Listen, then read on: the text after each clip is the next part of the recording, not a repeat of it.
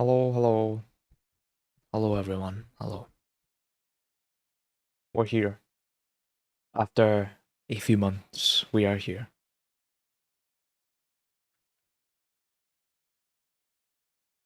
At the end of Fontaine's story. Slightly better than...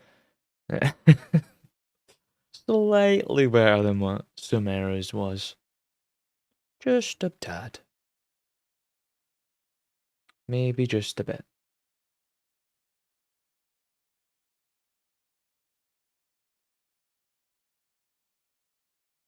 We shall be underway momentarily.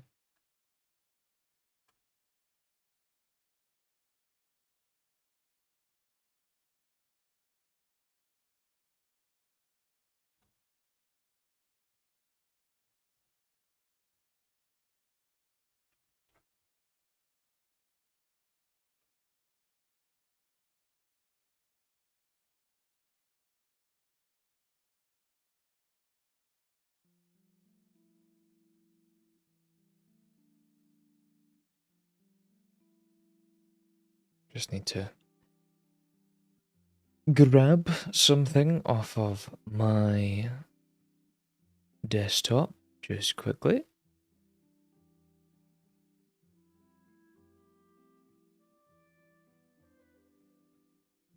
Just happens to take un momento.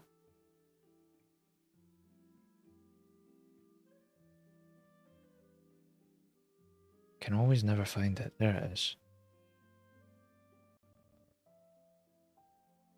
Sick. Alrighty. Right. We're here. Doing some things. The Genshin thing. I'm going to get comfortable because we have a few hours of story to go through. So what I'm going to do first is I'm gonna spend my condensed. Or do I do the story first? The story's going to take a few hours. And I'll probably be sick of doing the story. What could I spend my condensed on? How many do I have? That's a good question. 3. Okay. Let's try and get my Dendro Cup that I've spent a year trying to get. Because fuck me.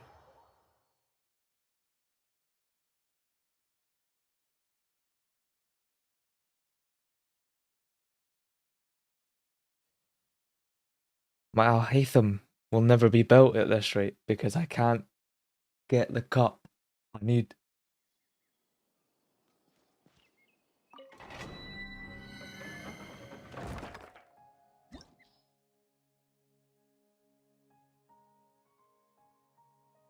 Yeah, we'll do it on my own. What are you fighting here again?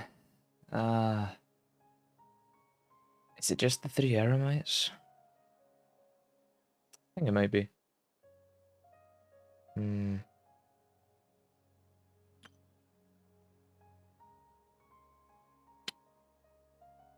we try Monsieur Neuvillette in here, or do we just... Nah, we'll do Neuvillette, fuck it.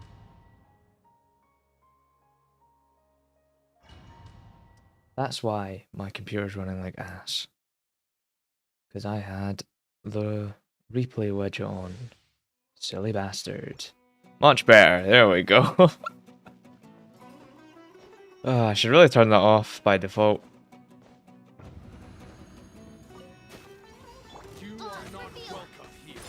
Also, everyone likes Official with Neuvillette, but I prefer, honestly, A. The Shogun is much better.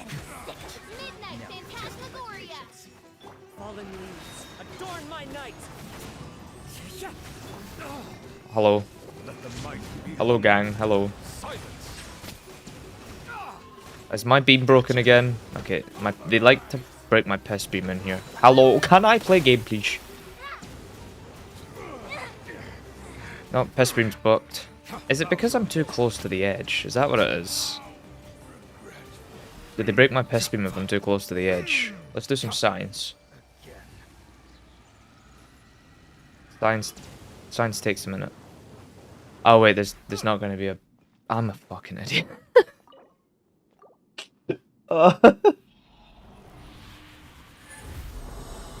It's not going to be a boundary because there's no fight. Cool. Don't need any of that. I just want my Dendro Cup. Please. I don't want Alhaitham to still have a physical cup. He doesn't need it. I've been trying to get this for a fucking year. You are not one with nature. Be sanctified. Settle down. Now you're testing my patience. By judgment of the piss beam. Fuck you. Ow. Into the wind. We'll meet again. Bow your head.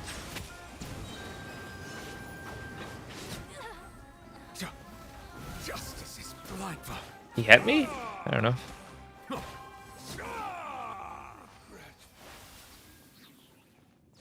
Didn't think he'd hit me there.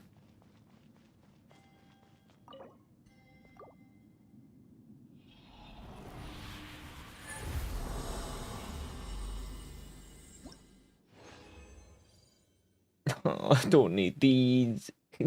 Give me Dendro stuff, please.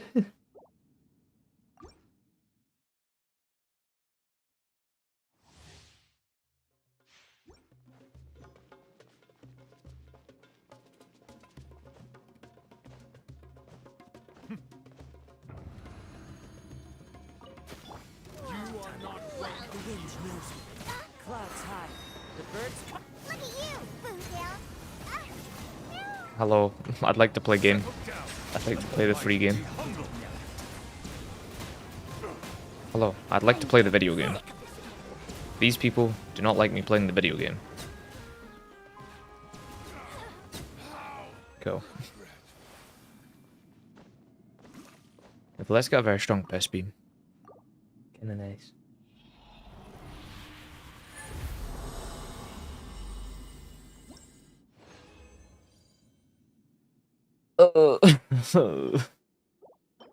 I do not need any of these, sir. I do not. Cool.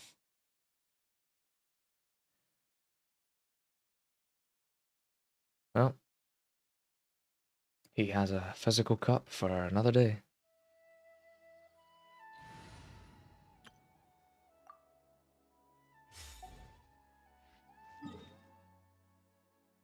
Right, let's start the quest.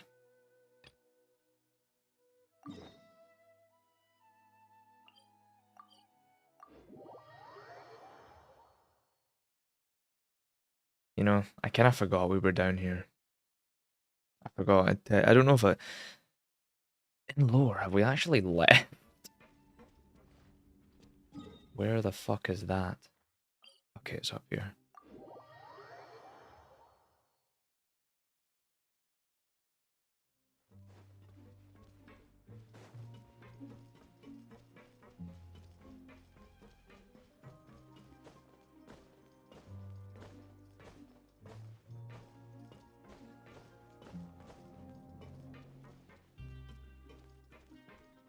Can't wait to never come back down here once I'm done with the world quest as well. Some time has passed since the incident at the Fortress of Meropide, and your sentence here is... Thanks. Now for a little rest after breakfast. This is the life. Wait a sec. Isn't something important supposed to happen today? Oh, today's our big day! We're supposed to leave the Fortress of Meropide! Come on, we've got to go complete the release procedures now! Why did we finish our sentence when it was false charges? Okay.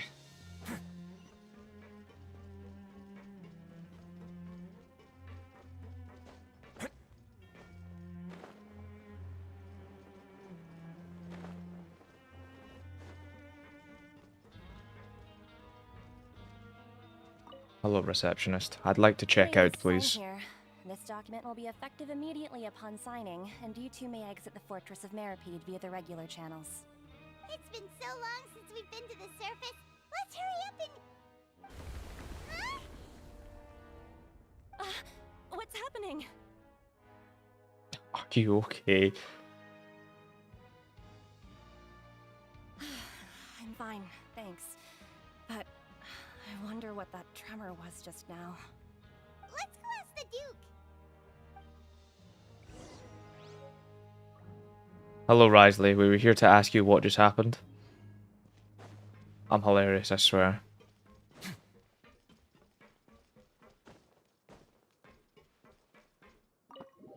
That shouldn't make me laugh. What the fuck? Ugh.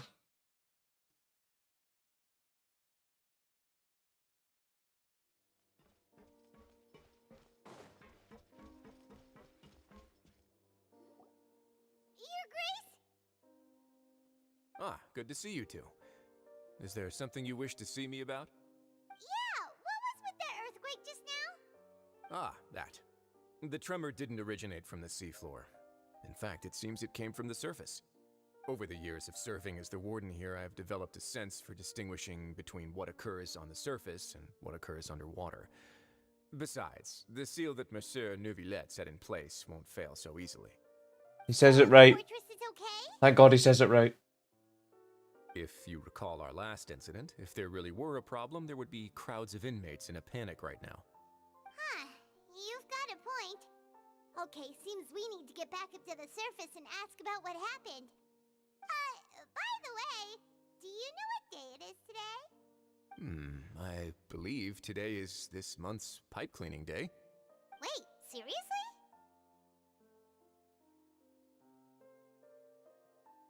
Actually, well, no, it probably is still the pipe cleaning day, but actually, today is the day we say goodbye to the fortress.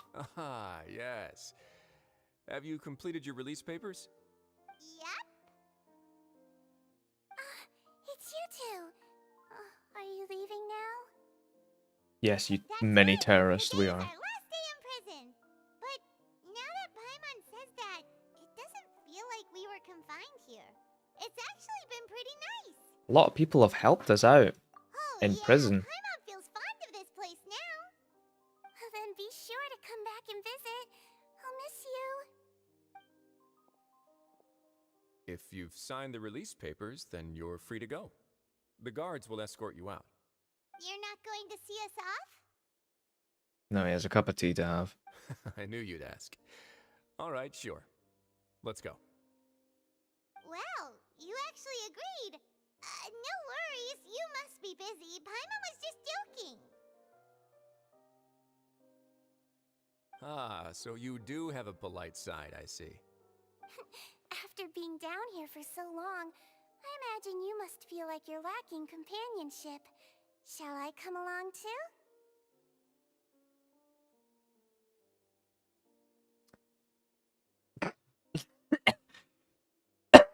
I read that wrong. I definitely read that wrong. Oh, Jesus. Definitely read that one wrong. No, it's alright. It's not like we'll never visit again. Yeah, don't worry, we'll come back to see you.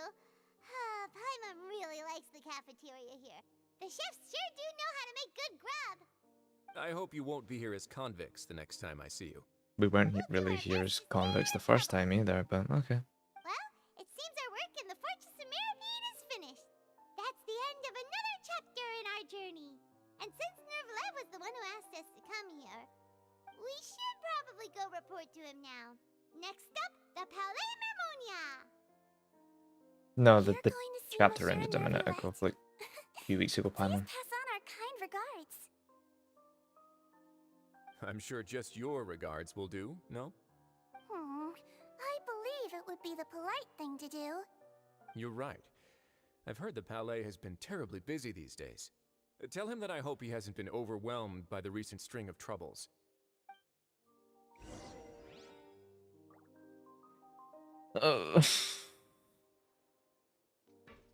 Fuck off. I just want to do the quest. Oh, fuck you. Oh, what's it? What? What? Who are you?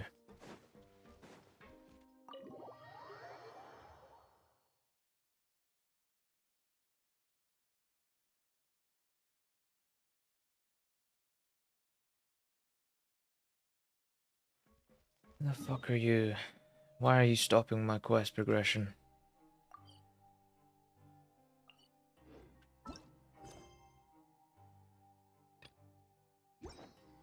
Ugh. Fine, we'll do an unrelated fucking quest. I don't like this feature. Couldn't every area just house quests? And I just select which one I want to pursue. It'd be nice. Hello, random guy who is stopping me from progressing. You done writing? I don't even know how to say your name, but you're being a dick, so hurry up. It's me. Have you finished writing? I want to progress my quest. Sick. Cool. Sounds simple enough. Can you like fuck off so I can progress my quest?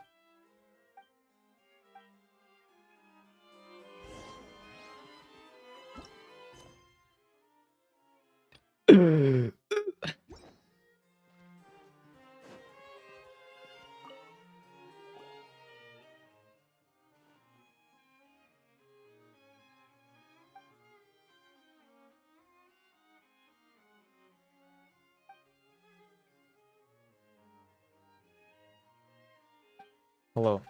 Hello. I'd like to progress my quest, please. Hello. Hello. Yes. Hello. Hi. Hi. Hi. Hello. Hi. Hi. I'm. Hi. Yes. Paimon, shut the fuck up. Sick. Nice picture. Can I progress the quest?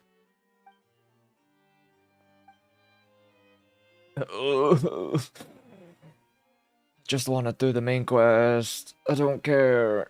You literally have no bearing on anything. Why did I start this quest? Like, 2 months ago. Hurry up. No good. Yeah, you're right. I'm still fucking here. Give it a whack. Fucking give both of yous a whack. Hurry up. Fucking. Hurry up. I don't care.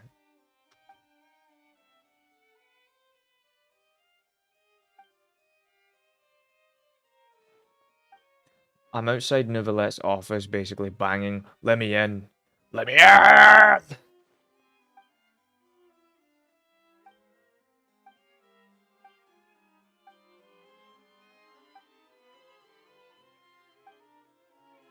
we done?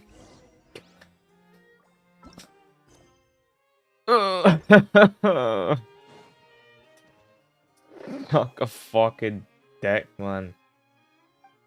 I don't care about your fucking stamp. Do you have a moment? I'd like these people to progress this fucking quest. Hurry up. Fontaine's falling into calamity, and here I am worrying about a fucking stamp.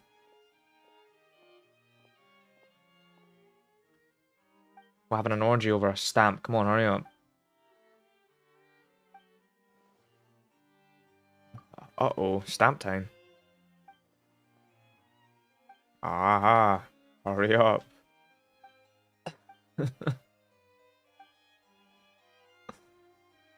My spacebar is taking some amount of abuse to skip through all this.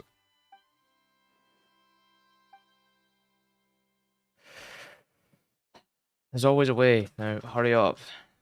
So I can leave. I want to be done here.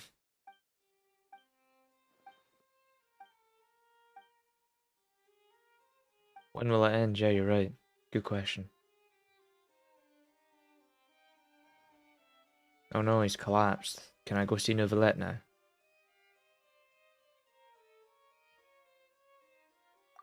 Keycap issue, yes. Very nice. Does it take us away from here? Do you know the answer? I fucking don't.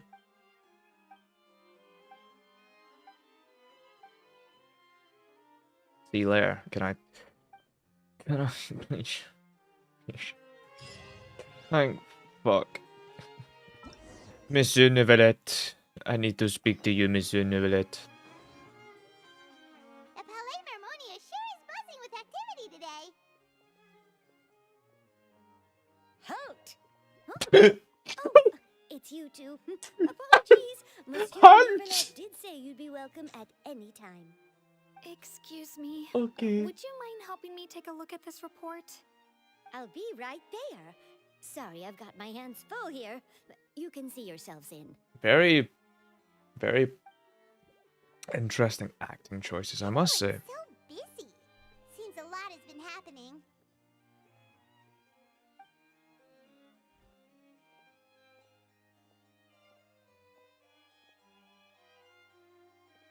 Wow, what a match cut. Hello. You've come at the right time, but you'll have to wait for just a moment, as there are some urgent matters I must tend to first. In the meantime, please, have a seat. If you'd like to have something to drink, let the Melusine outside know. That's all right. We just ate. Did we? Very well, then.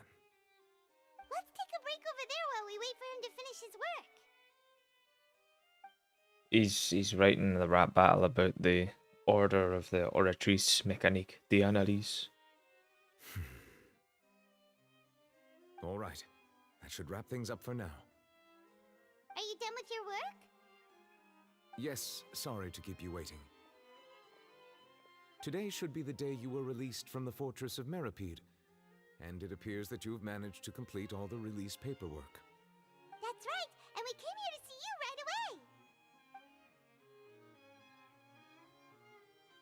Yeah, we found nothing A massive whale. other than a massive Do you have whale. any idea what that might be? Judging from your description, that cannot have occurred in any ordinary waters, but rather something like the primordial sea. A whale of that size and shape cannot usually be found in the waters of Tevat. Therefore, we can only assume that Child is presently immersed in primordial seawater. Immersed in primordial seawater? Yeah, What the hell? And is he okay? I mean, he's not from Fontaine, so he's not gonna get Thanos. Most people wouldn't be capable of entering in the first place. I'm not completely sure how he could have gotten there myself. There's something we'd like to ask you about. Yes? What is it? What was the tremor we felt earlier? Ah, right. Paimon felt it too. We asked Yes, you the because collective you said it term wasn't we from was used, underwater, Paimon. So we figured you might know something about it. It turns out that I have just received a report about this particular matter. In fact, that's exactly what I was busy with a moment ago. The source of the tremor was here on the surface near Poisson. After the shaking stopped, the water levels in the Poisson area rose at an alarming rate. The water levels rose? Oh no! What about all the people there? Fortunately, the water levels only rose for a short period of time and have already returned to normal now. However, I still have a bad feeling about the whole phenomenon. If the change in water levels is connected with the leaking primordial seawater, then the situation in Poisson may be much worse than it appears. Navia should be in Poisson, right? We need to go check on her. Yes, Spina di... I fucking can't remember how you say it. Headquarters is there. I would also like to go there as soon as possible, but I'm afraid I can't leave just yet. We must immediately formulate disaster prevention plans for the surrounding coastal areas to avoid potential catastrophes. I'll have to ask you two to go to Poisson first. I'll meet you there to check on the situation once I finish things here. Sounds like a plan. There's no time to lose. Let's get going. Why don't you have, like, Furina do any of Please this? be careful.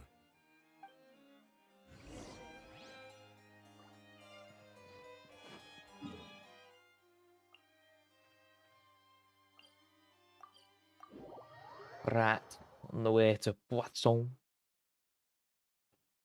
You gonna finish that Poisson?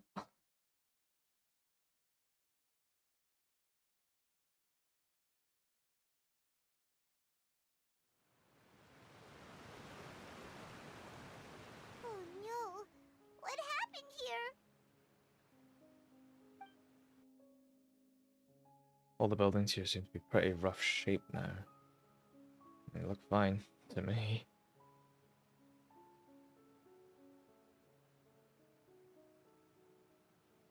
Navia should be around here, right? We need to make sure she's still... Jaime means we need to check on her.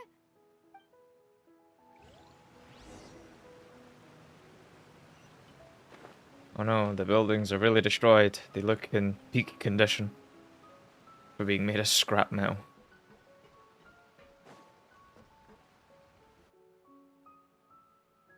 We haven't seen a single soul all the way here. Oh, this is getting scary. What will I ever do now? Look, there's someone on the roof over there. Just stay put. We're coming up. Watch your balance. All right, just hurry.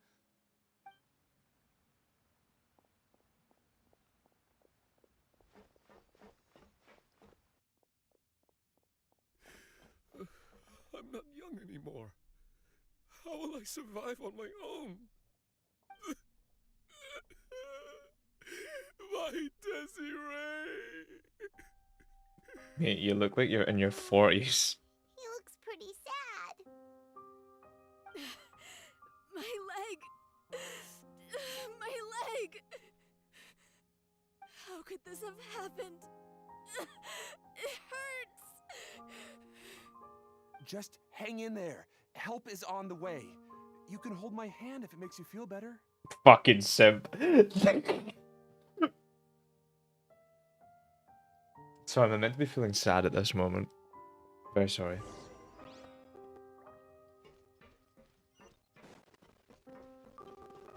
Ma'am, you can hold my hand. It's okay. I'll take care of you, ma'am.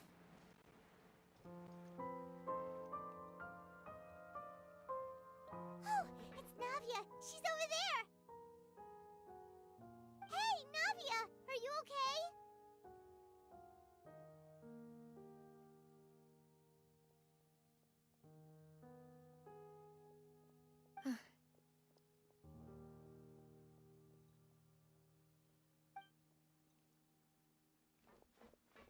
You're here.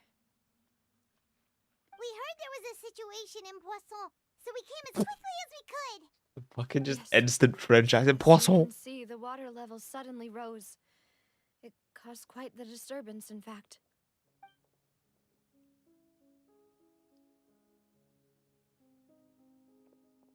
Demoiselle, there was a wounded resident next to a building southeast of here. We've already transported him to safety, but we've run out of medical supplies. He's wounded? How badly? He fell, so it's probably a broken leg. He's pretty shaken up. When the water level rose, he desperately climbed up to the roof. Once the water receded and he saw the ground, he became terrified and eventually... He jumped down then. Find the leader of Squad 1 and tell him to take the wounded resident to see a doctor. He should know where to go. Understood. I'll take over his search and rescue mission in the meantime. All right, you'll be in charge.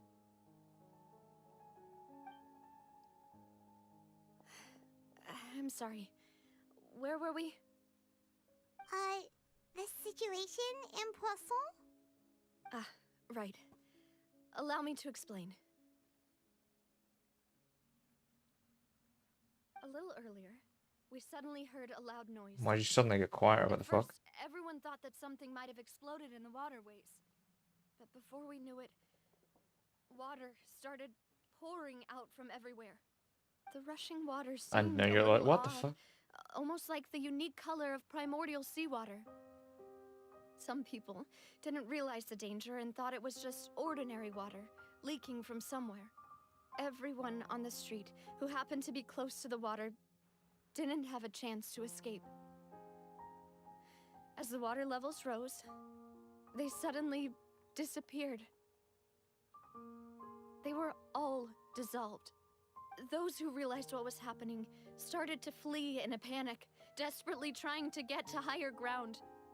Many were injured in the stampede, and some people fell from significant heights.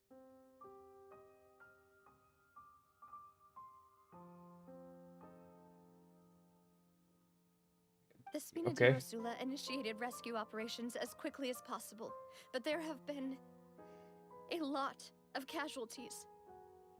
Fortunately, the water began to recede after some time, and the chaos came to an end. The water that flooded the area contained primordial seawater, so the lower levels of Poisson are still hazardous. To ensure everyone's safety, I've asked the people there to leave as soon as possible. No one knows if this could happen again.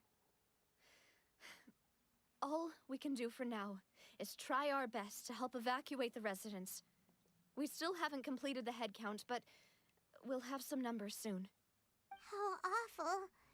And all of this just came out of nowhere. And this is why you don't stay in a cave that's It was quite underneath frightening, sea really. level.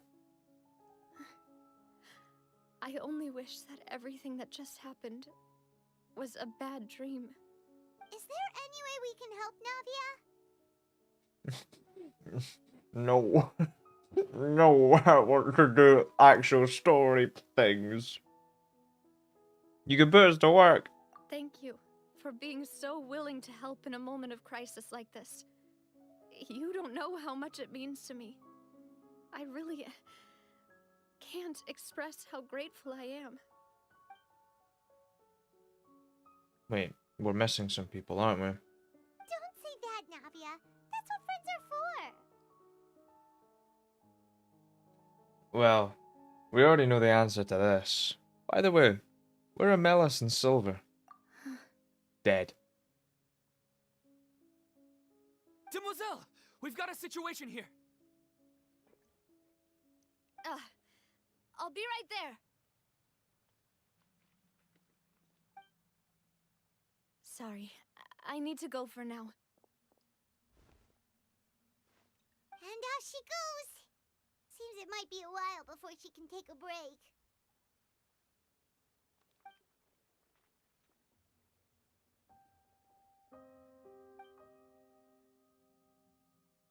Navi walks around, talking with many. Okay. Okay, the wounded are being tended to, and we finished a preliminary head count.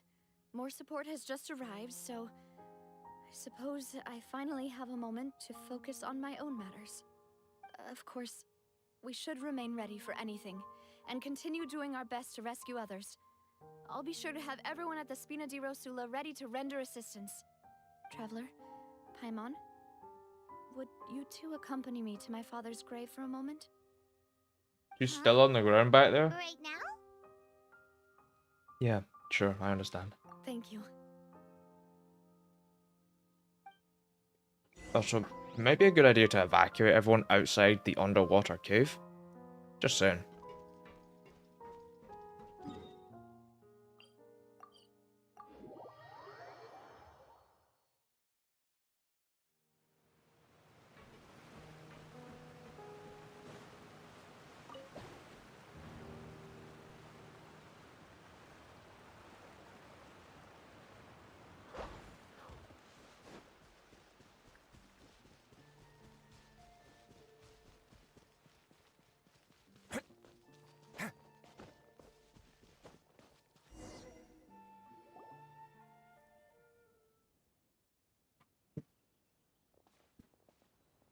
Not a lot of people here, huh? Well, given the time of day and the whole situation in Poisson, Paimon doesn't think there'd be a ton of people here visiting graves. Right. That's how things are now. The living are so exhausted that they've no strength to spare any words for the dead. Navia? There's no need to push yourself so hard.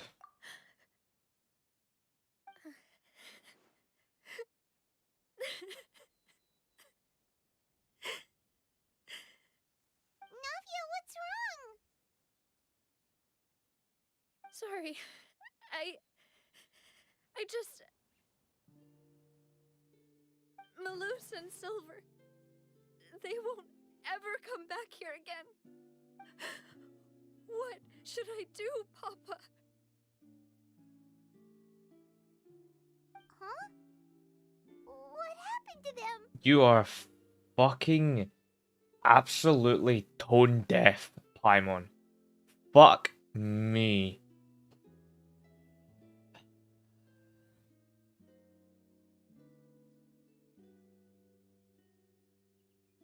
Sorry for your loss.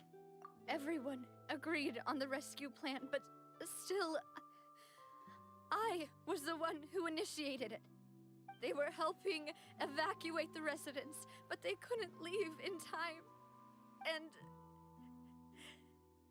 they were caught in the seawater.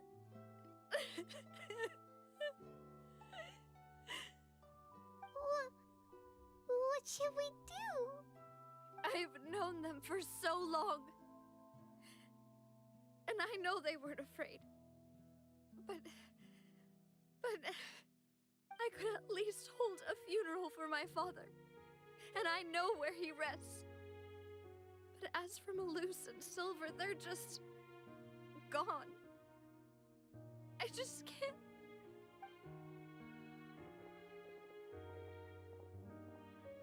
Everything looks so clean after it rains. Even the gravestones. I didn't expect that you'd enjoy a glass of red wine in front of Master Callus's grave. I can understand. Besides, the scenery here isn't half bad. See, it's not just me. I always want to bring something when I visit Papa. Perhaps we might even have a picnic. He wouldn't be angry, would he? Ah, how could Master ever be upset with you, demoiselle? Yet the cemetery is the home of those who have passed, is it not? Everyone ends up here sooner or later, no matter who you are. Buying yourself a plot in advance, are you? No need yet. But when I do, I hope you'll let me be buried beside Master Callus, demoiselle. Hey, stop joking around. I'm quite serious. That way, it'll save us both the trip to see each other whenever you visit your father's grave. That makes sense. In that case, could I be buried on his other side? After all, besides you, demoiselle, the two of us could certainly be considered Master's closest companions, no? Personally, I believe we fill those shoes just fine. Why are you bringing this up all of a sudden? Seriously. All right. I'll remember your requests. But I'd really prefer not to talk about this stuff. And what do you mean by saving me a trip? I'd make the journey even if I had to visit you two somewhere else. I'd promised to let them rest in peace here. But here I am breaking that promise. I'm sorry for letting you see me in a mess like this. I don't usually cry, really. Paimon doesn't know how to help you feel better. But, well, she understands how you feel. I had always thought I could make my wishes come true. But now that I think about it, that never solely relied on me. Many things can only be accomplished with someone else's help.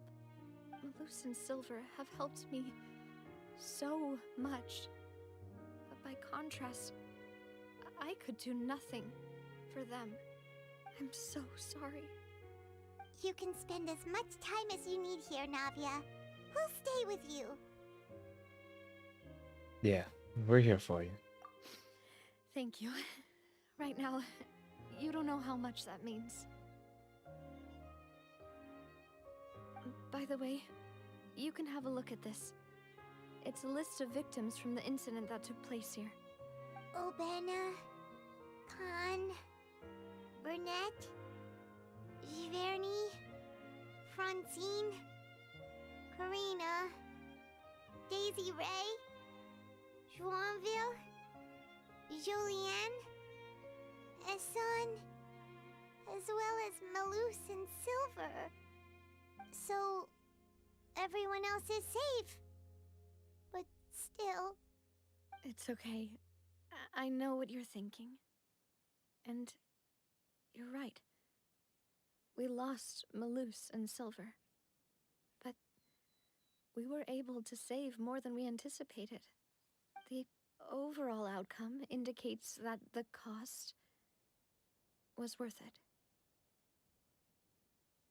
No one's sacrifice is truly necessary. Right. Don't think that way, Navia. One person might be saved at the expense of another, sure, but that isn't something we should ever consider a trade. Malus and Silver were not the price for saving anyone.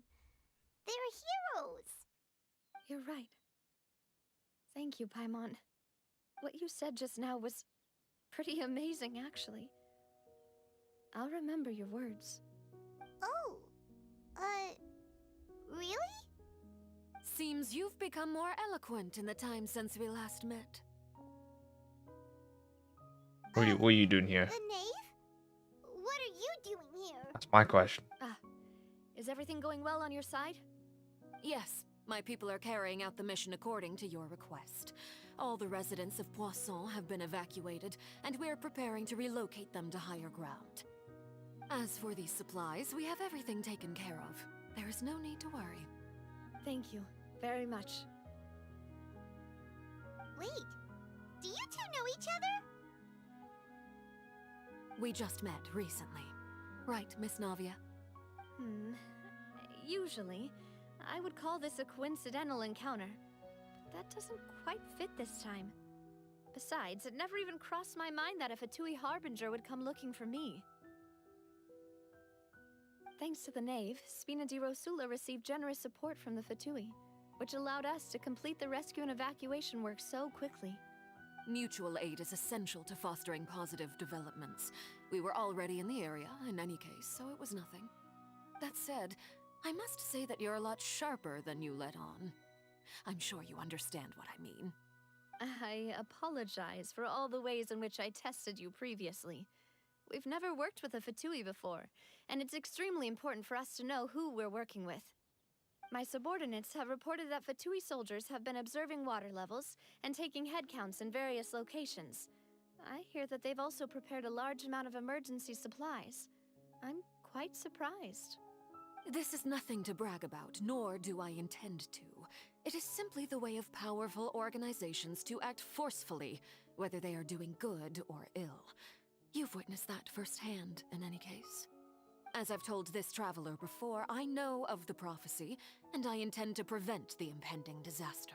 God, she looks good. Lending your organization a hand was a natural first step in accomplishing that. As such, do not be troubled by this token of our sincerity. Perhaps one day, you'll also be able to help me in the same way. Without your help, there would have been many more casualties. I won't forget your kindness. Furthermore, I sincerely regret what happened to Malus and Silver. I only wish that my people could have arrived a little earlier to prevent this from happening. Don't say that. You and your subordinates did everything you could. As Paimon said, Malus and Silver didn't choose to sacrifice themselves for any specific person, and they weren't the price paid for other salvation. They chose to become heroes themselves. I've never liked hearing people put it that way.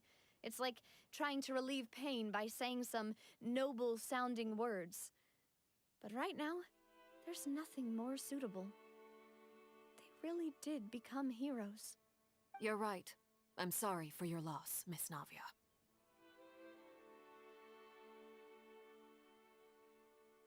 Water is life to Fontaine's people, and it also spells disaster.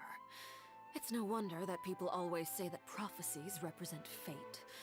Fortunately, I've never been one for such opinions. So, you're one who will try to change fate then? Of course. That is why I'm going to Hotel Bouffe de Thé. I still have some things to take care of, and the children need my attention. By the way, traveler, Paimon, one more thing. Alright, then we'll just... Huh? This isn't right. Paimon thought you would ask us to walk with you for a moment so you could tell us something in private. That is a clever and useful conversation technique, which I do like to use when necessary. But there's no need today. It would not hurt to have Miss Navia listening in. Traveler, I'm sure you remember that I said we could work together when we had the chance. You and I both know that there may be issues with the Primordial Sea. Previously, it was the fortress of Maripede's sluice gate, and this time it was the water levels in Poisson. These are both signals.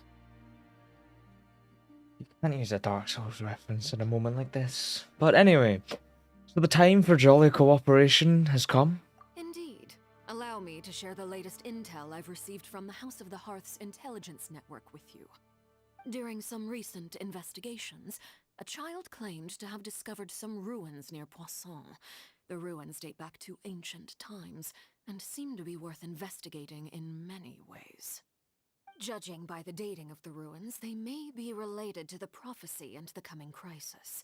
The situation is becoming more urgent, so any pertinent information will prove extremely precious.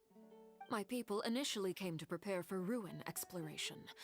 Unexpectedly, this disaster struck, and at present, we're all busy prioritizing the rescue effort. So that's why the Fatui were already in Poisson. I wanted to take the children along, but unfortunately, Linny, Lynette, and Fremine have all been dispatched to higher ground to assist affected residents. Linny told me that outside of the house, the person they trust most is you. Which is why I want to give you this task. Can you trust an outsider like me? The House of the Hearth's members see each other as family, but Linny, Lynette, and Fremine said that they also see you as such, even though you are not from the house. I'm sure you already understand how earnest they consider their friendship with you to be. Oh, that somehow makes Paimon feel kinda happy. The intel I just shared about the ruins could fetch a high price. But since the children consider you family, it's only natural that I freely share it with you. Got it! So all we gotta do is go to some ruins, right? We can handle that. Excuse me, but may I tag along? You wish to join, Miss Navia? But are you sure you're up to exploring some ruins? You need to rest. Well, I'm sad, yes. But I can't just go back and plop myself into a chair by the roadside and do nothing. There's no point in being depressed while we still have a disaster on our hands. As my father's successor, I must live up to the hopes he had in me. Besides, I'm also doing this for myself. I need something, a distraction, to keep my mind off Malus and Silver. Yeah, because that's healthy. Just grieve, for fuck's sake. Since you put it that way, I have no objections. What do you say, Traveler? Then we'll go to the ruins together, and I'll not be able to play her because she's not coming out for another 3 updates. All right. The ruins are to the south of Poisson. Here's the map. Okay, the three of us will handle it. Come on, let's pack up and get going.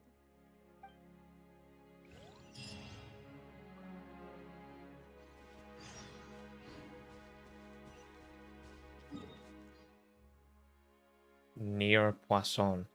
It's about as near Poisson as fucking... I don't know, the... Conria is to crashing into Monster. I don't fucking know.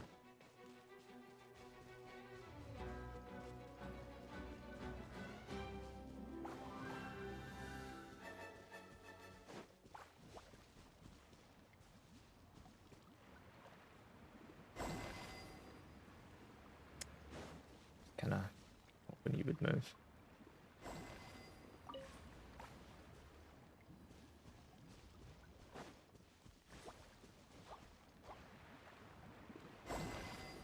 Ah.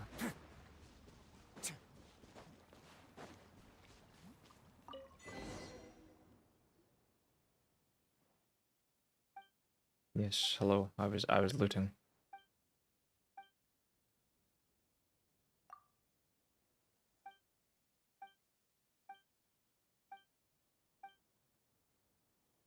How annoying that I'm I'm stuck in a conversation. Let me go, please.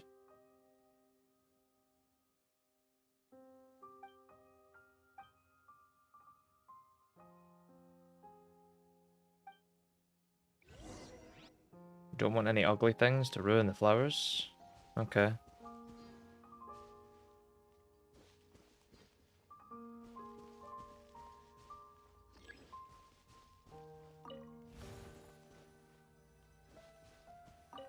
Or to fit in the flowers, ah.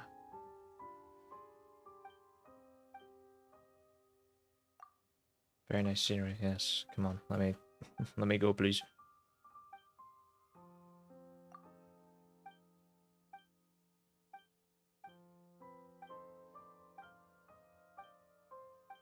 Yes, yes, come on, let me go.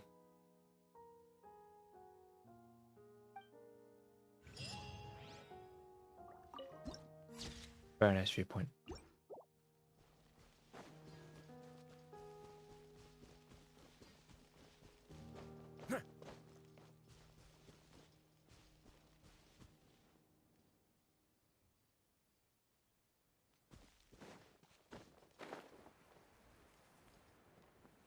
Did I have teleport to these ruins? Not really.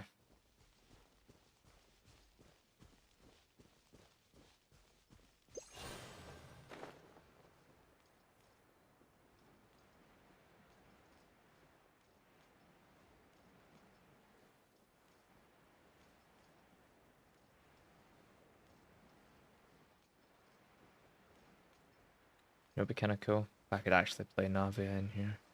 I don't think I will though, but it'd be kind of cool. So, are these the ruins the knave was talking about? Whoa, talk about old. They seem to be pretty ancient, all right. Let's go in and have a look. Just be careful. What do you mean you're coming with us?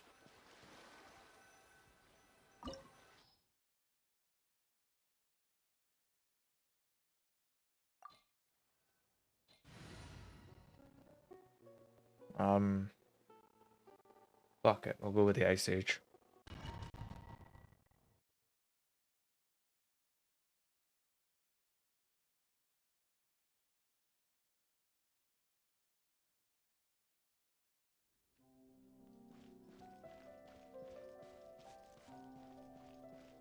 What's going on here? As I as I fail to jump.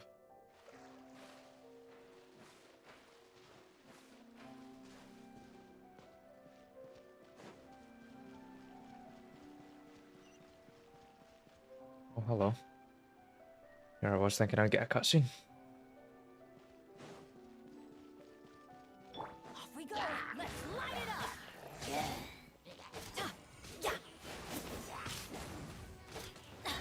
I'm going in!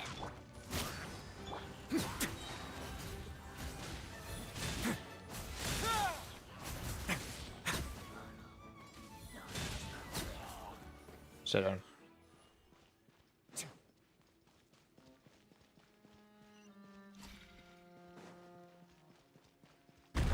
Watch it! The floor here isn't safe! The floor. You're a bit late, Pam. I already fell down it.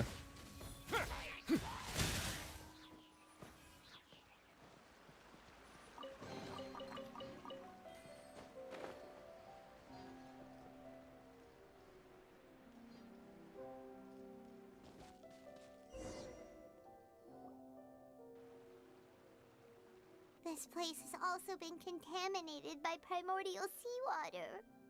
Yeah. And a lot of it, too. A Fontainian would most likely dissolve the moment they fell in. You should stay back then, Navia. Right! You can't go down if there's primordial seawater. It's too dangerous, and it won't be any help for you to just stay here. Don't get Paimon wrong. We're not saying you're useless. It's just that... No, you're right. I can't do anything in this situation. I'll leave this to you. Maybe there's no way back.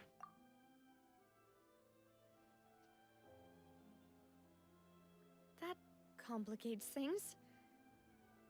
Maybe the only way left is forward. In that case, do you want to wait for us here?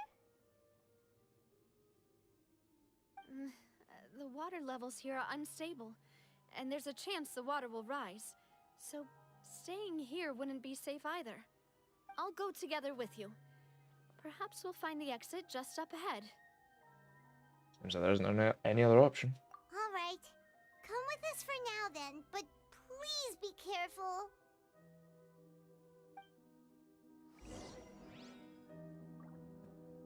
And this is where we don't get the character trial. Oh no, it's a dead end! Let's try climbing over from the side.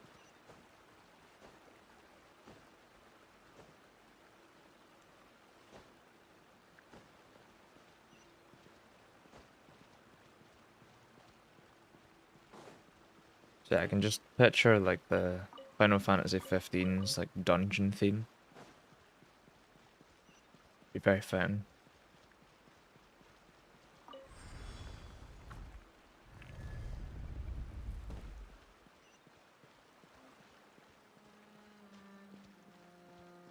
This is a big place. Okay, now. Jesus. What's with the quick camera? Wait, Ah. there's something wrong with this bridge.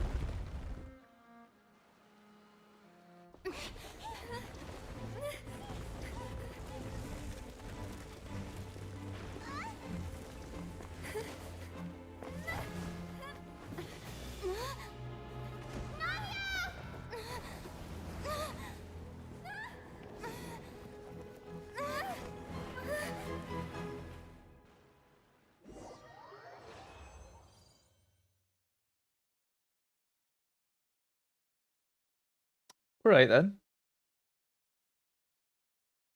I thought there was gonna be like a Deus Ex Machina.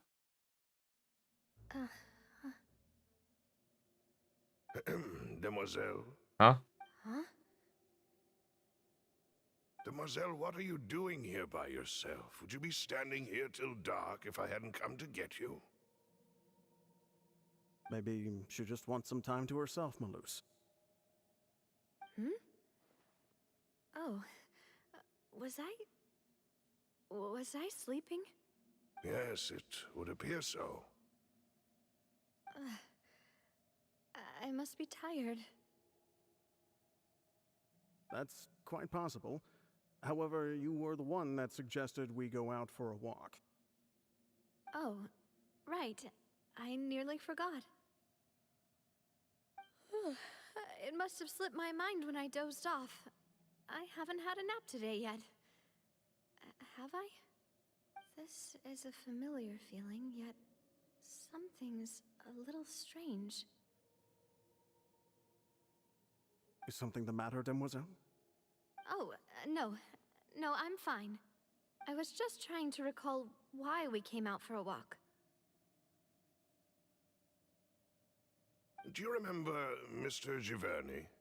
He'd requested our help before with foreign merchants who had a debt dispute with him, and we'd resolved the matter not long ago. We were headed to see how things were going with him at the moment. Ah, right. Yes. I remember now. Oh, Miss Navia. Ah, Mr. Malus. And Mr. Silver, too. It's good to see all of you. How have you been? I've been great. Thanks to your help, those bothersome merchants finally realized that I wasn't the one they were looking for. Why, I wasn't even the guarantor for that person. They were knocking at my door day and night. Even my neighbor, Obina, was getting fed up with them. Sometimes force is required to calm someone down and get them to listen to what you have to say. That's right. Oh, by the way, Burnett, what was it that you wanted to give to Miss Navia again? Oh, yes. One moment, I have it right here. What the hell is this? Miss Navia, these are some flower seeds that I prepared. Please take them. They're a very good variety, and they'll become very big and beautiful once they bloom. I don't know what we would have done without your help, so this is a little token of our appreciation. I hope you won't refuse. No, I don't want your fucking seeds. Ah, did you cultivate them yourself? Thank you so much. I'll certainly take them. Maloose, we do still have some empty flower pots at home, right? Why, we can have as many pots as you'd like, demoiselle. Perfect. In that case, we'll swap out some of the decorative plants for some of Mrs. Burnett's flowers. Very well. Wait. Something seems to be off here. Excuse me, madam. If I'm not mistaken, your name is Burnett, correct? That's right. Is something wrong? No, it's nothing. This is the first time we've ever met, but your name seemed familiar to me. I must have heard it when I was discussing things with your husband previously. I've heard this name before. Sometime recently, I'm sure of it. And why are there so few people around here? Where did everyone go? We must mind the time, demoiselle. We still have important things to attend to today. Huh? We do?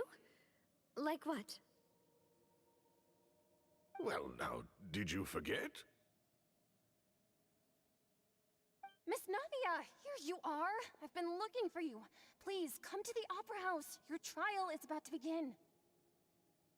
My trial? Wait, why would I need to go to the Opera House? Yes, she's right, demoiselle. It's just about time now, so we should get going. Oh? All right then. Okay.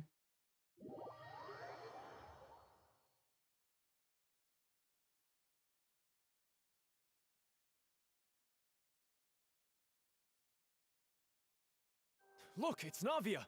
She's here. And her 2 attendants are with her. Goodness, everyone's finally here. There sure are a lot of people here to see the trial. And they all seem to be oddly excited about something. I even know some of these people. Karina, Desiree, Joyville, Jolien, Essen. Why are so many people here? And why do I have no recollection of this case? And as for the judge... huh? Where's Monsieur Neuvillette? Is this Please sit in the defendant's place? seat. Don't worry, Silver and I shall accompany you. All right. But are you sure you can stand behind me? Typically, it wouldn't be allowed, but today is an exception. Is this where the primordial water people go?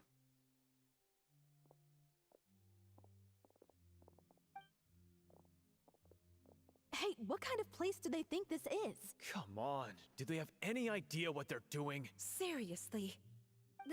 Enough with the whispering!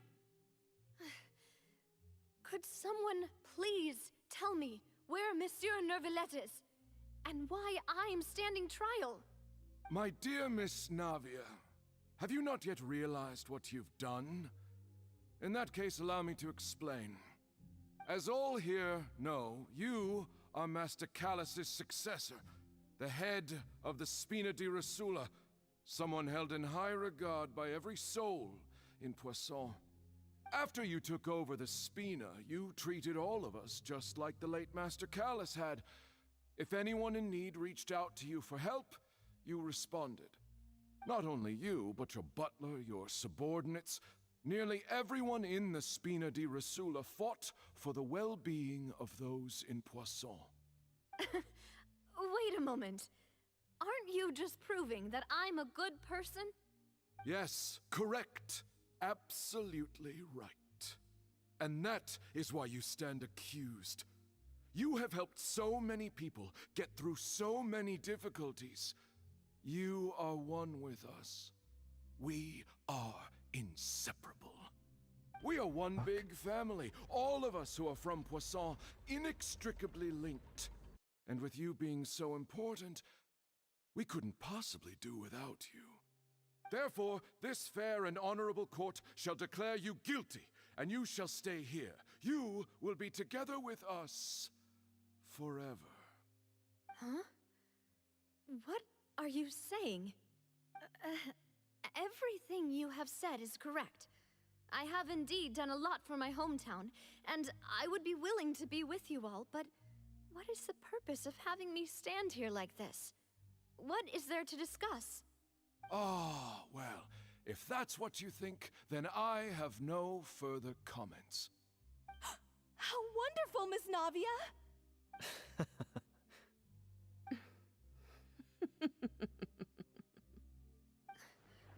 I know all these people. Why are they laughing? I seem to remember now. Yes, I get it. This trial is... Wait just a moment. This isn't right! Okay. Malus? What was that, Mr. Malus? Our conclusion is very clear and unanimous. Let the court judge her now. She's guilty! Stay here, Navia! You're one of us! Demoiselle, don't admit guilt. This trial means to keep you here forever. I wish to exercise my right to defend Our Lady. Mr. Xanthyis, you only know of Navia's goodness, but nothing of her utterly independent mind. She was born a free and independent spirit. She has never been tied down by anything. Indeed, even the death of Master Callus couldn't stop her. Her actions cannot serve as proof that she identifies herself as part of any group. She merely acted as an individual, extending her hand to help others. Please do not mistake her actions as being otherwise. Really? As an individual, you say? Don't forget, we are all Fontainians here. This is the nation of justice, the nation of Hydro. Even if Miss Navia only voluntarily rendered her assistance, that doesn't change the fact that her beautiful soul must return to everyone. Water accepts all, blends with all. It will surely accept her kindness. Everything is measured here in the nation of Hydro, and in the end, everyone shall meld together. Thus, when a unanimous opinion emerges, that opinion represents justice.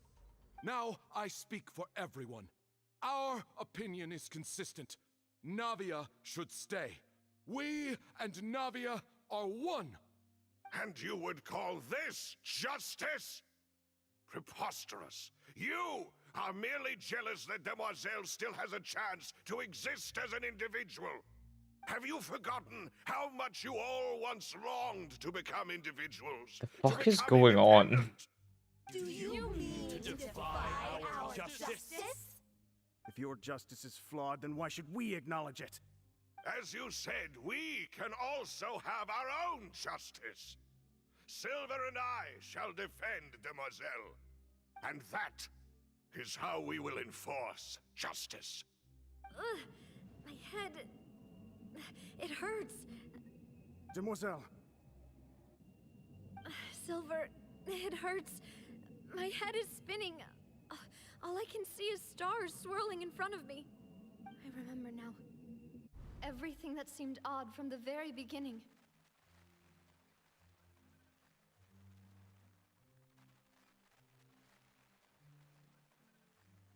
Karina, Desiree, Joyville, Jolien, Essen, and Mr. Giverny and Mrs. Burnett, who we met earlier. This just happened. We don't need a recap. I don't want to admit it, but they're all dead. Don't be afraid, and don't admit guilt. We will protect you to the very end. Absurd! Who are you to say that she cannot be judged? We are the majority, and in the nation of trials, the majority is absolute justice. We are the will of all. Don't let them escape! We shall keep Navia here with us! Mr. Malus and Mr. Silver, must you be so stubborn? How could the two of you possibly hope to stand against the collective? Do not resist. This judgment is fair and just. Navia belongs to us. After all that happened, she should not be left alone in Poisson. What are you saying? No more excuses. He says we're jealous. Jealous? How could she possibly be an independent individual? What's with these people? Who's jealous of her? She belongs to us! Miss Navia, she... Silence. That's...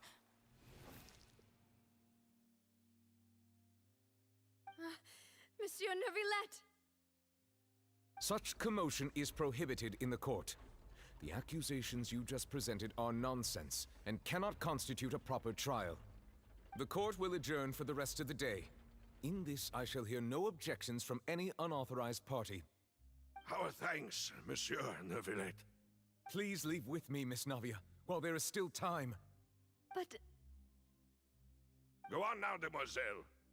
This is your only chance to leave this place. What, can't bear to leave us behind or something? Malus. My apologies. I couldn't resist making one little joke once I realized that this shall be our last goodbye. Malus... Silver... Quickly, you must come now! Goodbye, demoiselle. Farewell.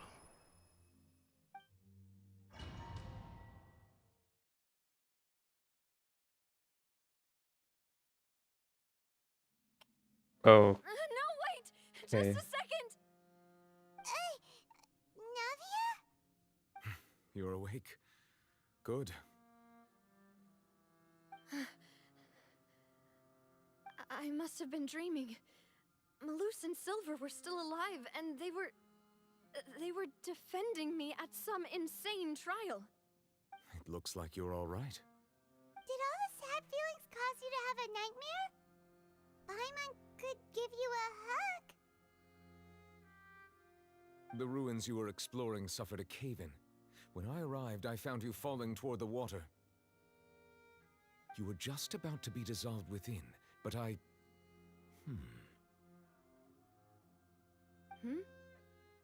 What is it? I think I saw 2 Oceanids protecting you. It was only for a moment, perhaps even a fraction of a second, but they gave me the chance to retrieve you. Were it not for their intervention, I would not have been able to rescue you before your consciousness dissipated. Wait, did you say Oceanids? You mean like what happened with Vache? So people that are dissolved become oceanids? Perhaps those 2 Oceanids were the people you saw in your dream. I always told them that they didn't have to protect me. To think that they'd keep doing so even after death.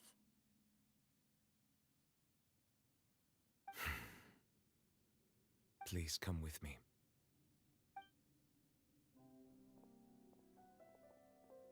Yeah, we'll just leave her. Neuvillette, are you okay? Oh, I am quite all right. Perhaps there's something we could chat about? Why do you look so stiff all of a sudden? Oh, Paimon knows. You're the type who feels awkward when there's nothing to talk about, right? I merely thought that we should give Navia some time to herself. Huh? Why didn't you just say so then? Don't you think it's even more awkward to call us over like this and then have nothing to talk about? I suppose so. By the way, Sijuin sends her regards. Ah, Sigewin. I hope all is well with her these days. Her work in the Fortress of Meropide has not been too much for her, has it? No way, don't worry. She's doing fine down there. She's an amazing head nurse. I see. Well, that is good. I have always worried that Sigewin would need a lot of time to understand the world of humanity, just as I have. Oh, and the Duke also says hi. Even though Sigewin made him do that. He hopes that you haven't been overwhelmed by all that's happened lately. Thank you. I have indeed been busy lately. And I also hope that everything is going well in the fortress of Meropide. He still doesn't know what to talk about. Let's chat about something else then. You're the expert here, Paimon. What should we talk about? So, Neverlet, you're probably quite the swimmer, huh? Yes, of course. This isn't going anywhere. Let's try something else. How did you find these ruins? Did the knave tell you? Yes, in fact. I had arranged to meet you in Poisson, but when I arrived, I discovered that the Fatui were helping the residents evacuate. They had even transported a large quantity of supplies to the area. Amid my astonishment, I ran into the knave, and we had a chat. She informed me that she had asked you to investigate the ancient ruins here. Yeah, we originally planned to meet up with you, but we thought you might still be busy with all those official documents. We didn't think exploring the ruins would take very long, and who would have thought you'd wrap things up so quickly? Hope Navia can get back on her feet. She's kind of standing alright, but yeah. I'm sorry to have kept you all waiting like that. I'm feeling much better now. I guess we should get going again. Will you come with us, Monsieur Neuvillette? Yes, if you wouldn't mind my company. All right! Another one joins the party! Let's get going then! Alright. Let's see where we're off to. Ah, kick some ace. Manifest!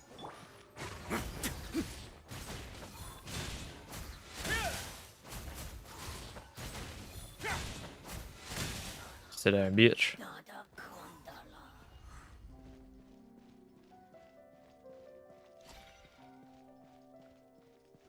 Oh, things gonna start falling again. Oh no, another unstable path. Watch your step.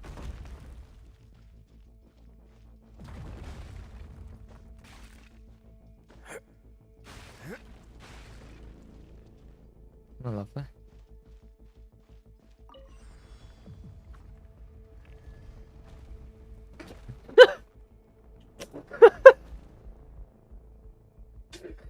Sorry, mate. I didn't mean to. Didn't mean to interrupt you getting slapped in the face.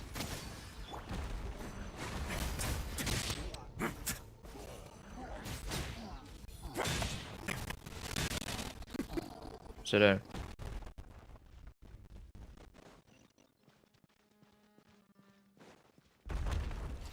So what would happen if you were to fail this?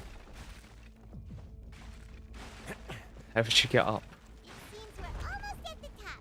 Keep it Yep. up.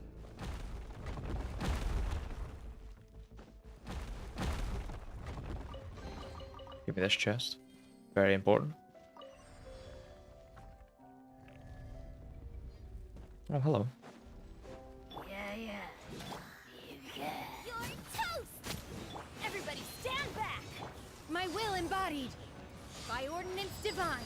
Let's begin. Have a safe trip. I was kind of hoping that would be aimed at everything else, but alright.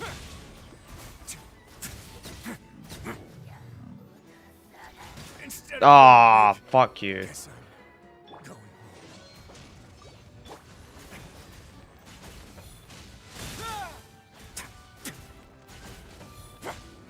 Just about to get my healing punch off as well.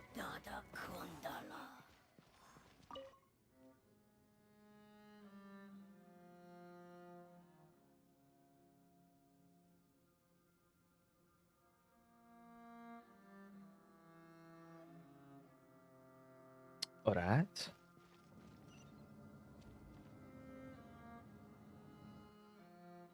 Up here.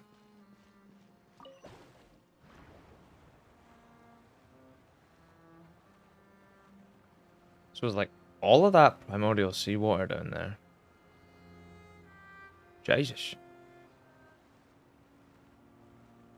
It's also very hard to believe that this is under Fontaine.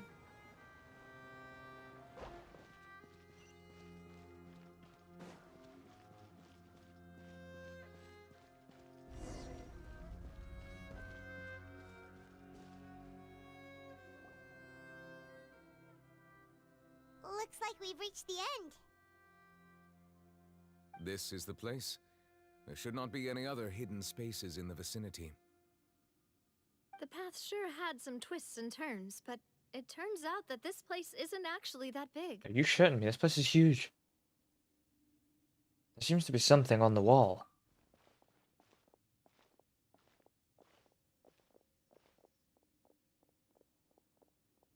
Stone slates. It seems like they were put here as an offering. Could we take them down and have a look? Perhaps we should just leave them be for now.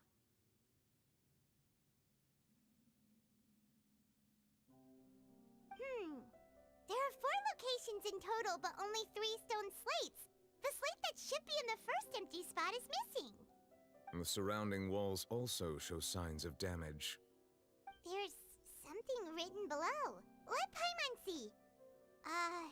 Reason dictates that this nation be destroyed. I shall record the history of its future here in its past. Say what? It feels like someone left these slates and these words here for a purpose. But does he mean that Fontaine should be destroyed? That would fit the circumstances dictated by the prophecy, yes. Indeed, the slate's contents correspond to it. Take the second slate, for example. There's a person kneeling here. She seems so dedicated. And there's a whole bunch of other people behind her doing the same. She's facing this... what is this? Some kinda island in the sky? And is that Lady Furina in the third image? Did the Hydro Archon fall into the water? And is that a ring of people around her?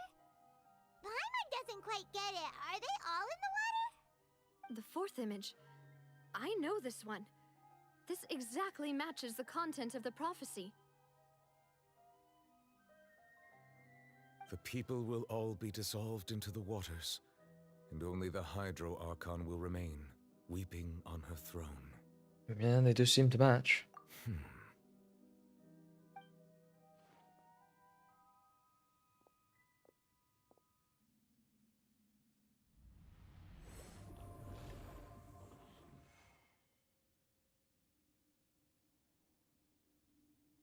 More information should be hidden in these slates, but I fear I cannot easily uncover it, most likely due to us missing the first slate.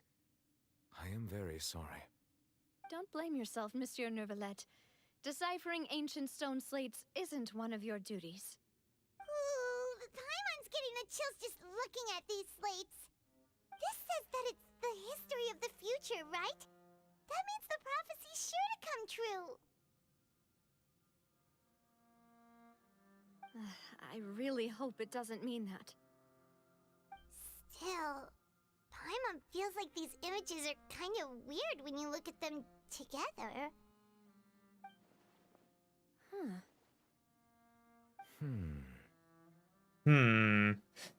Just because everyone's doing it, you know? Had never met her, but her appearance here does match the records. The previous Archon kneeling before the floating island in the skies, as if confessing a sin. Did she herself commit that sin? And if not, why would she be in such a posture? Also, I'm still wondering why these ancient stone slates are here at all. Judging from their contents, could this place be the origin of the prophecy? Does that mean that someone, or some people, once saw these slates? But who would have created these slates and left these words here?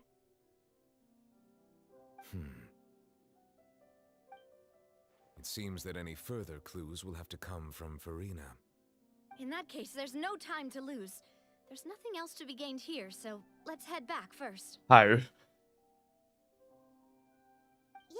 we better get somewhere safe for now.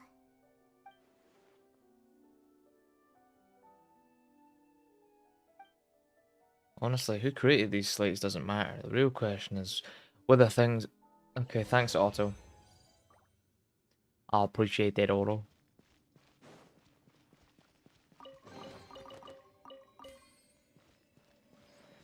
Alright, let's see what Furina has to say.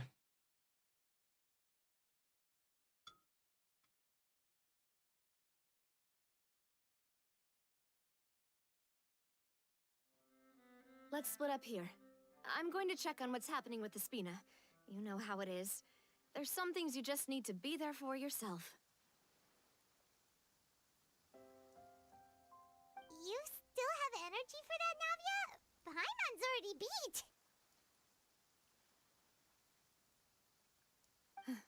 Just head back to the Fluvsandre and have a rest then. Thanks for keeping me company all this time. I'll depart as well. Thanks for your hard work today. Rest well, everyone.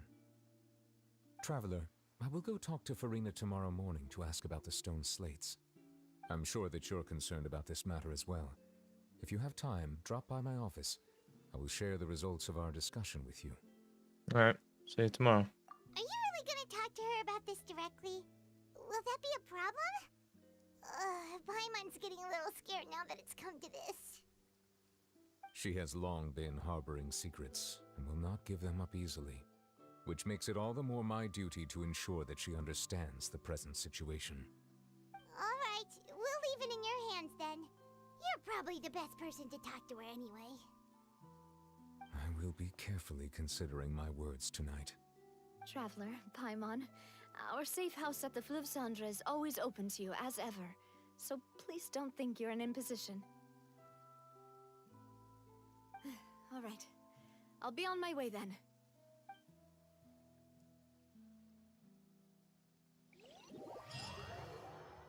Navia, Neuvillette both depart. You and Paimon head to the Spina di Rosula base at Yadaya. We're finally back! Welcome back. We've got a special menu prepared for you two tonight. Yay! And there's good food too! No, the boss is the best. You were here, Paimon. Ooh, desserts! Nice, these are all Paimon's! Paimon's already starting to forget what happened today. Oh, Mona? That voice. Is that who I think it is? Huh? It's Fuck? you two. What are you doing in Fontaine?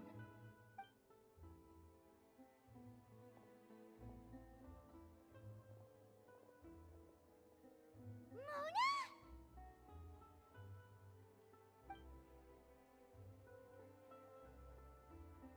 Did the stars not tell you that we might meet here? Seriously, nobody just uses a scry glass whenever they've got time to just see who they'll meet on the road. Still, we didn't expect to see you here. Wait, you're not a Fontainian, are you, Mona? Well, I have some business to attend to here, so I booked a hotel in the city. I was just out for a stroll when I bumped into you. Quite unexpectedly, if I might add. Why did you think I was from Fontaine, though? Is that because Magistus doesn't sound much like a Mondstatter surname? Yeah, let's go with that. Well, I used to have my own surname, which was, well, some other thing. Either way, the old hag told me when she took me as her disciple that the first step to being a great astrologist's pupil was to change that name. There was nothing for it, really. She really is amazing at astrology, so I changed my name to what it is now according to her wishes. To my surprise, however, Magistus is not the name of some ancient house or clan. It isn't? Nope. Although it is used by us in place of surnames, it generally just means great. Wow! Imagine including a boast in your name. Wait, are you gonna have to put that into your genealogy as well? I reckon so. In any case, I'd give my disciple a name like this as well, if I were to take one. And may I ask what your master's name is? Astromancer Barbeloth Trismegistus. Whoa, that's a long one. Does it also mean great or something? My name means Mona the Great Astrologist. As for the old hag, hers is, in plain speech, the thrice as great Scholar of the Stars. Just take it as a title specific to astrologists. Thrice as great? That's so petty. I know, right? That's just how she is. She used to call herself Magistus, actually, but when she took me in, she changed her name to Trismegistus. Talk about excessive. Magistus is thus the calling card of our school, so to speak, which makes it about the same as a surname. It's all right if you don't get it. You can look into it further should you need to study astrology more deeply. How about triple strength traveler? Terrible! Ugh. But anyway, you're not Fontainian, are you, Mona? You're from Mondstadt, right? Well, I was born in Mondstadt, yes. My parents migrated to Dorman Port, and I traveled with the old hag for a while, after which I settled down in Mondstadt City. Oh, that's a good thing then. At least we know you won't be dissolved by Fontaine's waters. Speaking of that, I'm sure you're aware that a bunch of things have happened here in Fontaine, right? I know you're not a local, but I'd avoid getting too close to any water that looks strange all the same. There's something ominous about it. Well, the water, I mean. Did you come to Fontaine because of the prophecy, Mona? That was the main reason, yes. Just a while back, the Steambird invited me to take part in a panel and speak about the circulation of the prophecy as an astrologist. The invitation was sent quite early on. I don't think anyone expected Fontaine to be in this much trouble. What do you make of that prophecy, Mona? Just tell us what you think as an astrologist. Your word would go a long way to make things more certain and less scary. What I can tell you is that I'm an astrologist, and that this prophecy concerns the fate of Fontaine, even that of Altivat. Ascertaining this is akin to reading the fortune of the whole world. I'm afraid that this is not something that just anyone can do.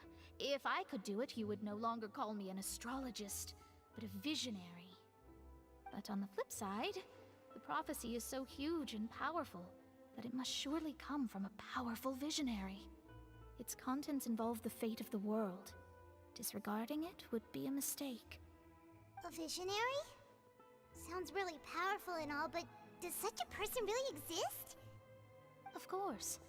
The old hag could do it, and I bet there are others amongst those Hexenzirkel colleagues of hers who could do something similar. Do you want me to get in touch with your master? Huh? Are you sure? All right, I'll help you. It isn't often that I see you with such a serious look on your face.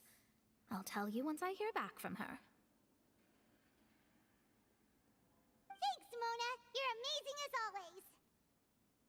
Oh, well, this is something only I can do after all. So yes, your praises are quite welcome. That's the greatest of astrologists for you! Of all the people we know, you know the stars the best! Indeed, indeed. That's the spirit. Oh, sorry. I came to see what all the commotion was about. If there's anything you need, do not hesitate to inform the Spina di Rosula. Oh, whoops. Guess we were getting a little too carried away there. Well, I'll go tend to my own business now. If I receive any news, I'll be sure to come find you two again. And there she goes, quick as rushing water. And here we are with the Spina guy giving us suspicious looks. Try to keep it down next time, Paimon. If Paimon hadn't spoken for you, it'd be you getting all the weird looks. The things Paimon does for you. Alright. Go fuck yourself then, Paimon. That's more like it.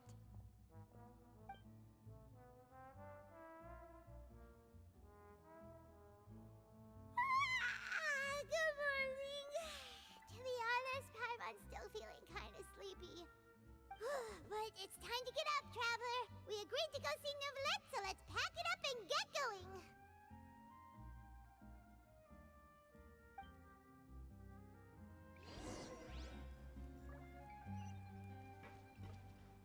Go to Monsieur Neuvillette's office.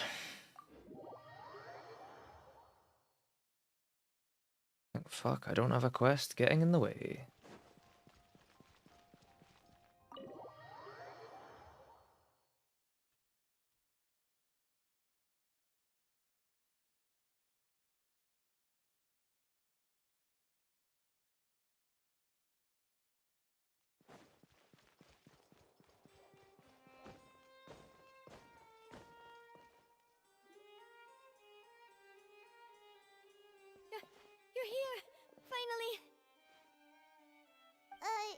something wrong?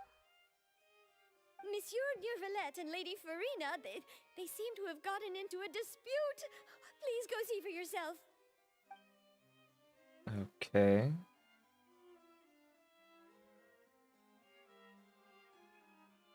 Like I said, I've already explained everything. And yet the problem has not been properly solved. There is little space for excuses between us. It is not my intention to offend you, but please, tell me where you stand. You are the Hydro Archon Focalor, are you not? Look at this. This is a list of the victims from the recent Poisson incident.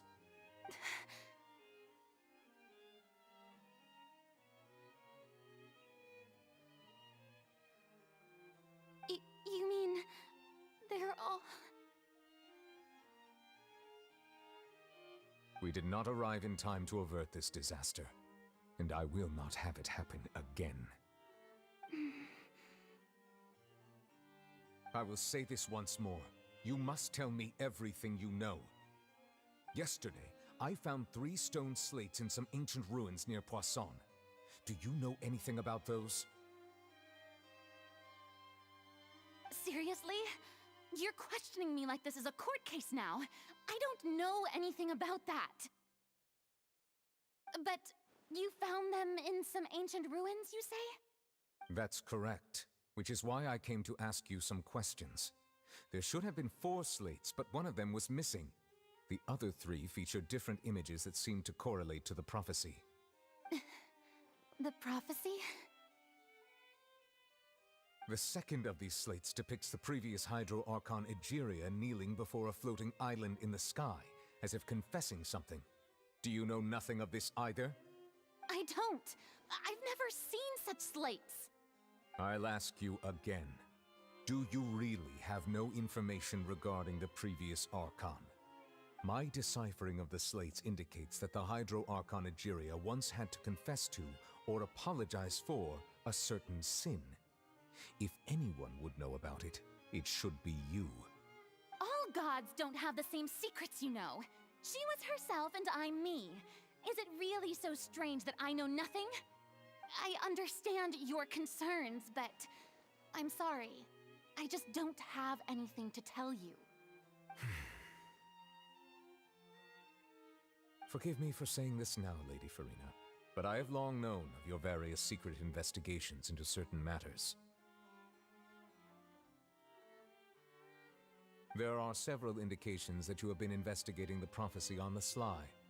This is not strange in itself, considering that you are the Hydro Archon.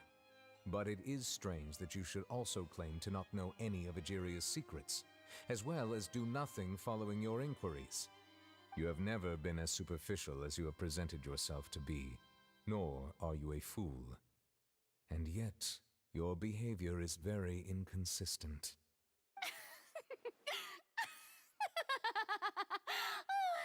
So you've been watching me all this time, have you? I didn't think you were that type. You...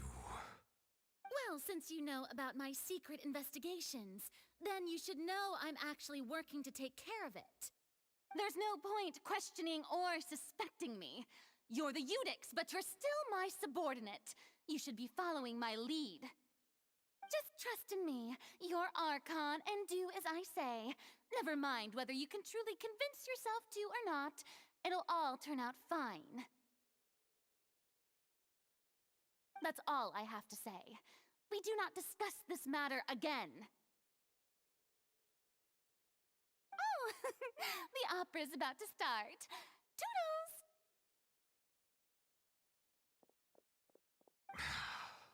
That was something.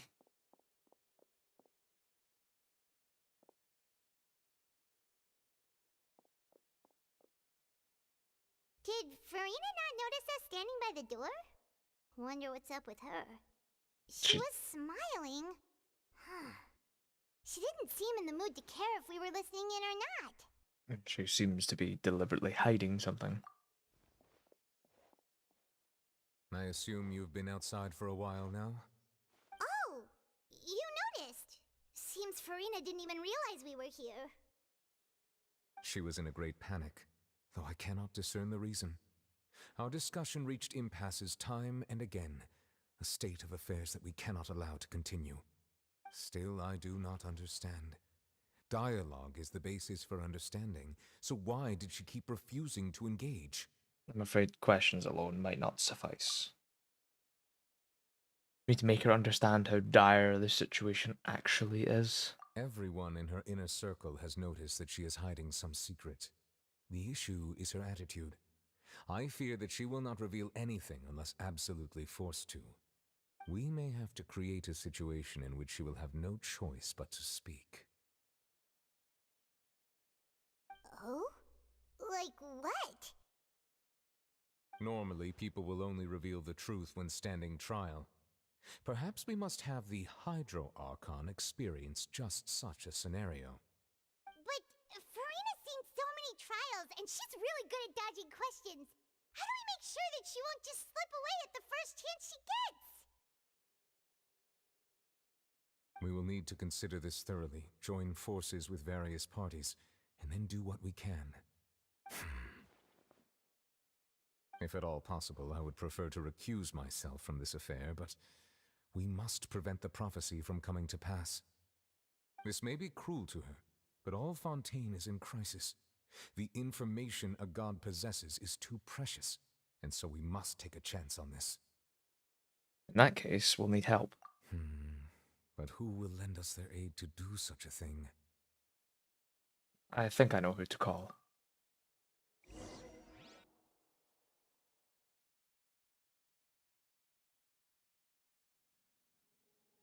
Ghostbusters. But no, okay. Well, that's everyone, huh? Speaking of which, it was pretty smart of you to think of hiding here. Poisson was just involved in a disaster, but surprisingly devoid of people. That naturally makes it the best choice. And here you are drinking tea like it's the most natural thing in the world, huh? That's what family should do.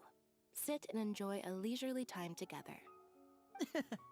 It's nice to enjoy tea here, you know? Care for a cup? Lend me your ears, everyone. Or perhaps one of you might like to start us off. How about you, friend? Me? No, I don't think I can. Then, how about you, good sir? I fear that I will cause the mood on this boat to become as somber as it is in court. Well then, I guess we're lucky we've got a local like me to organize things. Wonderful, the spotlight at last. I guess I'll be facilitating things from here. That was a little long-winded, don't you think? Oh, you might be right. Anyway, to cut to the chase, our friend here, the Traveler, has brought us together to discuss something. As for what that is, well, let's start by saying that we'll be pooling our efforts together to create a series of traps. Oh, how intriguing. Well, it's just an expression, really. One that I just learned from Chlorand, and used on the spot. So, let's invite her to explain in detail. A round of applause, please.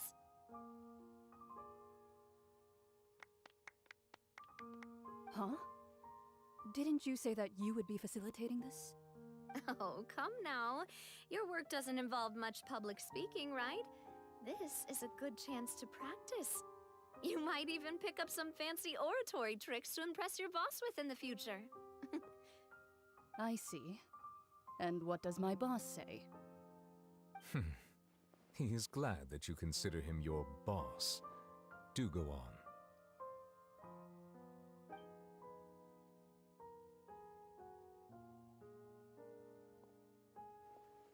In that case, do any of you have experience hunting? Not that I recall. Fremine and I once used a wooden stick in a basket to catch wild rabbits when we were younger. As for Lynette, oh, right. You were sick that day, weren't you? I've also gone diving to catch some fish before. Does that count? I'm afraid not. You may or may not have heard, but Fontaine once played host to a group known as the Marechaussee Hunters. Though that was their name, they did not hunt animals, but rather various monsters left behind by the ancient dynasty of King Remus. Today, Fontaine's monster population has already thinned greatly, so the hunters have blended back into society, taking up arms in other lines of work. They even left a unique methodology of hunting in their wake. A trap comprises of the following components: bait, a trigger, and a containment device. Sometimes a lethal implement will also be necessary to deal with the prey. So, if we were to build a trap together, right now, what would you choose to build it with? For me, I would prefer something basket-shaped. Pigeons and rabbits will see the bait and naturally enter the snare. Our line of work requires a deft hand, and we're some of the best in the industry, so you can count on our techniques. You used some of those techniques while moving the people of Poisson, didn't you?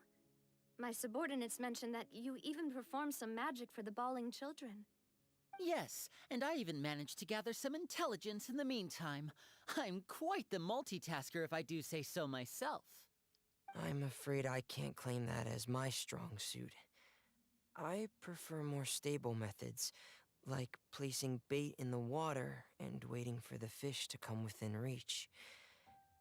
That's the kind of method I would count on. Calm and steady. Exactly the kind of person who would catch loads of fish. And I can be their assistant. With discretion, I'm sure. I'd probably use some sort of mechanical animal. Papa once bought me some small clockwork squirrels, mice, and such. When placed in the forest, they can attract others of their kind. I remember that you liked those too, didn't you? I did. And that would be a good way to go about it. If they're realistic enough, animals of the same kind will follow them all the way to the trap. What about you, Monsieur Neuvillette? I fear I do not have any related experience. That makes sense. You usually solve problems directly, without the use of any such tricks.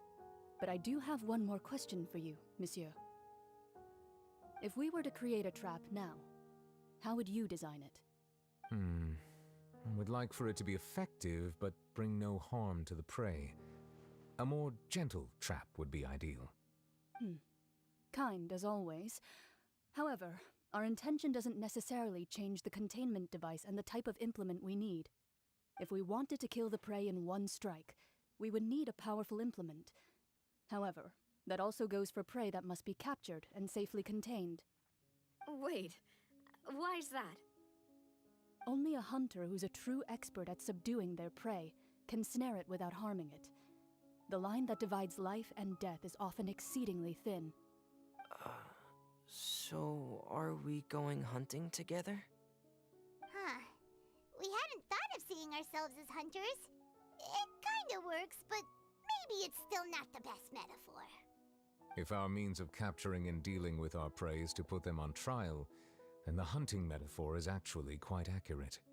But we shall require much more courage than any hunter to judge a god, a being whose seat is an exalted throne. That's right. Oh, so that's what's going on. Sounds very interesting.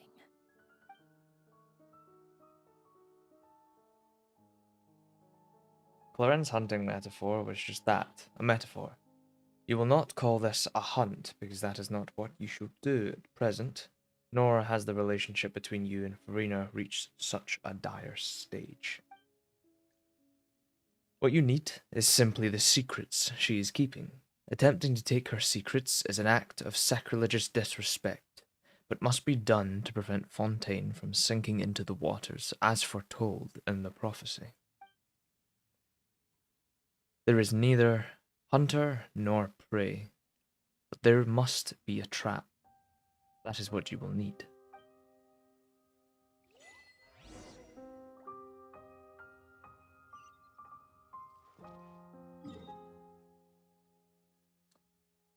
Where are we going? Oh, we're going over there.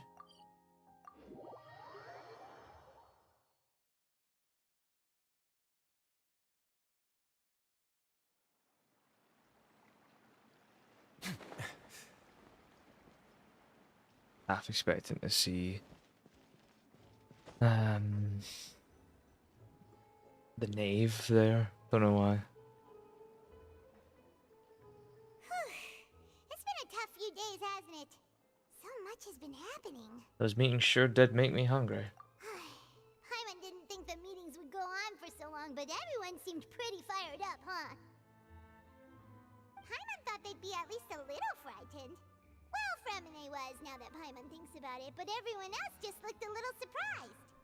Do you feel more confident after the meetings, Paimon? Well... It's hard to say. Paimon doesn't have any experience with this sort of thing. But with you around, Paimon sure will do great. After all, you're the most reliable person in the world, aren't you? Something wrong? Did you just pour some tea? Paimon didn't notice you doing that at all. No, I didn't. Then what's that? Paimon's never seen that cup before. Don't be frightened. I'm just joining you two for tea. I merely refrained from saying anything till now. Who's that voice? But there's no one here. Ah, have you forgotten me already? Wait, you are familiar. You're the voice we heard from the sky in Sumeru. The voice from the sky, I fear that description is wrong. Though, not completely wrong. You're feeling lost now, just as you were feeling previously. I sensed that confusion and thus came to you. Guiding people is an irresistible hobby of mine, after all. Who are you and what do you want with us? Consider me a passerby, just accepting a commission from my friend's disciple on a whim. Will Fontaine's prophecy come true? The prophecy. Yes, what has been prophesied will be fulfilled. You may view such things as the history of the future. What? Then is there any way we can stop it? I believe you have witnessed a failed attempt with your own eyes. Can everything in Teyvat so easily be changed? Can there really be no exceptions? Ah, so you've caught on.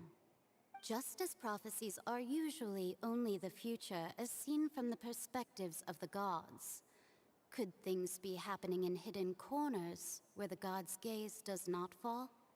Are the things that you shall see different from the fate that the gods perceive?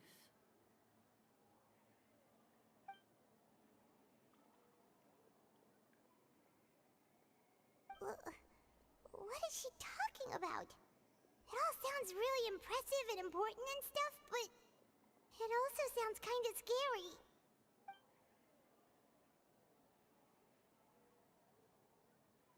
I believe that you understand, right? Some things are insignificant, but others you must reach out to change. Ultimately, fate shall serve as your only guide, no matter what will happen in Teyvat's future. All you need to do is to play your part. This was good tea, by the way. Thank you for your hospitality. Well, that'll be all for today. The voice. It's gone.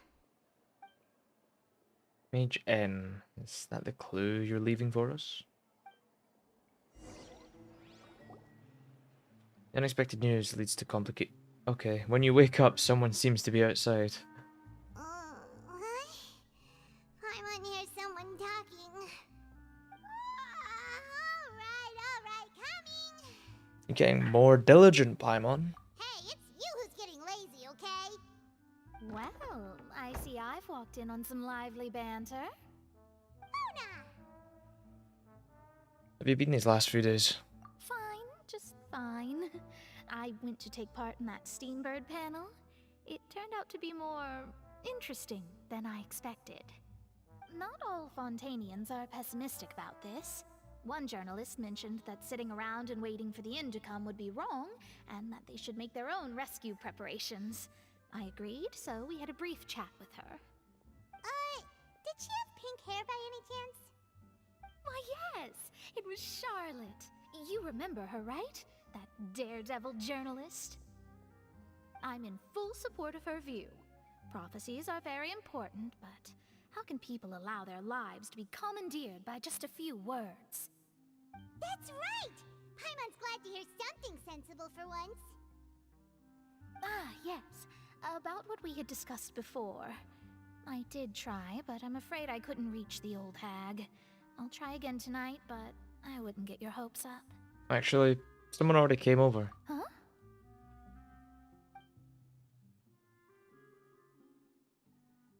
Goodness gracious. Are you serious? I believe she came to pass a message to us. She said that even the god's gaze has blind spots. Pretty bold if you ask Paimon. Most people would believe the gods to be all-knowing, right? The Hexen Circle members are certainly anything but ordinary. As for the mage named N, the old hag has mentioned her a few times. She said that N's sense of direction is incredible, and that she loves guiding those who are lost. But I've never met her, and if she were still alive, she'd be... well, suffice it to say that the hag's at least a few hundred now, and N's been around for longer than that. Whoa. The Hexen Circle sounds like a scary group. But they must really stay in shape to live so long. Their abilities alone are pretty terrifying. If she came to see you personally, then the problem you're facing must truly be of great importance. Well, it's not like Paimon could understand anything she said. Yes, she was quite cryptic, but I suspect she means that there is still a way to turn things around. She didn't say when or what that would be, though, so... perhaps it is something that you cannot know right now. True, her words were meant to be a helpful hint. Okay. Well, they're the best answer that my question could have gotten. Traveler, Paimon, are you two alright? Oh, we're fine. We're just a little down right now. It kind of feels like the end is coming, you know? I see. I feel that same sense of desperation, too. I guess you could consider me someone who has often witnessed fate. So far as I have seen, it cannot be swayed. But even so, I still hope for, and believe in, miracles. Astrology is eternal and rational, but fate may not be. It is cruel, but it can also be beautiful. Perhaps that's what N was trying to tell you. Not to lose heart, and to believe that what you are seeing playing out before you is not yet set in stone. I did originally think of steering clear of all this, but I couldn't. Even if this is all futile, I still wish to help everyone. If we don't struggle to the last, then how can we face the end when it comes? Huh. You do have a point. There I go, talking about astrological principles again. Sorry about that. The moment I start talking about work-related stuff... I need to get going. Don't worry about it, Mona, and thank you. It was worth trying to comfort you, even if only a little. I believe that you'll help those who are struggling in the same way I did. I suppose that might be why we always seem to meet by coincidence. Paimon feels kinda moved by what Mona said. But also kinda sad, too. Hey, Traveler. Paimon suddenly feels like going outside for a walk. Let's go. Let's walk around the city, shall we? There's a few spots we always like to walk by. Ah yes, my favourite spot, the newsstand. Let's go for a walk while the end is coming.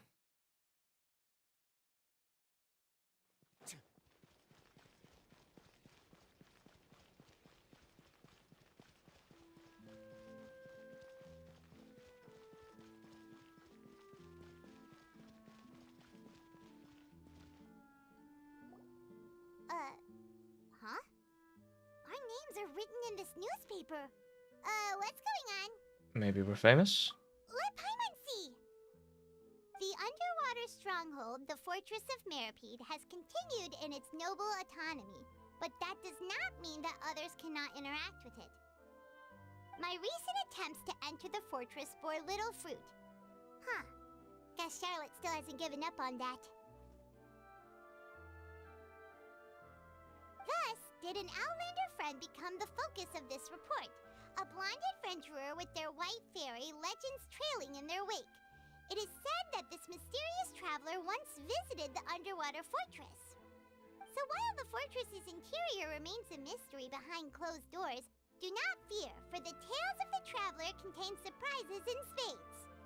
Journalist Charlotte's biggest scoop yet, the Traveler's Trail, World Walker. Huh. Charlotte took so many awesome photos of us and we never even noticed her. She hasn't been able to get a hold of anything at the fortress, so since we're easier to find, she's using us as the subject matter instead? Seems to be the case. Ugh, seriously? Well, fine. Those headlines and photos do look cool, so Paimon will forgive her this time.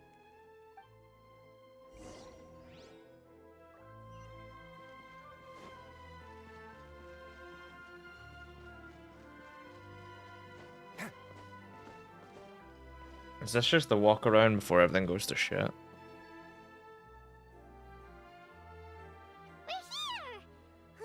Paimon's hungry. Should we go in and get something to eat?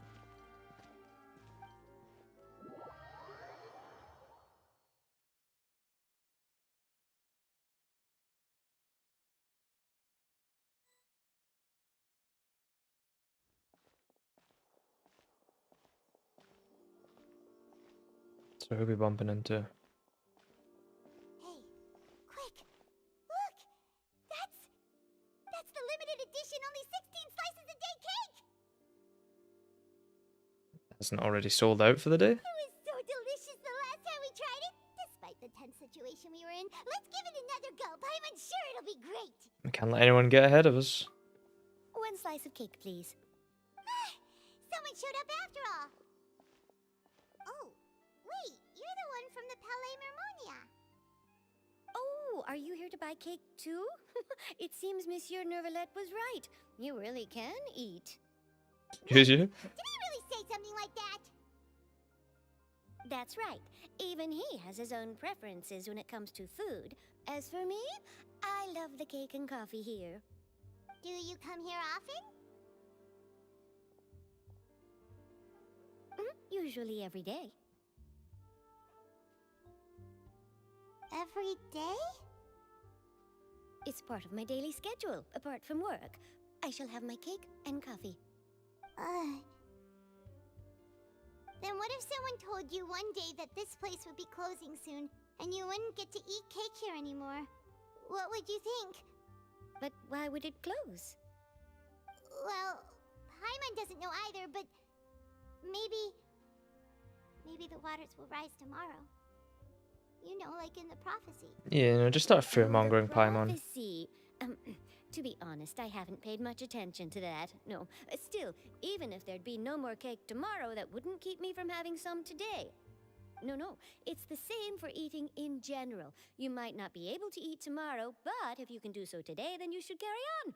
That's what people call living, you know. Huh. Don't be sad. Excuse me, could I have 2 more slices of cake to go? These 2 slices are for you. Sijuin said that this kind of expression you're making is what humans call being sad. Oh, you know Sijuin? I sure do. She was born before me, and she sometimes comes to the surface to teach us things about humans. She said that humans are creatures that are saddened easily, yes, and you can only lift their spirits by feeding them delicious food. So please try the cakes here. I've got something else to do, so I'll be going now. You two try to stay in a good mood after eating, all right? Bye. Okay. And there she goes. All right, let's dig in. Paimon's sure this cake will be delicious.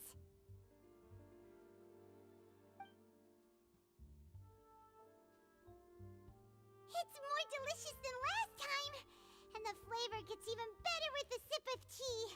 It sure would be nice if we could come again tomorrow. Sure would be nice if we could always eat delicious food here.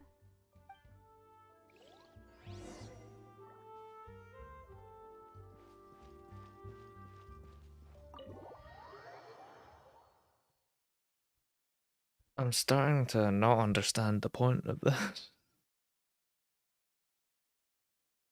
Oh, we're near the Steambird office. Let's go look for Charlotte and have a chat.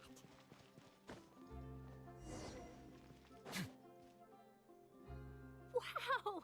If it isn't the Traveler and Paimon! Oh, have you seen the article I wrote about you? Yeah, I want compensation. You just used us to make some quick mora. Can we negotiate a profit split? Oh, you needn't worry about that. I heard that you were in Poisson some time back, so I sent you a letter to discuss just that. It appears you didn't receive it, though. It's all right, though. I've set aside the amount intended for you. I've even set the table with some food. Really? Oh, you're the best! You're almost a little too easy to win over, Paimon. If I were a journalist with ulterior motives, you'd be in trouble now, you know. Oh, Paimon knows you're not like that. Still, what brings you here all of a sudden? Were you looking for me? When Mona mentioned you, we thought of coming to see you at work. I see.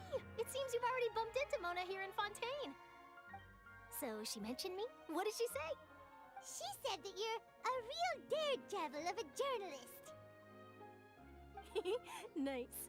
In which case, can this daredevil journalist dare to request an exclusive interview with the legendary Traveler and Paimon? Huh? So your article in the paper today doesn't count? Oh, of course it doesn't. That was more like live photography. What I'd like to do is dive deeper and ask you to talk about the things you've seen and experienced. You seriously want to interview me? Yeah, are we even qualified enough? Why not? If I say you're worth an interview, then you're worth it. But not right now, of course. I'll need a few days to prepare.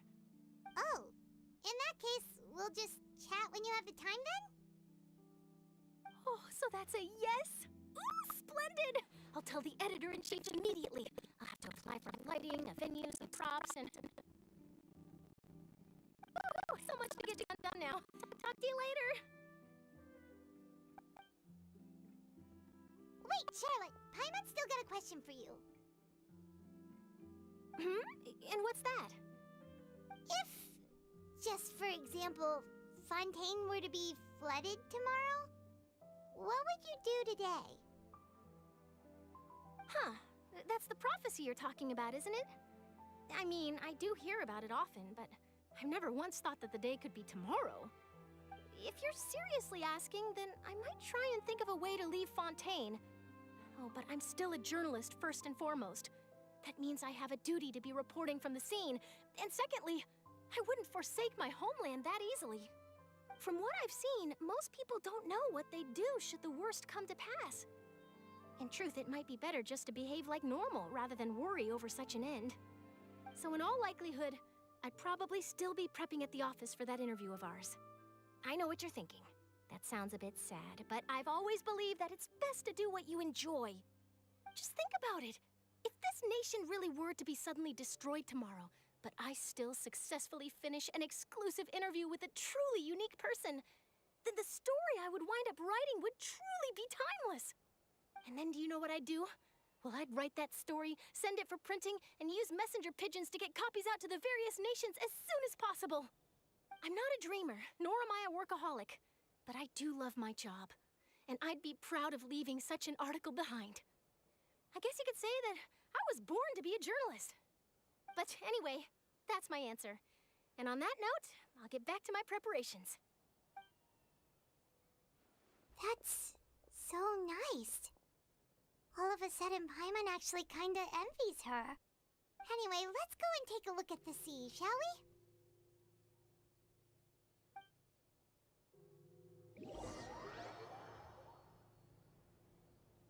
What's the point in all this? The sea breeze and scenery can be a pretty soothing combo, huh? Paimon's been thinking. Yes. If it wasn't Fontaine, but all of Tevat that would be destroyed tomorrow, where would we go and what would we do? No, Paimon should ask, if you could choose, what would you like to do? If I could choose, huh? Just like Charlotte said, suddenly trying to okay. Been moving to the next destination, so we haven't spent much time thinking about these kinds of things. We didn't have to either, with us always being on the road and whatnot. Until that moment comes, I think I'll just keep journeying on. You mean, still traveling? Yeah. Oh my god. Cherishing. I can't fucking say it.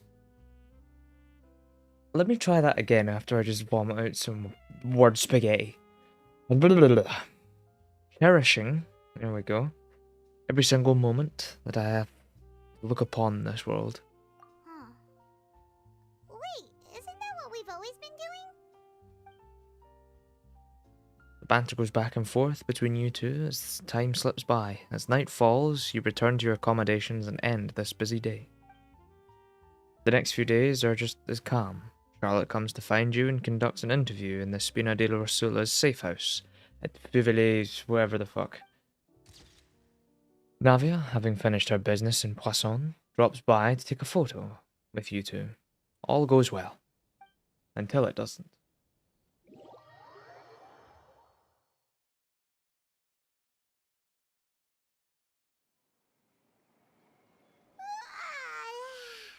Feels like you'll grow mold if you stay here long enough. But it's still better than the Fortress of Mirapede, that's for sure. It's not only damp there, but salty too. Ah, so the two of you are still here. Wonderful. Oh, you're from the Palais Mermonia, aren't you? Yes, I'm Isadora. Monsieur Nervillat sent me to look for you two before. I heard that afterward you went to the Fortress of Meropide. So you're under the impression that you might be wanted criminals? Not at all. I'm well aware that you're friends of his. Actually, I'm here to pass along a message from him. Did something happen? Yes, inside the Opera House. The Maréchaussée Phantom has declared the incident a small-scale riot. A riot? Well, that said, I don't personally think it was that serious. Lady Furina was watching a performance at the Opera House, and while she was resting during an intermission, some other audience members suddenly started harassing her, loudly accusing her of doing nothing about the prophecy crisis. And before she could respond, others started to join in.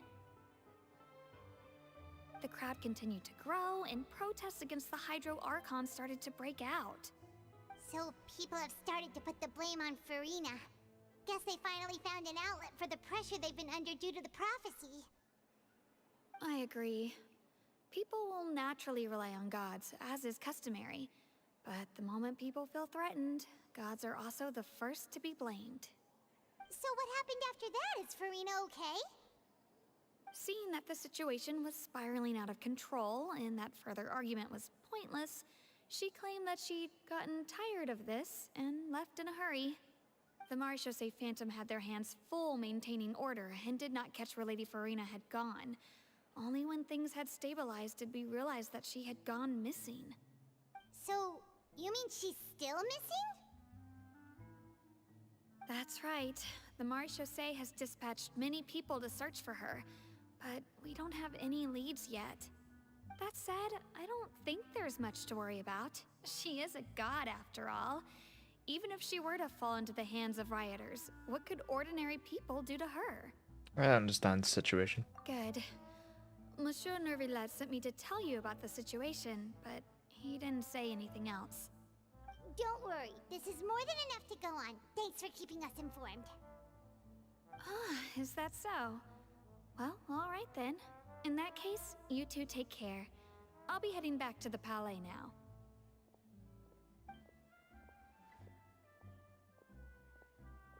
Well, sounds like we should hurry over to Poisson then. You sure caught on quickly? If we know Furina, she won't try to fix things in this situation. Instead, she'll look for a place to wait out the heat.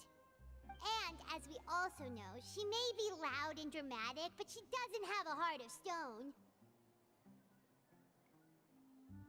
When Nervalet was talking to her in the Palais Mermonia, and she heard about Poisson, she couldn't hide her sadness and remorse. It would be hard for her to ignore being accused by the public today. De poisson.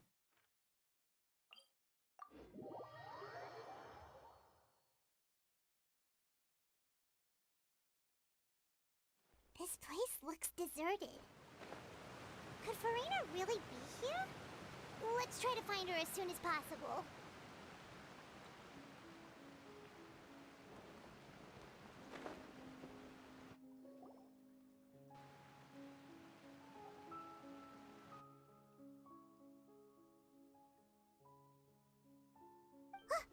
That's Furina, right over there. She really is here all on her own. Stay quiet for now.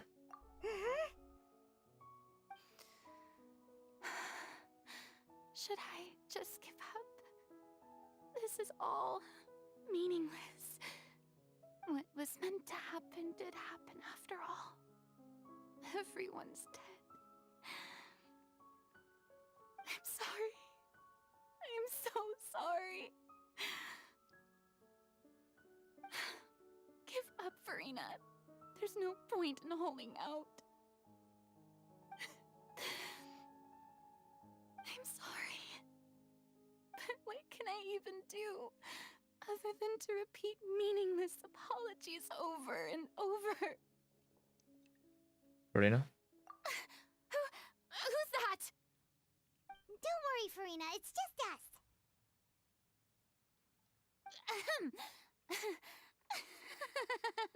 So it is you, blonde traveler from another land. Why, I almost thought you were someone from that mob of my ignorant subjects, come to kneel and beg for my forgiveness. Furina, you were crying just now, weren't you? The tear stains on your face are obvious. What do you mean, tear stains? Oh, I remember. The show at the Opera House earlier this morning was so moving. I'm still trying to process it. Who did that uncivilized rabble think they were, disturbing my enjoyment of the arts? They even dare to tout their Archon. I must teach them a lesson. I can just imagine their twisted and frustrated faces once they realize that I'm nowhere to be found. Oh, and I'm sure Nouvellette and those people from the Marche Chaussee Phantom are freaking out right next to them, too. Still trying to act tough, Furina. Of course not. Hey, there she is! The Hydro Archon's over there! Quick, after her! Fuck. Furina, those people seem to be after you. They are? They're just some rabid fans who want to cut the line because they haven't been able to meet me in person, aren't they? That's against the rules. I can't let them get their way. Furina just ran off. Quick, we have to catch up with her.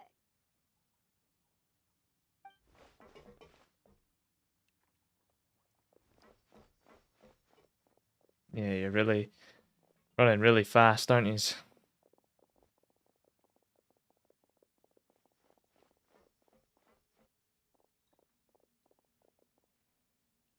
this meant to be intense?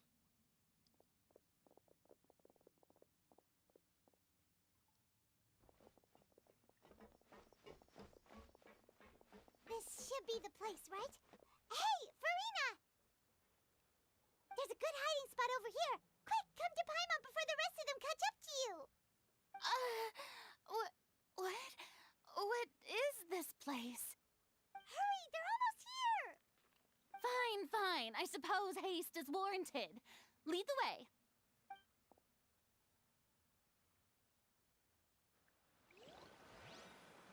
And I'm guessing this is the trap.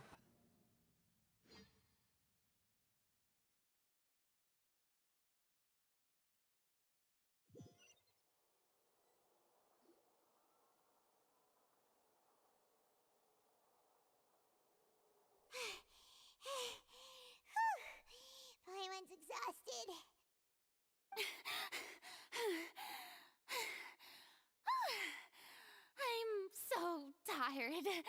I totally thought they had caught me. No, I mean, I merely gave in to the sheer enthusiasm they displayed. You might want to lower your voice to stay hidden. You were right. Yep, that's a good girl.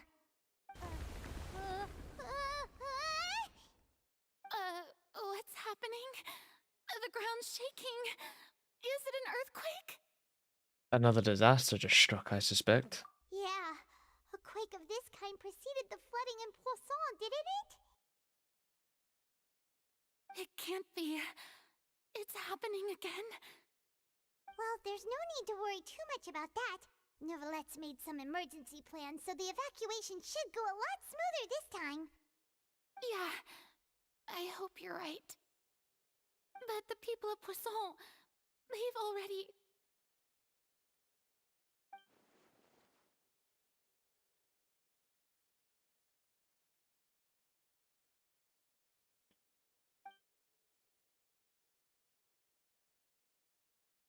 It's true.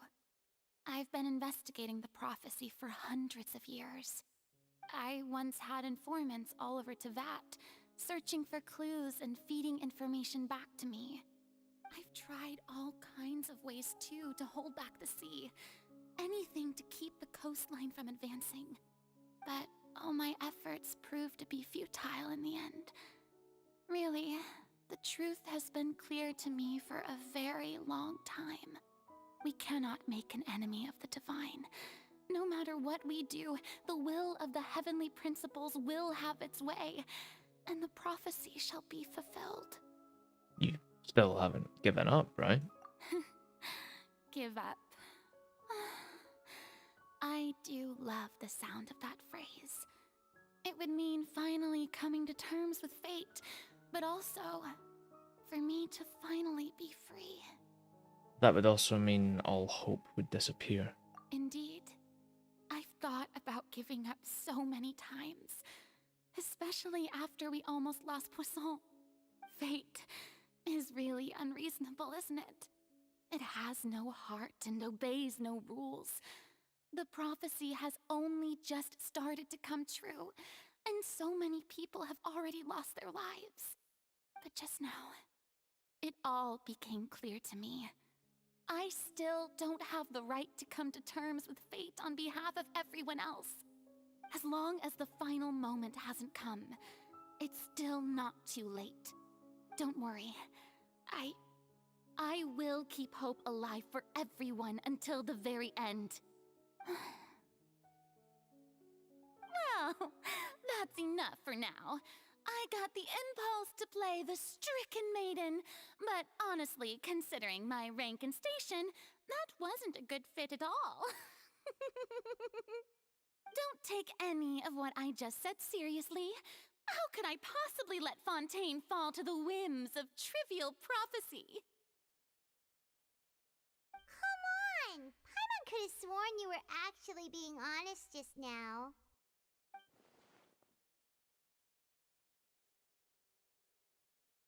Furina, you might not have to shoulder this burden alone. Your people are more than willing to share your burden with you. Share my burden. That's impossible. It was fated right from the start that this would be my duty alone. You can still choose to confide in someone. Share it with me. I'm what you'd call a witness. A witness? Yes. I've heard that you came to Teyvat from beyond the stars, yes. In other words, you never belonged here. And if Teyvat is, in its entirety, a show on a stage, then you're just a spectator, aren't you? If that's the case...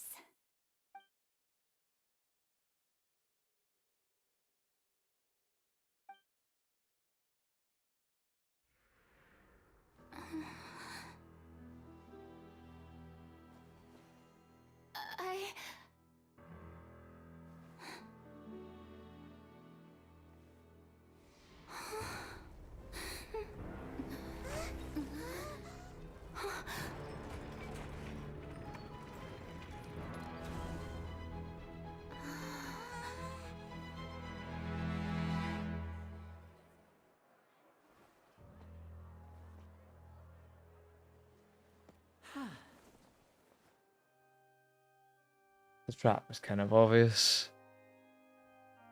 Ladies and gentlemen, this concludes my opening performance. Now, without further ado, we may proceed to the trial of our god. So, this is what it is.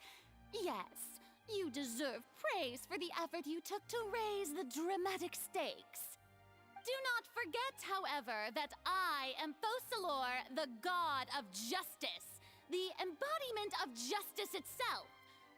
Does it not strike you as even the least bit absurd to bring the very concept of justice to trial? May I interpret these words as your refusal to stand trial? In that case, you will have the opportunity to defend your honor through a duel. You would draw your blade against a god?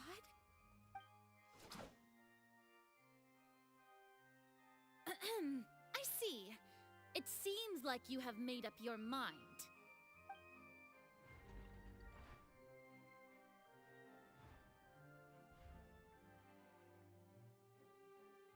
Paimon can't believe it. She just surrendered. That's not how you raise your hands up. You don't stick one hand out. What the heck is going on? Did I just see an Archon surrender to a human? Wow, how utterly humiliating. Lady Furina, what is the meaning of this? It would seem that there has been a misunderstanding. To be clear, the raising of both hands is not always an indication of surrender. Looking for excuses again, huh? I raised my hands just now to indicate my acceptance of the trial. No duel shall be necessary. That is surrendering. I Man. will admit that I've been running away for a long time. I'm sorry, everyone. I was unable to protect the people of Poisson. It is my duty to stand trial for my crimes. You are not the only ones to be disappointed in me. I, too, am exceedingly disappointed in myself. But now, it is time for the Hydro Archon to show you her courage and resolve. I, Furina, will use this trial to show the world the true meaning of justice! This time, I will protect you. Applaud and rejoice! One of the most outrageous and fantastical arcs known to the opera epiclese is now unfolding before your eyes. Mark my words, this shall be one of the most exhilarating and brilliant shows ever to grace the stage of Fontaine! The trial of the Hydro Archon, Focalor, will now begin! Woohoo! Oh, now we're making history. Yeah, I'm right with you. Neuvillette, Jesus. Did she just get forced to stand trial for her crimes? Also, even though she's still acting super dramatic, she is taking this seriously this time, right? All right, then. Who will be my opponent in this trial? The court asks the prosecutor to please take the stand. Thank you, Your Honor. Is that so? Very well. Then please speak, witness of Tivat, my accuser and fated opponent.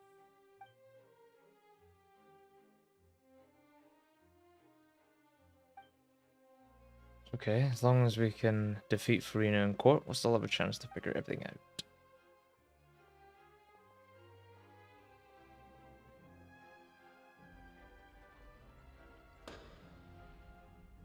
Also, please allow me to ask, as a final question before the trial begins. Just how much work did you do to force me onto this stage? Well, we did do a lot of prep after the meeting that day.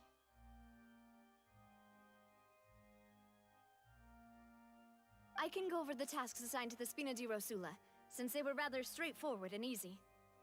Navia, the president of the Spina di Rosula. Most of the people who participated in the disturbance this morning were my subordinates. They changed into plain clothes and came to the Opera House as regular audience members, waiting for the perfect opportunity to incite insurrection against you. The people's resentment against their Archon has been building as more and more of the prophecy is fulfilled.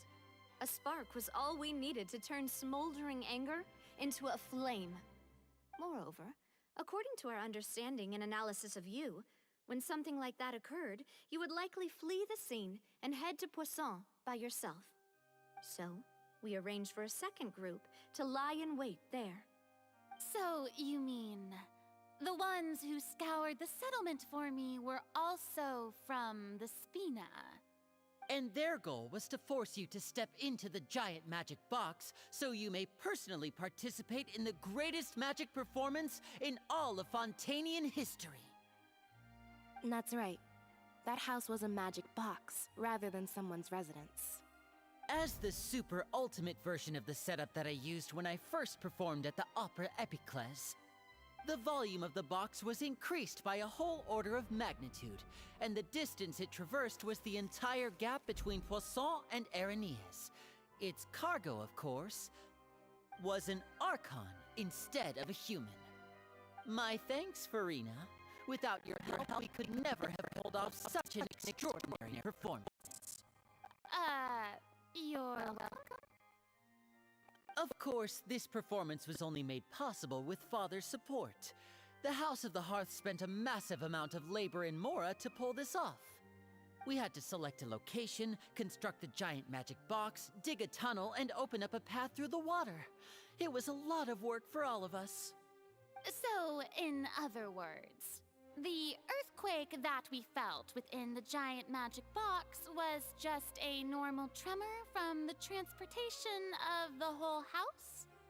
That's right. It wasn't a sign of another disaster to come. We deceived you back there, you silly bick. Then, I can guess Nervilette and Cloran's parts. You gathered a crowd, prepared a stage, and made sure that the champion duelist would be immediately ready for a fight. Also that as soon as I appeared on the stage, the trial may commence without a hitch. Am I right?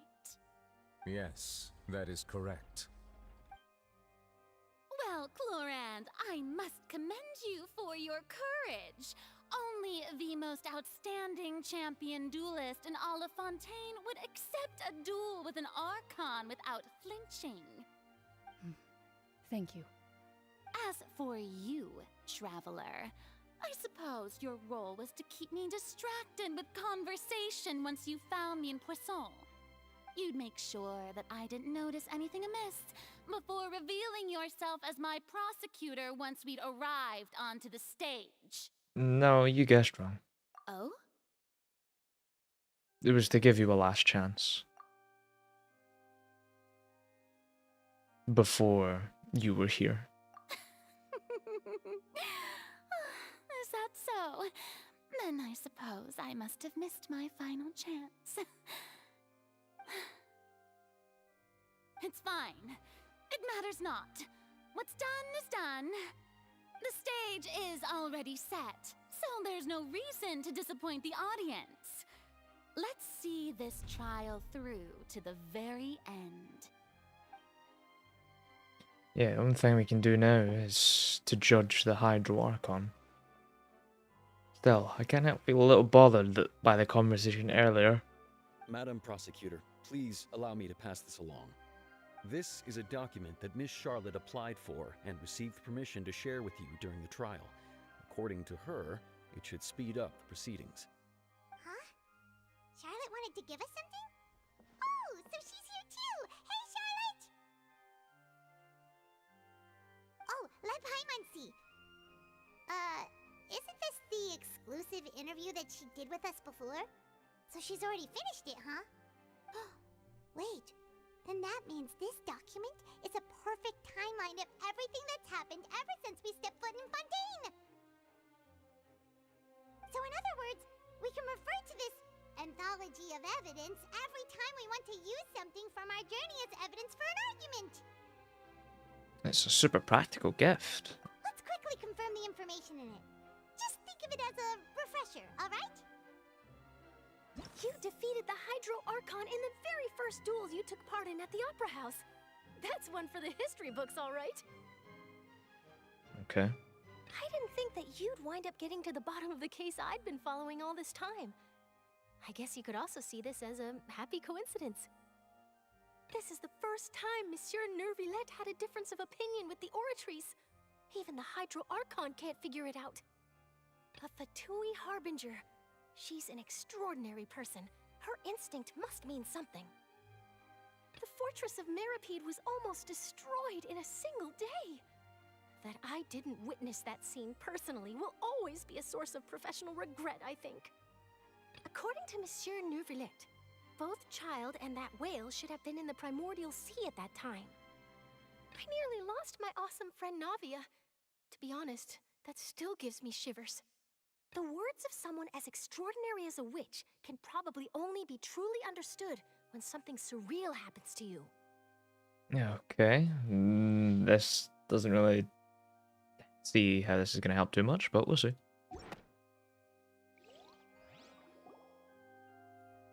The prosecution and the defense are both in position. The trial shall now begin. Oh, come on, Nervillette. There's no need to repeat all the unimportant legalese. Just fast forward to the part where the prosecution lays out my offenses. As the defendant and the lead actress of this performance, I still haven't even been informed of my supposed guilt in all of this. Of course, it is only natural for humans to struggle to understand the actions of a god. However, you will need more than that to convict me of a crime. That's true, but my charge here is unrelated to your conduct as an Archon. Instead, I would like to charge you as a fraud who's never been the Archon in the first place. Wait, what was that? Lady Furina's a fraud? Hey, I came here thinking that we were going to try the Hydro Archon for forsaking her duty, but did I hear that right? She's not our Archon at all? Charge accepted. Lady Furina, do you plead guilty to the charge? No, she's going to make a big song and dance about it. Even though she knows that she's not. Lady Furina. I plead not guilty. How can I be guilty? There is no way that I, Focalor, otherwise known as Furina de Fontaine, a member of the Seven and the Regina of all waters, kindreds, peoples, and laws of Fontaine, could be anything other than your true Archon. Yeah, even though Lady Furina can be rather eccentric, isn't it going too far to doubt her very identity? Yeah, I've never questioned her identity either. Sure, Lady Furina can be super irresponsible, but what grounds does that prosecutor have to make such a huge claim? I have cause to believe that common sense will prevail in this case. Many of the members of the audience have known me as the Hydro Archon ever since they were born. There would be no fooling their memory. See? Even the Oratrice has decided to show me its favor. Are you sure you want to commit to a charge that will never be upheld? If you wish to drop the case, I can promise you as the God of Justice that you will not have to face trial for making a false accusation. We will treat everything that's happened as a dramatic spectacle and move on with our lives. What do you say to that? An argument with near impossible odds, huh? We have to not only refute Furina's claims, but also overturn the long-held beliefs of the people. The people only see you as their Archon because it's their long-held belief. Well, I tried to give you the chance to surrender. If you must persist, then let me ask. If you believe I'm not the Archon, then what manner of being do you think I am? And if I was not the Archon, then how did I manage to live for over 500 years? Got to think carefully. What do we know to be special about Furina exactly? She's a fucking annoyance.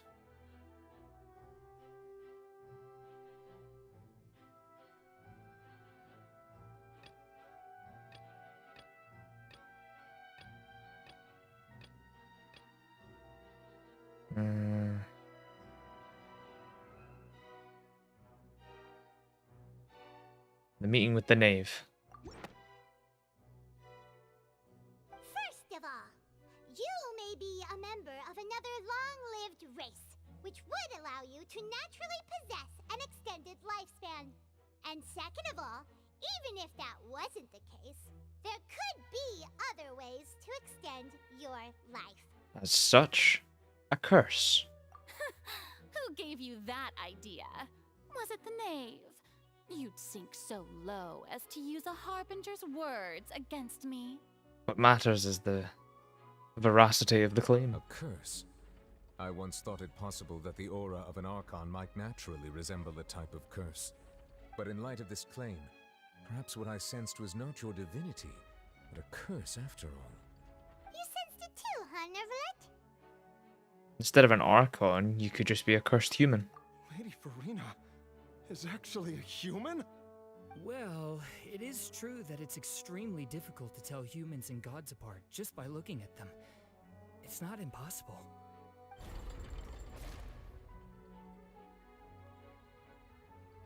Well, don't start celebrating too early now. Even if I have been carrying a curse like you said, how does that prove that I am merely a human being?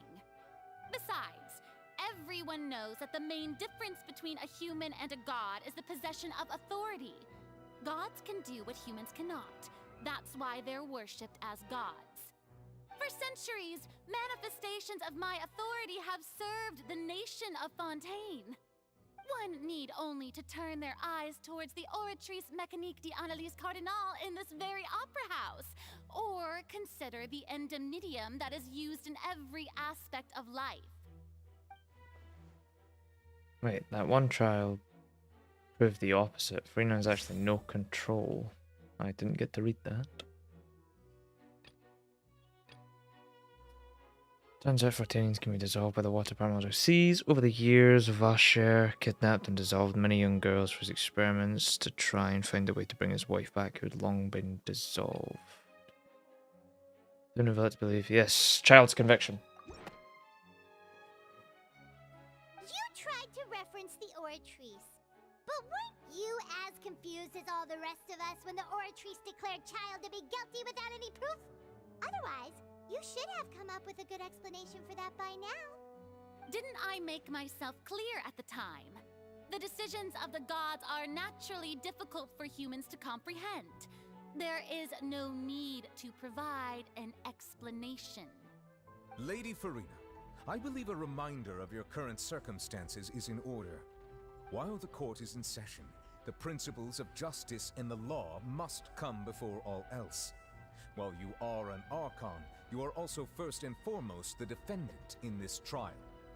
You will prove yourself unable to defend against the prosecution's charges if you continue to withhold vital information against the rules of the court. I never thought you'd use that kind of rhetoric against me. That was no trick of rhetoric, Lady Furina. I've merely reiterated the rules of the court. Rules that all should respect and follow. You neither knew why Child was declared guilty, nor did you understand the structure and operations of the Oratrice. Instead of having been created by you, the manifestations of authority you mentioned have been made by the real Hydro Archon, haven't they? The real Hydro Archon? Well, now you're really losing me. It is true that I did not know why the Oratrice gave out a guilty verdict that day. But the Oratrice handed out that verdict unilaterally, and it has been operating independently ever since it was first created. You can't argue that just because a divine creation is flawed, that the god behind it must also be no god at all. She's still throwing out all kinds of excuses. Seems like she's confident that we won't be able to produce proof that she has no power over the Oratrice. But then, Miss Furina, could you give us a brief demonstration as your power as an Archon? My power as an Archon? There are many ordinary citizens in the audience. How can I just carelessly demonstrate the formidable power of an Archon? If that poses a concern, I'm prepared to extend my protection to the audience. You don't need to go that far. Surely an Archon can at least match the capabilities of a human with a vision.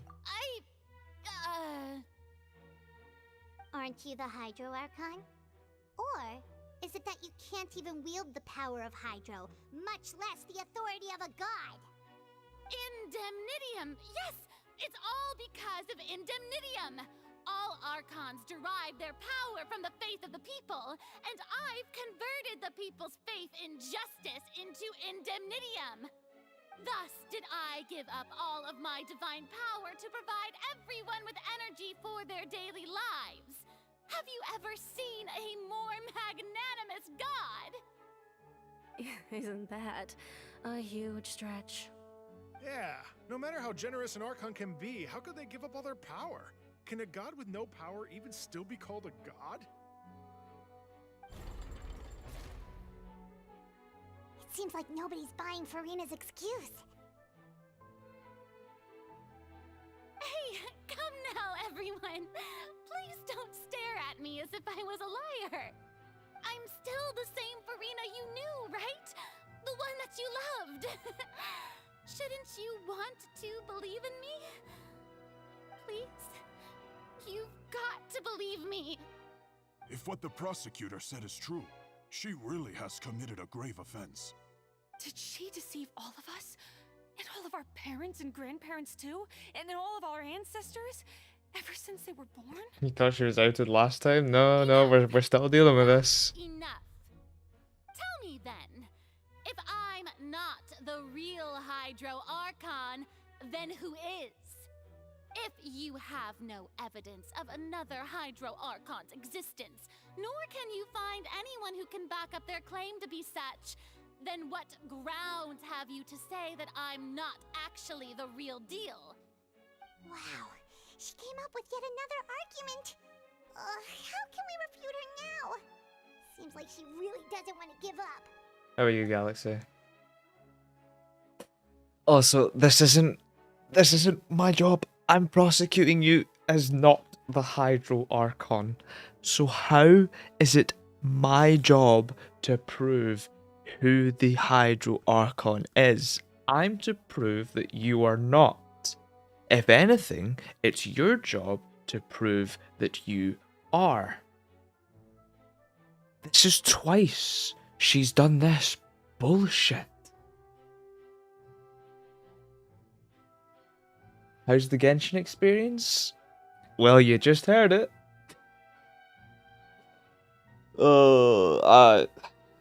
Furina does my tits in.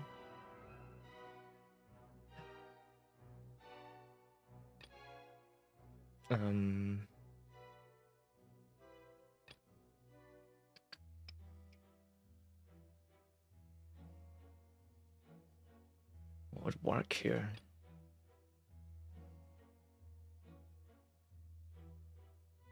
Surely. Run on Genshin? We'll finish the storyline first, and then we'll see how I feel with its conclusion. Surely Novelette's power is proof. That doesn't sound right. Paimon doesn't think this clue can be used as compelling evidence to build our case. Nope. Okay, back to the drawing board. What about the disappearances? It has been established that all Fontainians can dissolve in water from the primordial sea. And that means... Honk guy greater than Genshin? On claiming to be a god Has its and not moments. a human, then there's a method that you can use right here and now to eliminate all suspicions of you being the latter. Miss Navia, please apply to serve as a temporary attorney for the prosecution before addressing the court. Though you act in partnership with the prosecutor, you must still adhere to proper procedure. Super sorry, Monsieur Chief Justice. I swear this really will be the last time that I'll speak out of turn. Now, I've brought some seawater from Poisson. As everyone knows, a massive flood struck the area not long ago, taking many lives, including those of some of my closest friends. So, Miss Furina, would you dare to touch some of this seawater? If we are to believe that you are indeed the real Hydro Archon, touching the seawater would have no effect on you. All it should do is strengthen your case. But if you don't dare to touch it, then we would have basically proved the reverse. Oh, and I must remind you that after the disaster at Poisson, nobody wants to see any more people dissolve.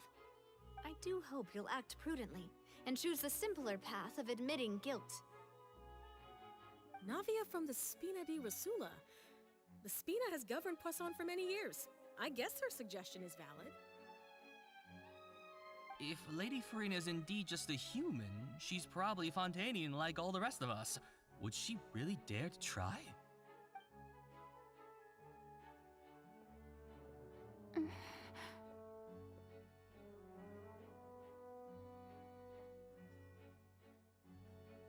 What happened in the last... Hold on, let me... Okay, never mind, this better.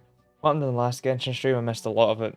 There was a court case in that? No. So, basically the last Genshin stream, we were chasing up a situation that happened. Basically, we went to prison to do some investigating about the primordial seawater. Stuff like that. This stuff has only really been coming up this stream / chapter, but I mean I've had it since basically Fontaine's come out that Furina isn't the Archon. Kind of apparent. But anyway. Furina? Lady Furina, this test has been unilaterally proposed by the prosecution. As it falls outside the realm of standard court proceedings, you possess the right to decline participation. Well, of course he had to tell her that. But refusing to participate is basically the same as a confession of guilt. She's just staring at the water without saying a single word. It really does seem like she's quite terrified of it. That could only mean... What's going on? Is she really planning to... that's not what we thought she would... Due to the inherent risk of the test, Lady Furina, you may...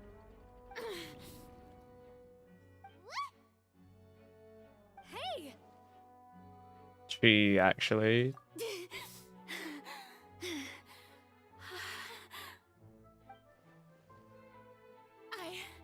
I'm fine! Look at me, everyone! My hand is still here! I haven't been dissolved! Will you believe me now? I really am your Archon! I'm nothing like a normal human who would fall apart as soon as they touch this water! Really? Was this not the most obvious thing in the world? Miss Siegeween? If you're present, Miss Siegeween, please come forward and attend to the defendant. Siegeween? It's normal water. It could be. Don't be nervous. It'll just take a few seconds. Let me see. That should be enough. Please announce the results of your evaluation to the court, Miss Siegeween. As everyone doubtlessly saw, Miss Furina was displaying symptoms of hyperventilation and flushed skin. These indicate that she was experiencing the adverse effects of exposure to primordial seawater. The extent to which she was affected is the same as other humans when exposed to primordial seawater of a similar concentration. Thank you, Miss Siegeween. Lady Furina, you may return to the defendant's stand. No, apparently it's wait. normal water. What did she just say? I didn't get dissolved! Shouldn't that be enough to prove my innocence? Well, considering your tendency to run from your problems, we did originally prepare a direct sample of the seawater around Poisson. However, after extensive discussion, we exchanged it for a sample that is not concentrated enough to dissolve an actual human. After all, on the off chance that something entirely unexpected might occur, we don't want anyone else to lose their life to the sea. Yeah, so out of regard for Furina's life, you secured a low-concentration sample and asked the head nurse to serve as an expert witness. It's a great thing that the direct sample wasn't actually used. Furina could have... I can't believe... You... What's going on here? Furina couldn't have known the consequences of touching the water as a human. It's unlike unless there's actually. Oh, okay, right. This is going far too fast. Listen to me, everyone. Please don't give me such cold and disdainful looks. What happened just now didn't prove a single thing. Think about it. How can you conclusively prove that an Archon can't also be affected by the primordial seawater? Also, if I was really just a human, why would I dare to just put my hand in that kind of water?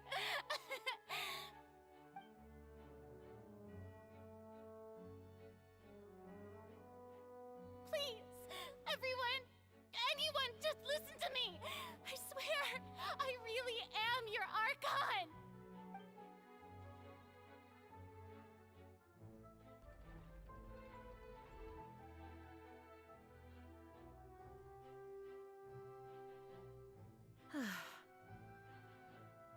I don't think anything she says at this point will sway anyone. The odds are just too stacked against her now. With all the things that have been said, Paimon doesn't think there's any way left for Furina to win. And you've had to jinx it. Arguments and presentation of evidence hasn't come to an end. If there are no objections, we will move on to the final judgment.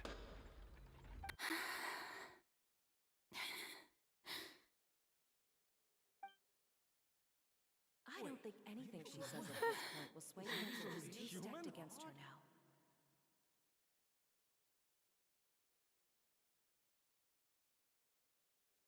She's at her fucking limit. In my capacity as Chief Justice, I shall now render judgment on Furina's misrepresentation of herself as the Archon of Fontaine. As a human who knowingly deceived her fellow citizens, Furina is guilty.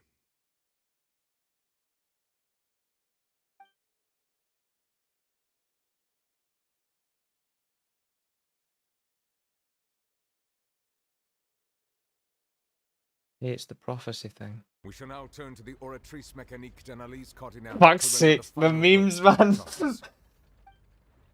The memes have ruined this bit.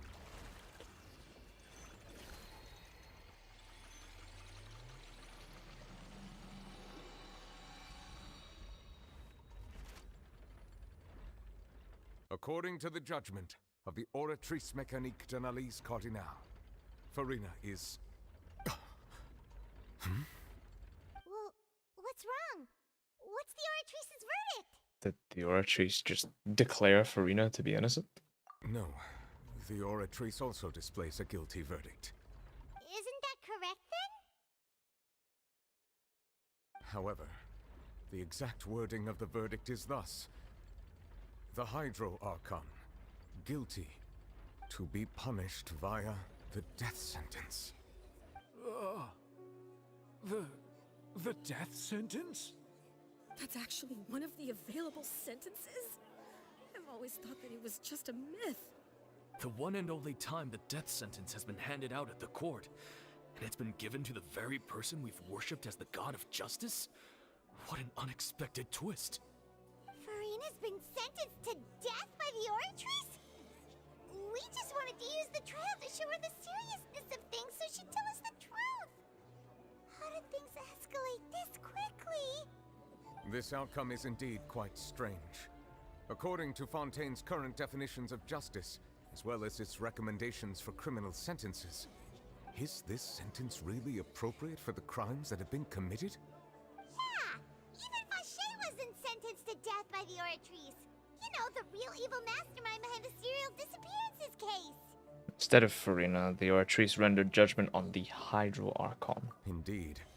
Not only is Furina's sentence overly excessive, the very point of our trial today was also to prove that Furina has never been the Hydro Archon in the first place. But now, the oratrice seems to have deliberately invoked the title of the Hydro Archon. What does this mean?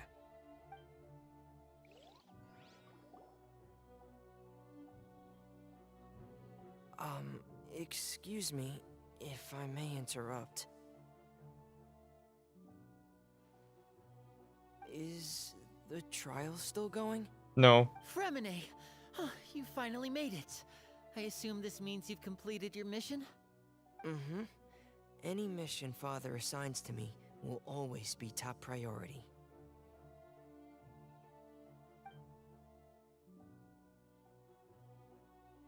Is that the first prophecy slate? Huh. So the knave privately arranged for Fremine to try and find the missing slate. I looked everywhere and finally found it at the bottom of the sea. It took me a long time to get around some dangerous stretches of water. But has the trial already concluded? Then doesn't that mean I've come too late? Oh no. Father will be disappointed in me. The mystery's still not been revealed. Thank you for your hard work, Mr. Fremine. Please allow me to review the record left on the slate. Traveler, I believe that you have already seen the other existing slates, and would like you to come here and confirm their contents.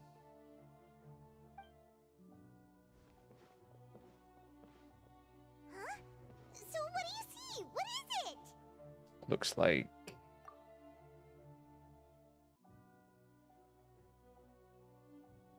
turning the Oceanids into human beings. I believe I have now made sense of the Hydro Archon's crime. It has to do with Fontaine's lost history. Huh?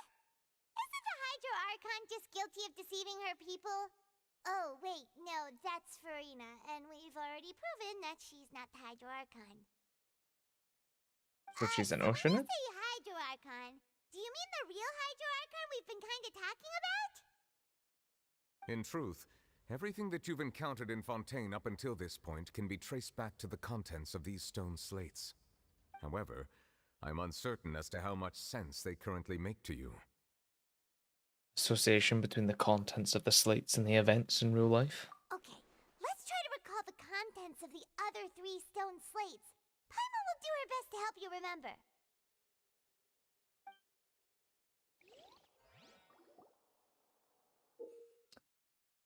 Okay. Cool.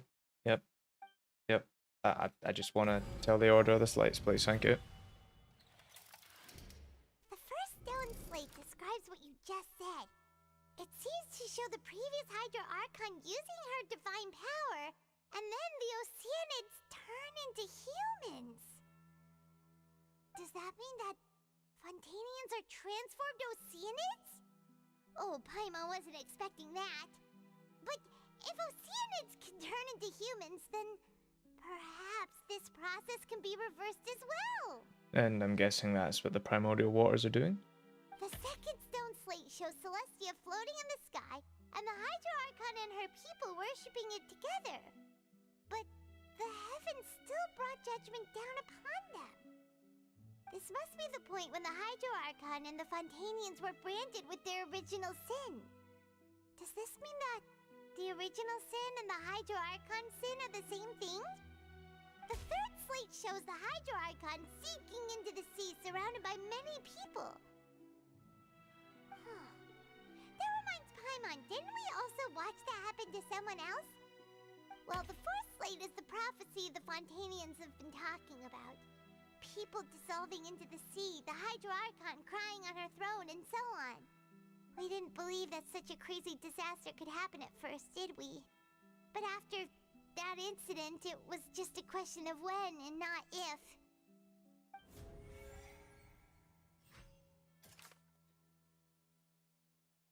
Okay. So...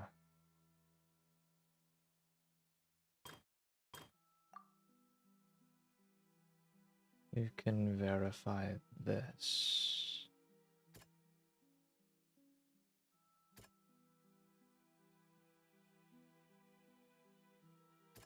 I'm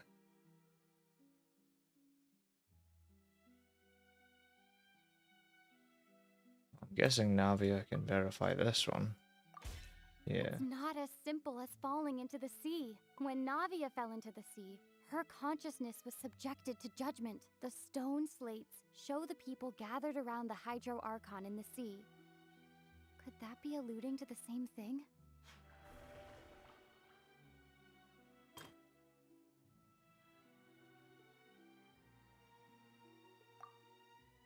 I'm gonna guess this one? Nah.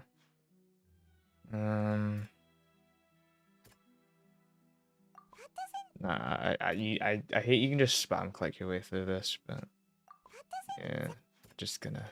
Here we The go. prophecy from the stone slates found its way into society, but not many people believed it at first. The fortress of Meropide was nearly flooded with primordial seawater, which we know can cause Fontainians to dissolve.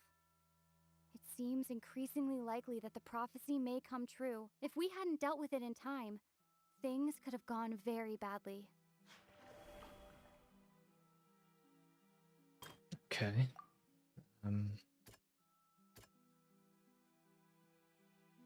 This one? Yeah. We know from the case of the serial disappearances of young women that Fontainians can be dissolved in primordial seawater. And the first stone slate tells us that long ago, the Hydro Archon used her power to turn Oceanids into humans. This might be the reason that Fontainians can dissolve.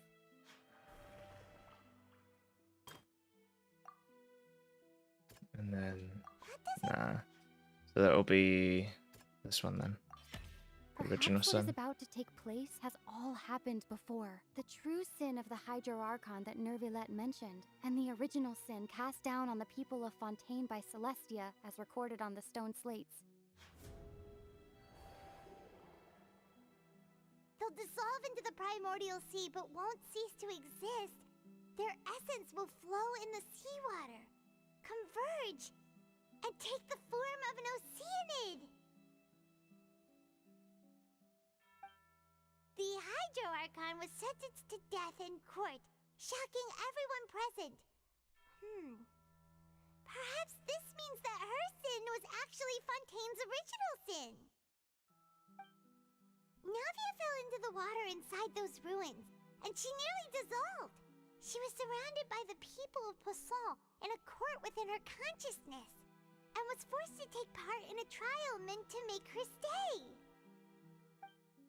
The eruption of the primordial sea at the fortress of Meropide was the surest sign that the prophecy was about to come to pass no matter what.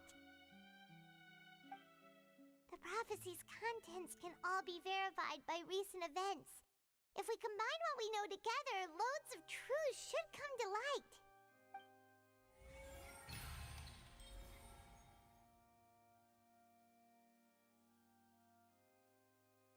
Nice, but what does that mean?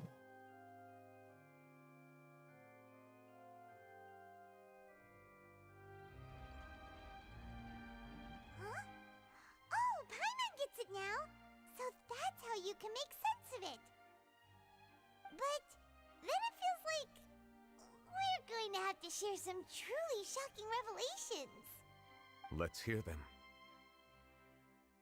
Fontainians are not real humans. Incredible. Linny, did you hear that? We're not real humans. All Fontainians were originally created by the late previous Hydro Archon, with Oceanids as their basis. The evidence for that can be found in how only Fontainians could dissolve in primordial seawater, and how all the girls Vacher dissolved were also turned into Oceanids. Oh, and according to Navia, when she was about to get dissolved, she also saw everyone gathered around for a trial, all of them in the shape of Oceanids. Indeed.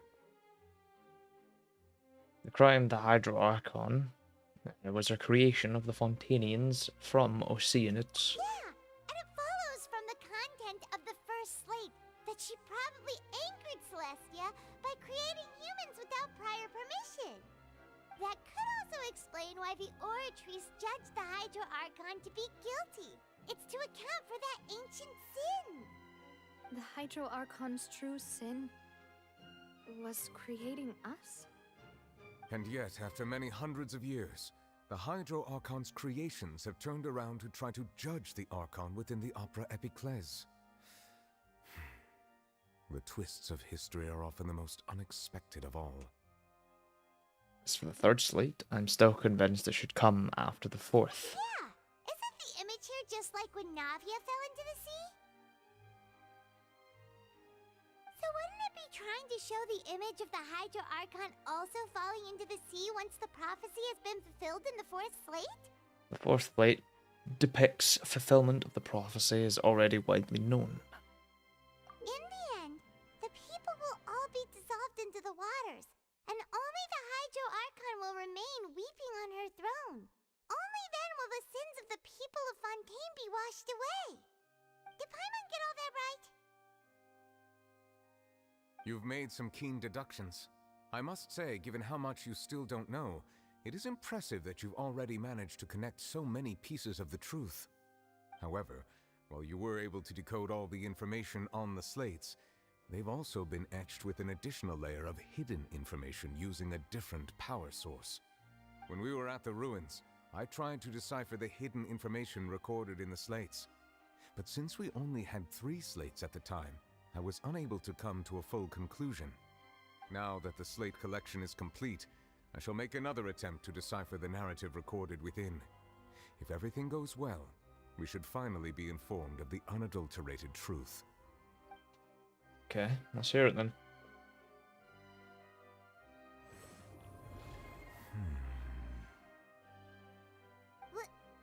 Well?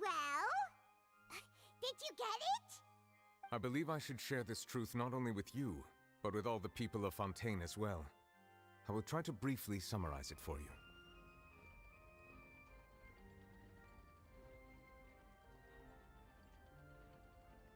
Your hypotheses regarding the origin of Fontainians and the sin of the Hydro Archon were both correct.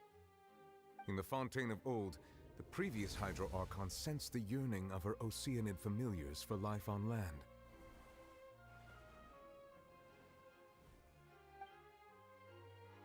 The Oceanids were enamored with the beauty and romanticism of human beings, and wishing to have those experiences for themselves, expressed to the Hydro Archon their desire to become of a similar kind. However, even though water as an element is intricately linked with the power of life, the Hydro Archon, as one of the 7, did not possess the authority to create a new form of human life. Not one to give in, she eventually found a way to create permanent humanoid bodies for her familiars by appropriating the power of this planet's primordial sea. She poured primordial seawater into the Oceanids' blood vessels, creating humanoid mimics in the process. But if Fontainians were to ever come into direct contact with water from the primordial sea, the power within their bodies would escape these artificial restraints and return to the sea. As a result, their forms would collapse, and they would be reverted to their original forms as Oceanids. Surely that would then dilute over the years. Of course, the Hydro Archon never received permission from the heavenly principles to create a new human race. And thus, the Hydro Archon and all of her creations came to shoulder the original sin of appropriating the power of the primordial sea. That is the true history of how the people of Fontaine first came into being. So we were all Oceanids before we turned into human beings? That's way too much information for me. I think I'm just going to pretend that I never heard a single thing. Wait, but if that's the truth, we can't let the Hydro Archon be sentenced to death. After all, her only sin was creating us. This really might be too much information for your regular Fontainian, but it does answer a lot of our questions. Alas, your hypothesis regarding the 3rd and 4th stone slates was inaccurate. The slates' respective positions are, in fact, correct. Then what's the third slate supposed to represent? A key point of the visual on the 3rd slate is how all the individuals depicted in the water are humans rather than Oceanids. They have not been dissolved, which implies that the water depicted in this slate is not water from the primordial sea. The nation of Fontaine is the nation of Hydro, as well as the nation of trials and justice. Instead of being the literal element, the water in the scene symbolizes judgment and justice. You may also recall Navia's experience. When she fell into the sea, her consciousness was surrounded by that of many others, who intended to hold a trial to determine her fate. Therefore, the meaning of the third slate is that the people of Fontaine shall try the Hydro Archon at the Court of Justice. Can't be. Yes, it refers to our present situation. I think I'm following now. So, what you're saying is, even though we decided to put on this trial to avoid fulfilling the prophecy, in truth, everything we've done has happened exactly as the prophecy foretold. So now, it seems, we're the ones making sure it comes true. What should we do? Feels like there's no way out of this. Huh. No matter what, the prophecy will be fulfilled. Is this what it feels like to be a prisoner of fate? If that's the case, does that mean the scene in the fourth slate will also be fulfilled soon? Traveler, I would like to point out another small fallacy in your deductions. About the fourth slate, you probably thought that the eruption of primordial seawater beneath the fortress of Meripede served as the surest sign that the prophecy was about to come to pass, yes? However, I believe that rather than being a sure sign, that eruption could in fact only be a small warning of something far worse to come. As for the root cause of the catastrophe, I believe you've already encountered it once before. Could it be the whale? It's the whale. We're gonna need a flashback for the whale.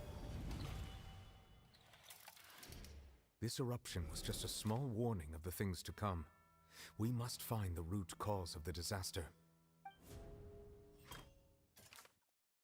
It's the whale. It was both dream and reality. It's like the obvious thing ever.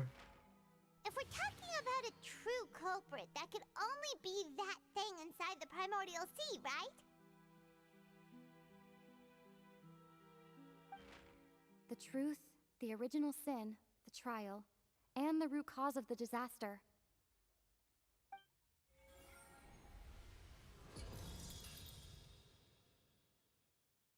They like their glass breaking effects.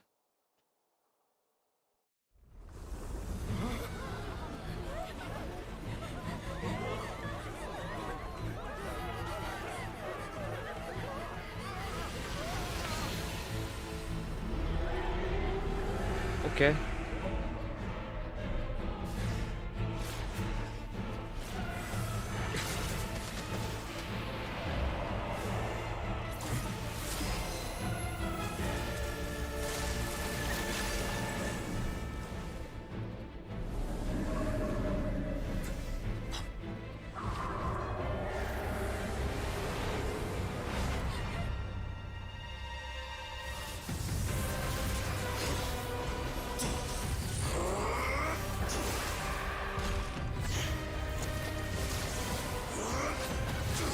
Okay, that's kind of cool. I'm not gonna lie, that's cool as fuck. The music, everything, oh my god.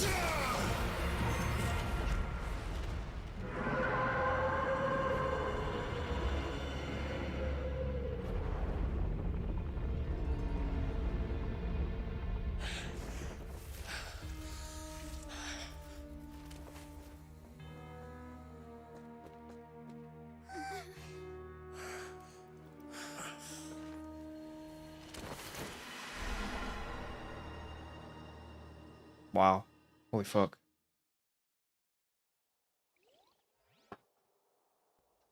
That was way too close! How did that thing just burst into the Opera House? Wait, was that the huge whale you saw in your dream? Wait, that's the one that child saw when he was young. So we've met it at last. I understand very well why it has chosen to make an appearance here.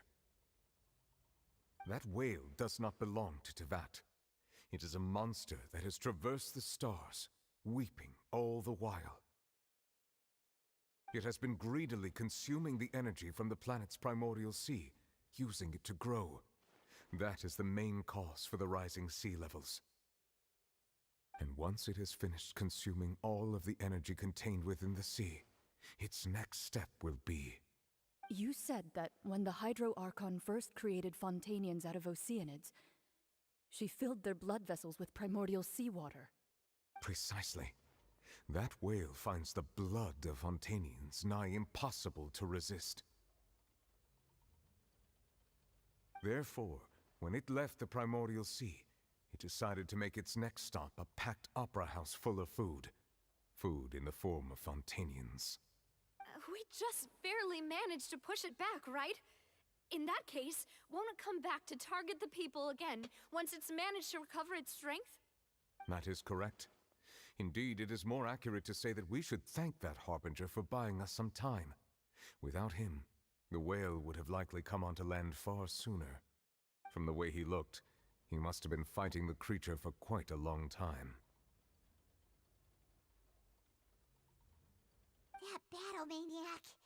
We've always known that he had a special connection with that whale, but we definitely didn't expect it to help us out like this. Anyway, now that we know that this whale is the actual cause of the disaster recorded in the prophecy, all we need to do to stop the prophecy would be to find a way to beat it up, right? It is too late. What do you mean? It had already absorbed too much of the primordial sea's energy before we could notice it. At this point, it has become practically integrated with the sea itself. Even if the entirety of Teyvat were to be destroyed, it could still survive and swim off towards some other world. That's not something I will accept. We've already done everything we can, and we even found the true culprit. We've come so far. You can't just tell me that the last hurdle is some impossible foe. That's just not fair. Indeed, that's not how a grand performance should end. I'll fight it to the end, no matter what. So the prophecy will be fulfilled no matter what, huh? No, I have MC power. The prophecy. Yes, what has been prophesied will be fulfilled. You may view such things as the history of the future. If everything is still turned out like this, we couldn't fight against fate. But what if it's all about fate? Just as prophecies are usually only the future as seen from the perspectives of the gods, could things be happening in hidden corners where the gods' gaze does not fall? Ultimately, fate shall serve as your only guide, no matter what will happen in Teyvat's future. Oh fuck, I pressed it too early. Could it be that the prophecy will be fulfilled? There will still be a way to save everyone? Bam bam bam. Time to jump down the hole. Did I miss something? Wait, I forgot about Furina. What was it she wanted to say to me in the last moment in the giant magic box? What was her secret? Her real secret?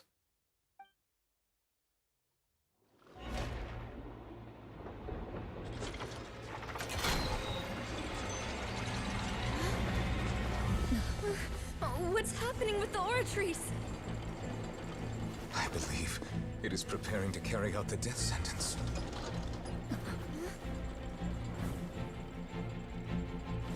Furina!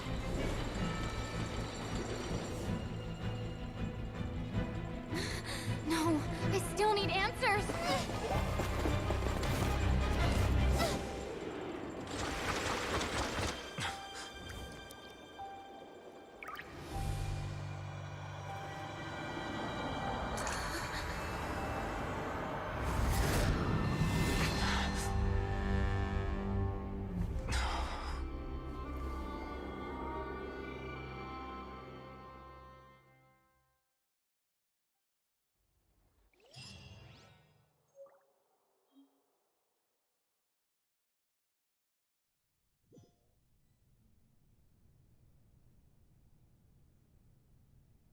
Fuck.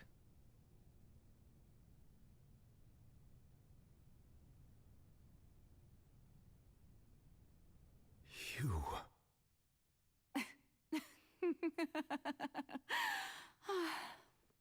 Sorry. That shocked expression on your face is just too amusing. I couldn't help myself. You are not Furina. Who are you?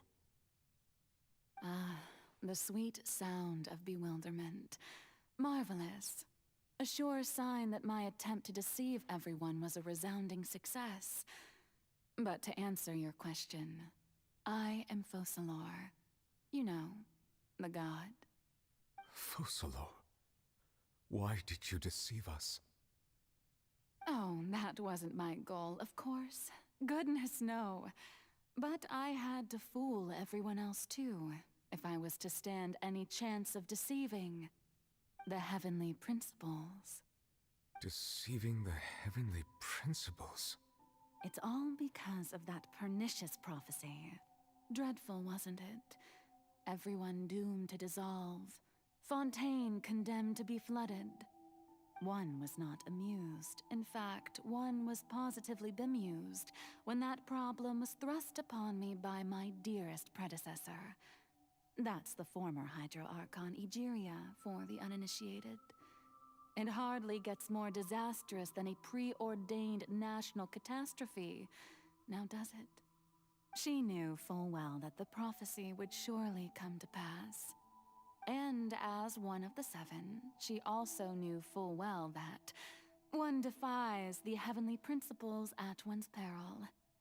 So yes, as you have no doubt surmised, it was a rather impossible situation that I found myself in. I spent a terribly long time mulling it over, alone on the ocean floor.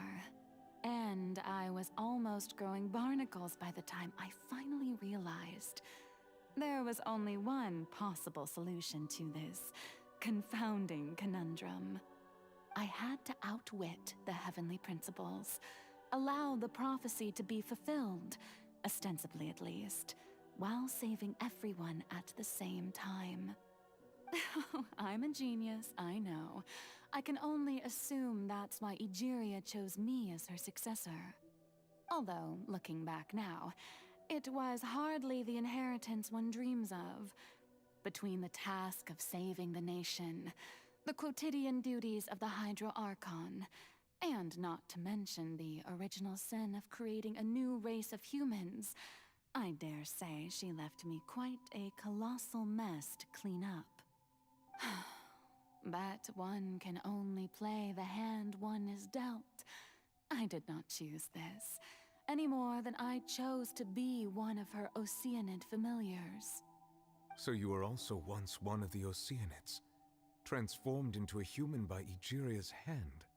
Yes, I was. I always dreamed of becoming human. And I still do, even now. In my eyes, to be human is to be part of the greatest opera ever known. After becoming a god, I separated my divinity from my body and spirit, leaving behind only a self that was as naive and bewildered as my past self on her first day as a human being. The me you see before you now is that divinity. And the human counterpart I left behind, I named Furina. She could feel joy, sorrow, and everything in between. She could be as vain and conceited, or as meek and vulnerable as she wished. Her strengths were of a kind only a human could possess, as were her shortcomings. But in my eyes, Furina's humanity was what made her perfect. She was perfectly human in every way. The person I always wanted to be. Anyway, so then I cursed her. All part of the plan, of course. The plan to deceive the heavenly principles. I get it. You were trying to deceive the heavenly principles. Fucking Do you hell. still remember the final scene of the prophecy? The Hydra Archon, alone, weeping on her throne. In order that the prophecy might appear fulfilled, I invited Furina to be an actress, to play the part of the Hydro Archon in the prophecy. Under the curse I placed on her, so long as I, Focalor's divinity, continued to exist, she could not die. But nor was she free to live her life in the pursuit of happiness. Instead, She was forced to take the stage in the opera house, to embrace the role of leading lady, to forever play the part of the god from the prophecy, all to create a deceitful appearance of that prophecy coming to pass. I suppose now you probably understand why your court is called the Opera Epiclese. But Furina is only human, isn't she? Even though she has had a long life, her mind is no stronger than that of any other ordinary human being. I cannot begin to fathom what she has had to endure. It must have been torture for her. It has indeed. And although she is, in a sense, me in human form, I most definitely owe her an apology for it. It's been 500 years, and all along, she's been playing her part in the most unimaginably long, unbearably lonely, and agonizingly painful opera of all time.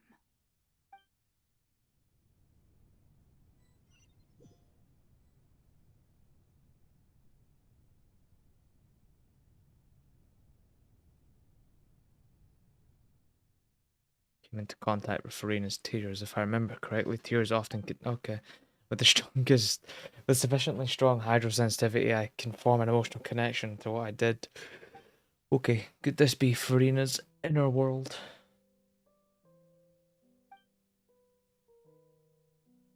Furina, what she's doing on stage. Wait a moment. Okay. I think I'll be able to read these in time.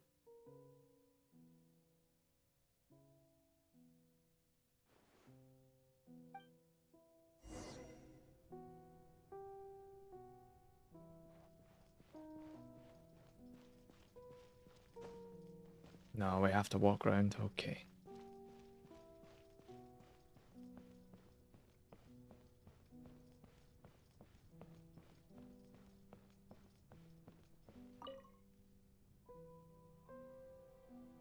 Oh, who permitted you to come onto the stage? Now, I understand your admiration for my august self, but I must ask you to keep to the rules. Furina. All right. It is not my intent to reprimand you. There is no need to state your name. Just be off with you. Do not distract me from my performance. I don't see an audience here. Oh, do not jest. Can you not feel it? I am Focalor. The eyes of countless Fontainians are upon me. I must, at all times, display the utmost elegance and nobility.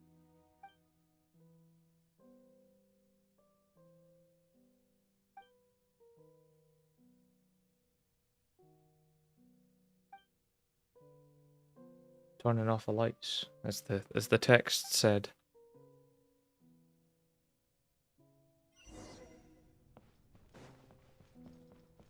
Dear audience, the performance is experiencing a technical difficulty, but worry not. The guards shall resolve it soon enough. Fuck your performance.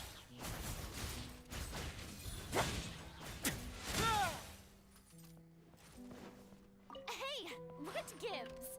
The audience is still watching me, you know. Guards? Wait, where are the guards? Guards! Now I'm hitting you with fucking numbers. Bitch.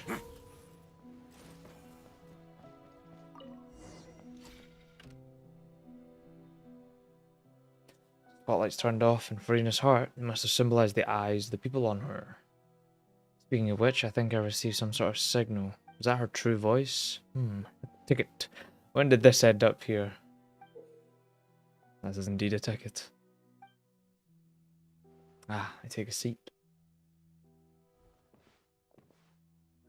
Either way, it looks like the show's about to begin. In that case, show me how you truly feel, Furina. Okay.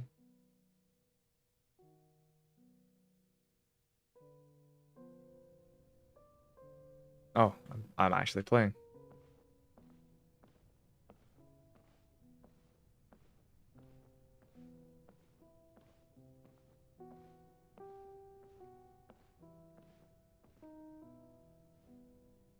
Furina. Furina. Huh? Who's that? Who's calling me? Where are you? Be not nervous. Be not afraid. I am before you. Wait a moment. You're mirror me? How can this be?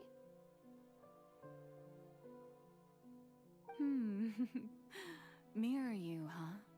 You know what? That's not bad. Let's go with that. Mirror me. What do you wish to say? The prophecy. Have you heard of it? What prophecy? Wait. I know. I think. I don't know why, but it's in my head somehow. The people will all be dissolved into the waters, and only the Hydro Archon will remain, weeping on her throne. Only then will the sins of the people of Fontaine be washed away. Oh, very good. You know it well. What's going on? I can't seem to remember anything clearly. The only thing I know for sure is this prophecy. Will it really come to pass? Yes, it will. And that is why I've come to you. Disaster will come to Fontaine sooner or later. Things will develop just as the prophecy declared. There is no escaping it. But doesn't that mean everyone will die? I'm a Fontainian just like them. Will I dissolve too? Oh, don't worry. Magical meetings exist in this world precisely to give people a chance to turn things around. It is the reason why you met me today. I will tell you how to save everyone, but you may have to suffer somewhat. Oh, so there's still hope after all. Goodness, you frightened me. You spoke so much and with so much certainty. As for the suffering, well, I will admit that the first thing that came to mind was, why do I have to be the one to suffer? But if the prophecy will come true, I'll also die anyway, right? So if I've already met you as my magical meeting in this world, if there were scales, with all the people of Fontaine on one side, and my pain on the other, is it not obvious where the scales should tilt? You truly are the perfect human, my ideal. I suppose this would also be the justice that belongs to you. Huh? Don't worry, it's nothing. Listen well. Fontaine has just lost its Hydro Archon. I need you to play a role, that of the new Archon. Play as a god? That's right. You must begin a never-ending masquerade. You must never let anyone suspect your identity. If you can keep it up, then I shall have my way of defying this prophecy. But should your identity be revealed, then all hope will be lost. But how will I do this? A human assuming the role of a god without being exposed. Don't worry. What you must do is not to turn yourself into a real god. You simply need to play the role of a god as humans imagine them to be. Being a human yourself, I'm sure you already know what such an entity would be like. Remember, your true challenge will not be pursuing divinity, but contending against humanity. I'm still not sure I understand, but I'll try. I'll try to do this. So, how long am I going to have to play this role? To accomplish this mission, you will have to stay on the stage for many, many years. You will endure and not grow old until your task ends. But I promise you, all will eventually end in a magnificent and dramatic trial, and everyone will be saved. A trial, huh? How exciting. I'll be looking forward to it. She's guilty? Maybe a bit.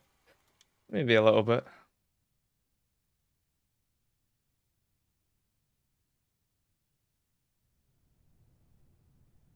And Galaxy, that's something you need to find out in your own time.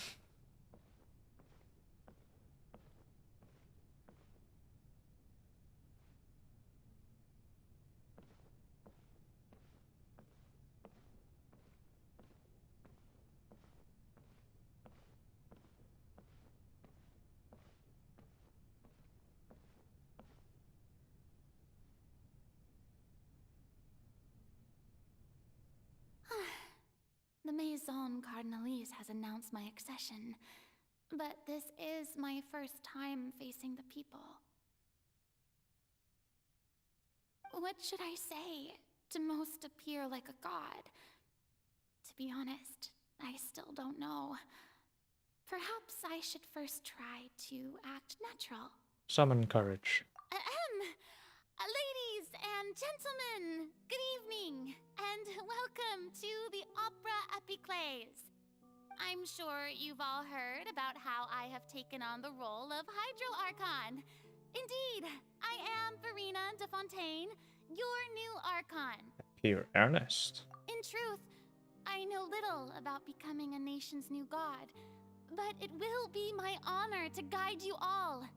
As the god Focalor, the god of justice, I shall do all within my power to lead you into an age of fairness and justice. Close politely. Once again, thank you all for coming. If you should have any questions or suggestions, please send them to the Maison Cardinalise. The future of Fontaine will require us to work together, after all. This should do it. I thought I might stammer, but thankfully, I was able to convey my thoughts just fine. Okay, and next. That's the new Hydro Archon. Is this some kind of joke by the Maison? I would have thought that a being that surpasses humanity would be a bit more assertive. Hey, did you hear that? She even told us to send her suggestions there at the end. Shouldn't gods be all-powerful? She's being so modest.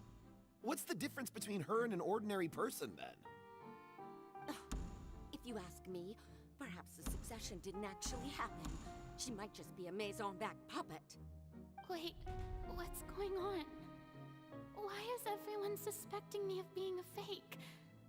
Oh, this is bad. If I get exposed here, there'll be no saving the people from the prophecy. Right. Mirmi said that I just need to play the role of a god as humans imagine them to be. Calm down, Furina.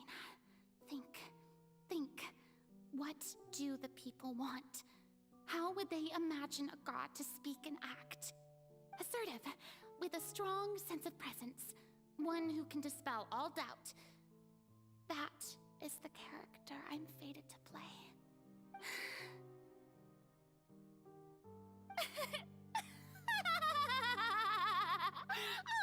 Oh, very good, my people.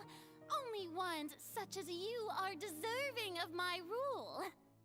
Now, I was wondering if some weak puppet were to one day come onto the stage and claim ownership of this opera house, would the children of Fontaine follow them? Well, it seems that you would all see right through them. Having passed my test, you are qualified to witness wondrous trials alongside my august self, here in this opera house. You may consider my previous act a door gift of sorts. I thought it was a debut that suited the atmosphere. Now then, let us be reintroduced. Ah, so that was just a performance. How could I have forgotten that we were inside an opera house? Her personality. It's quite shocking, to be honest, but I suppose it's a better look than before. Such a fascinating and bold deity. How wonderful! Our future may yet be bright after all. It seems I've turned them around. Best follow this flow and restart my accession speech. Resolutely with conviction. My dear people, whether you acknowledge me or not, whether you trust me or nay, I say to you, keep faith in your ardor for justice. We have heard it said that this nation's sins can no longer be washed away. Well, I say that justice is most fragrant when it blooms amid sin. Turn up the drama. The scales of justice should not weigh heavy in the hands of its God. On one side, it must carry fairness and justice. And on the other, praise and applause. May law be the prayer on our lips. May judgment be our worship. Let us light the fires and drink to the future of Fontaine! End speech. Emphatically. There is no trouble in this world that justice cannot solve. All that is needed is for you, my people, to believe in it, heart and soul. So long as I, the Archon Focalor, stand within the Opera Epiclese, so long as I stand before the arbitrators, I shall even judge the god of this world!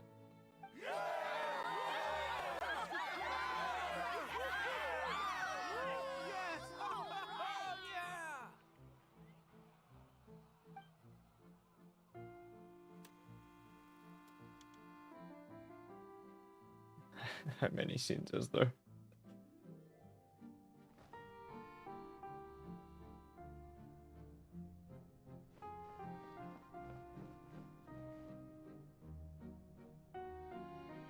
Lady Furina, here are today's case reports, as well as a summary of the follow-up for your perusal. Come now, was I not just at the Opera House in person? Leave these kinds of things to Neuvillette. Besides, none of these trials were the one that I'm looking forward to the most. If I may be so impertinent, what kind of trial are you truly looking forward to?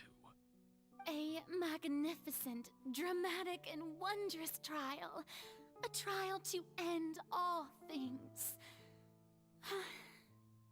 How could you hope to understand? That's true, I fear I lack the ability to grasp your divine thought, Lady Archon. No need for fright, and do not take what I said before too seriously.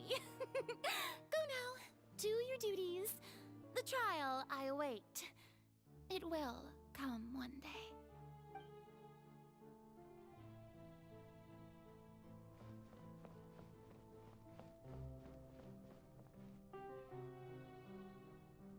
Lady Furina, I don't know what to say. Thank you for agreeing to see me. No need to thank me. Or rather, thank your own sense of perseverance instead. Long have you stood in line to meet me, have you not? Oh, I'm afraid that's just an inevitable consequence of my divine charm. All right, Deoteria, is it? How is your son's illness? You remembered me, and you knew of my family, too.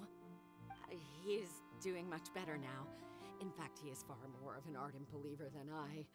He was the one who forced me to seek an audience with you, and to bring your words back to him. Oh, good.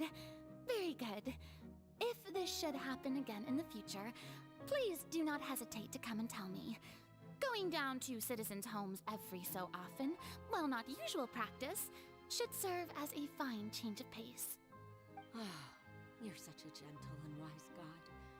Thank you once again, on behalf of my son.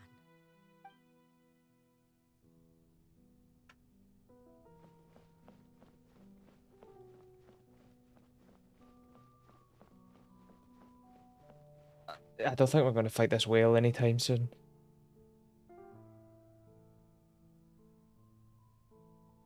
Lady Furina, here are the latest hydrological reports. As for the specific parameters you asked to take note of, I'm afraid things still don't look good. I see. It's as I thought then. As your god, I did already expect this, but I wanted to see how far your human Can you talk to wisdom would furniture? allow you to analyze it. All manner of signs indicate that the prophecy will still come to pass. Forget it. That's not something you need to worry about right now. Well, as I understand it, the Fontaine Research Institute is also trying to find a way to counter the rising water levels. Really? Have they found anything?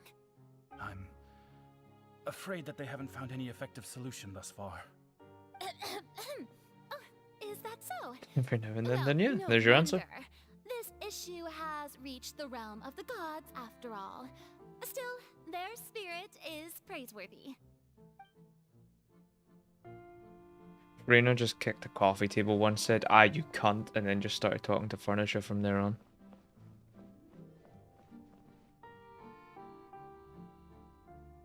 The day is finally over.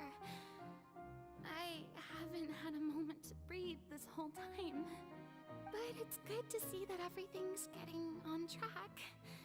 There are no longer any voices of suspicion. Maybe this is fine.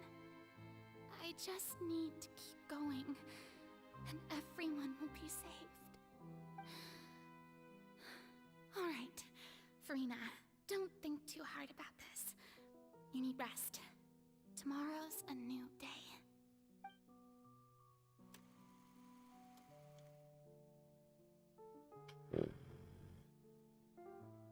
It's like many things in this game's story, Here are things the new drag trial on. reports for the latest cases, as well as a summary of the follow-up.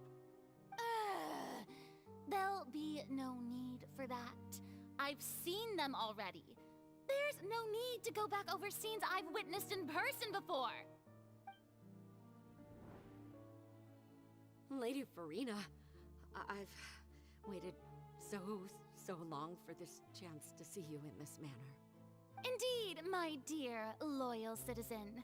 This joyous moment is an honor for us both. Lady Furina, we're detecting significant hydrological anomalies near Poisson. Understood. Keep monitoring. Keep me informed should anything come up at the Institute.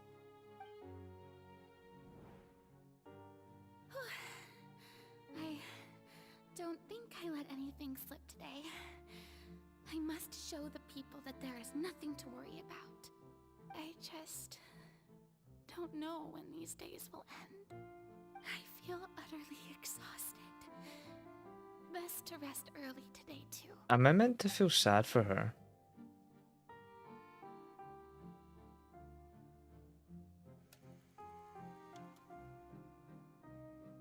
Scene 5? Act 5? Are we done here? Like, yeah, it's not a good situation for her, but like... I'm not exactly sympathetic.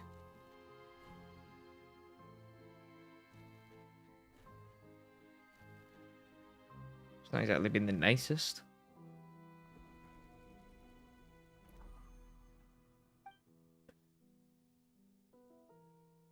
Okay.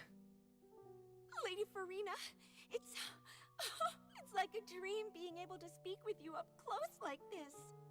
I've heard that the first member of our family who was honored to receive an audience with you was Madame Deoteria, almost 20 generations ago. And what a fine family yours is indeed. It brings me great joy to meet such a faithful believer. A descendant of a line most ardent. Surely you exaggerate, Lady Furina. My lady? What is it, good citizen? Are you crying? Oh, really now? I didn't even notice. This must be the overflow of hydro from my person. Well, can't quite help being the god whose dominion is the waters, can I? No wonder. No wonder. A manifestation of your power, then. Oh, Archon, I am honored to have witnessed it. Honored indeed.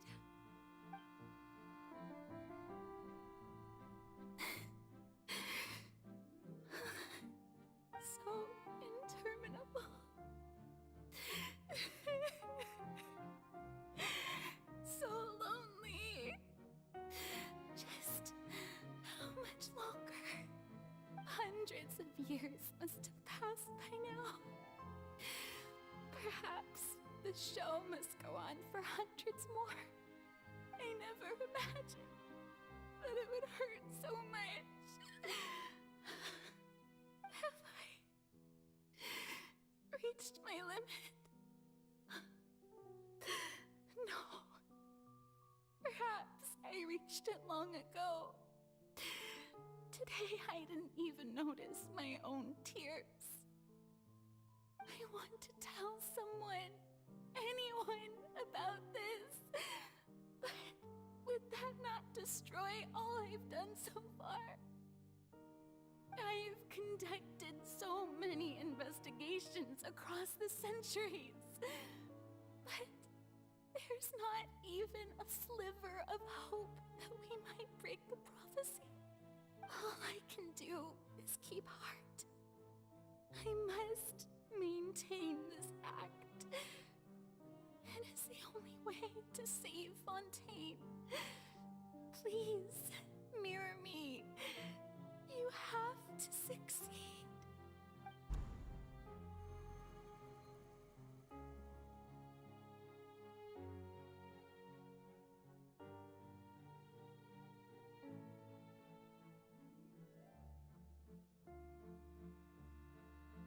Furina, you don't have to shoulder this burden alone. Although I don't know what you might be keeping from everyone, your people are more than willing to share your burden with you. That's my voice. Wow. Finally, we're caught up in present day. Fucking hell. Share my burden. That's impossible. It was fated right from the start that this would be my duty alone. But even if your burden doesn't need to be shared, you can still choose to confide in someone. Just share it with me. I'm what you'd call a witness. A witness? Yes. I've heard that you came to Teyvat from beyond We don't the even listen to stars this yet. again. It was an hour ago. You never belonged here. And if Teyvat Not an is idiot. in its entirety a show on a stage, then you're just a spectator, aren't you? Oh, it's the funny metaphor because I'm watching it on a stage. Fucking. She's right. Ooh. I could confide Genius in her, writing. couldn't I? Mom humble. If Smart things don't writer. play out as expected, the people of Fontaine will be the ones to pay the price. Furina, you shouldn't be selfish. But what if it's really alright? Furina, you've worked so hard for so long. Surely it would be okay to put yourself first for once. Just this once. Is it such an outrageous thing to do anyway? To find someone in whom you can confide your frustrations and sorrows? Surely it could not hurt. If you let this opportunity slip through your fingers, it might never come by again. Think about it long and hard.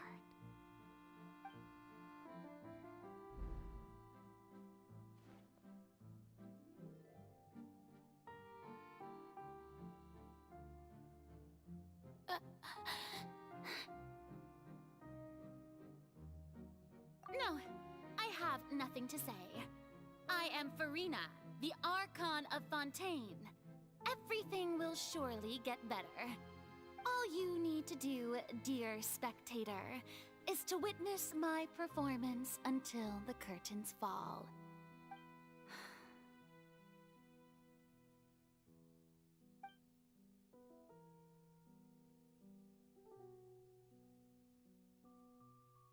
Fine.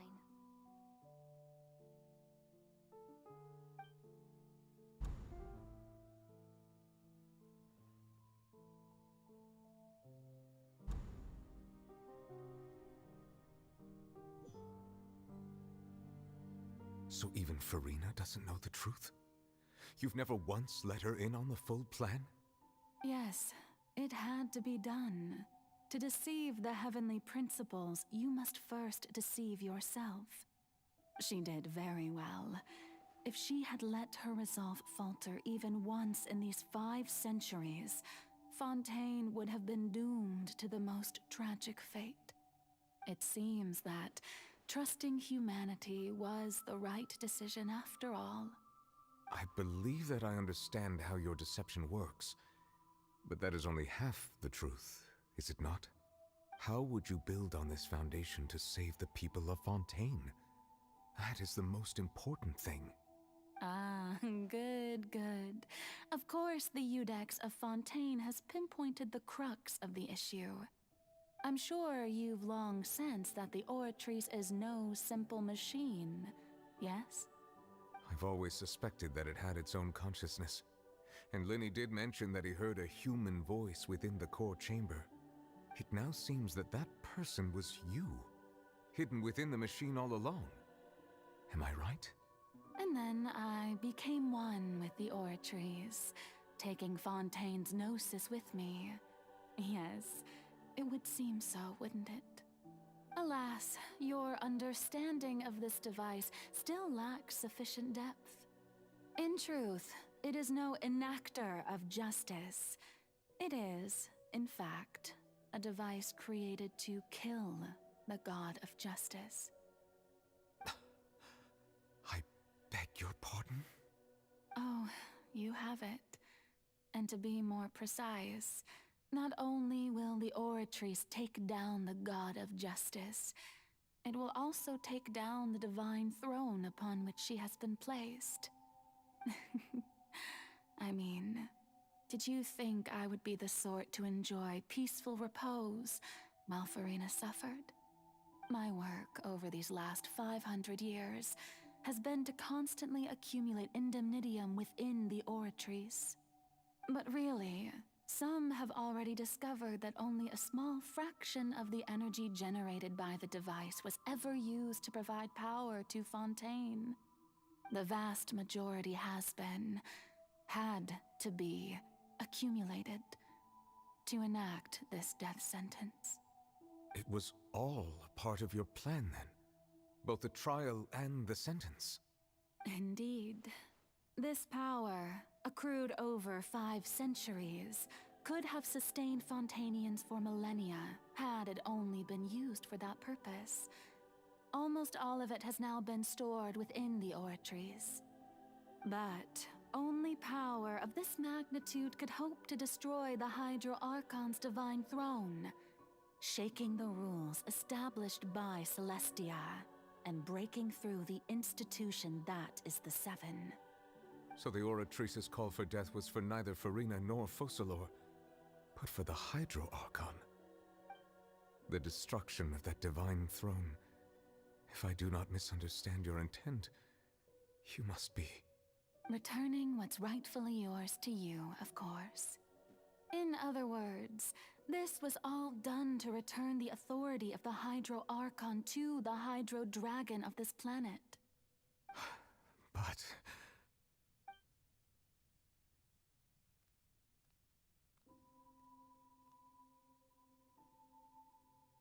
Oh, what? Getting sad again, are we? The authority of the ancient dragons shall soon be yours once more, O Hydro Dragon Sovereign. And this is the face you make. all you've done throughout the years is just so you can sacrifice yourself at the very end. I've never quite seen it that way, you know. Even now, I'm quite pleased at how well my deception worked.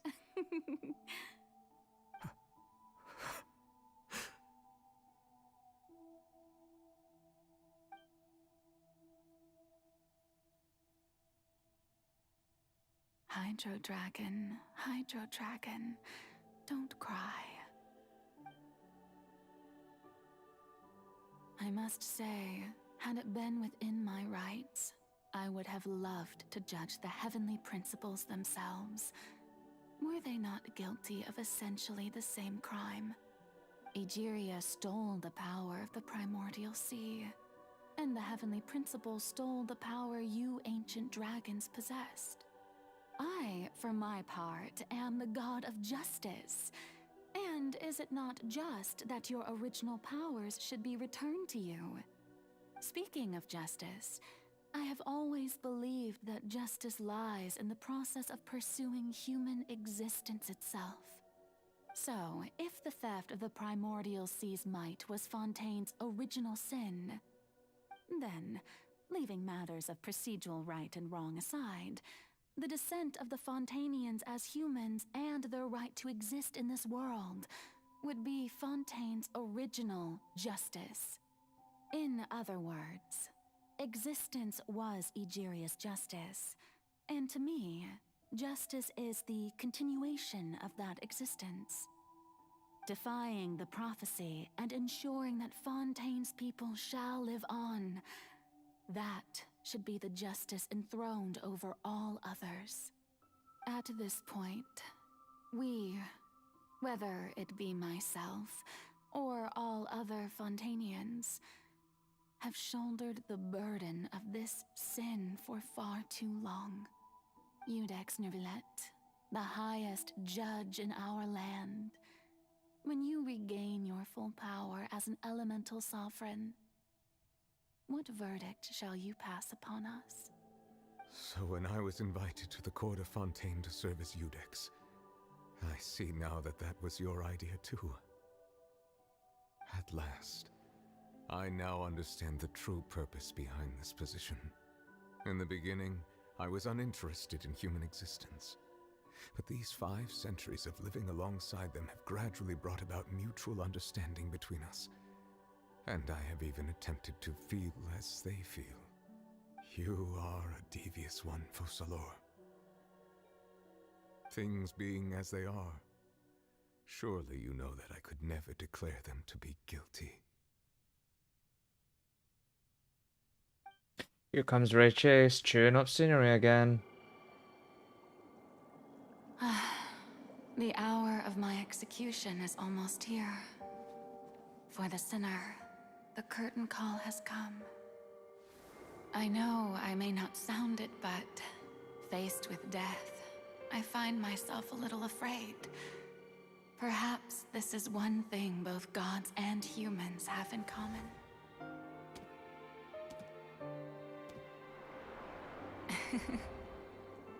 Farewell, Neuvillette.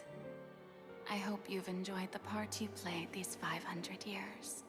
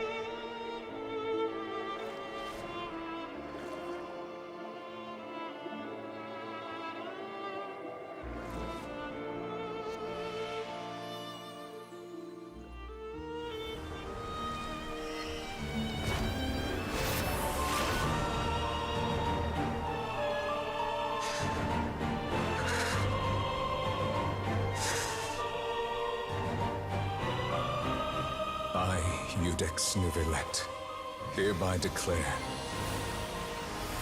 people of Fontaine, your sins are forgiven.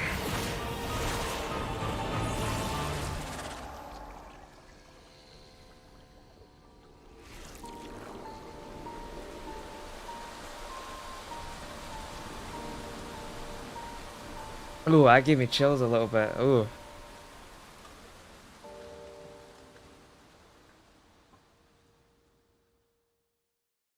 That gave me a bit of chill. Fuck's sakes, random guy. just, just at the end. Oh, man. What just happened? Has the death sentence been carried out? Was that bright light some sort of misdirection? I have a feeling that something huge just happened. But since we're all still alive and haven't been dissolved, I assume whatever happened was good for us. It's time to end this. We must mete out punishment to that beast. Didn't you say just a moment ago that it can't be defeated? I have gained the strength sufficient to deal with it. Through certain means, I now have the ability to separate the power of the Primordial Sea from that creature. We should seize the opportunity to pursue our quarry. You obtained power just now. Traveler, now that the oratories can no longer function, I require an executor to help me mete out justice. You mean me? The root of the calamities befalling Fontaine. The beast that enacts the prophecy. Its name is the all-devouring Narwhal. Come with me, traveler. The hour of execution has come.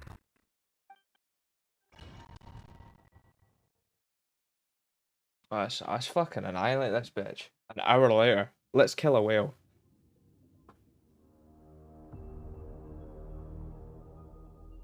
Oh, please have an absolute fucking banger of a soundtrack. The composer has never failed. Unlike these bosses. Okay. Ooh. So, do I just... Okay. Considering the size of the beast, I cannot reach the power source. Unless we can find a way to attack it from within. I shall share a part of the ancient dragon's power with you. We shall look for an opening together. Not exactly the most effective means, but if it speeds up the process. You can feel its sorrow turning into hostility.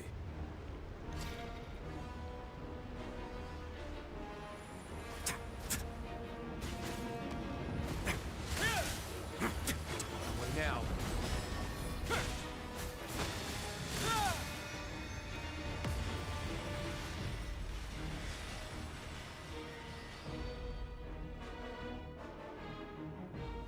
What's that? The all-devouring Narwhal cannot resist its instinct to devour. Continue to trigger its hostility, and a chance will present itself.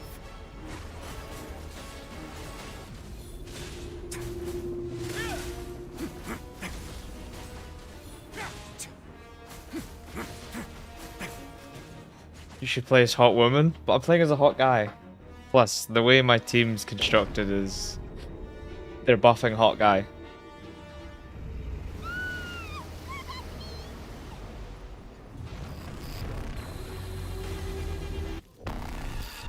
Fuck. What the fuck?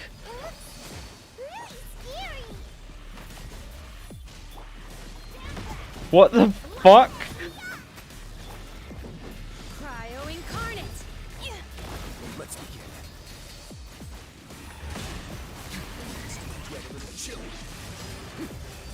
I have granted you my protection. Do not fear. Seize the moment and use my power to suppress its root from within.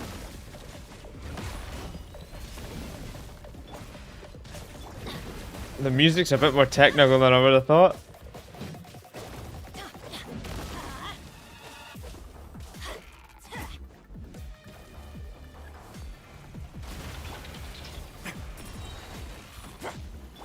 Do your master's bidding. What the fuck?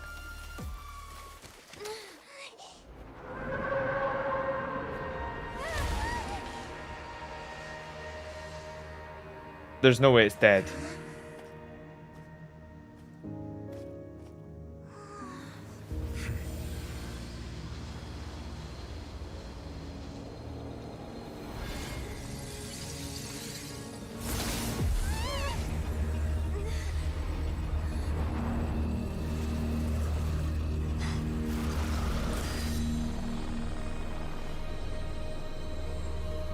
Who the fuck are you? Alright, bye.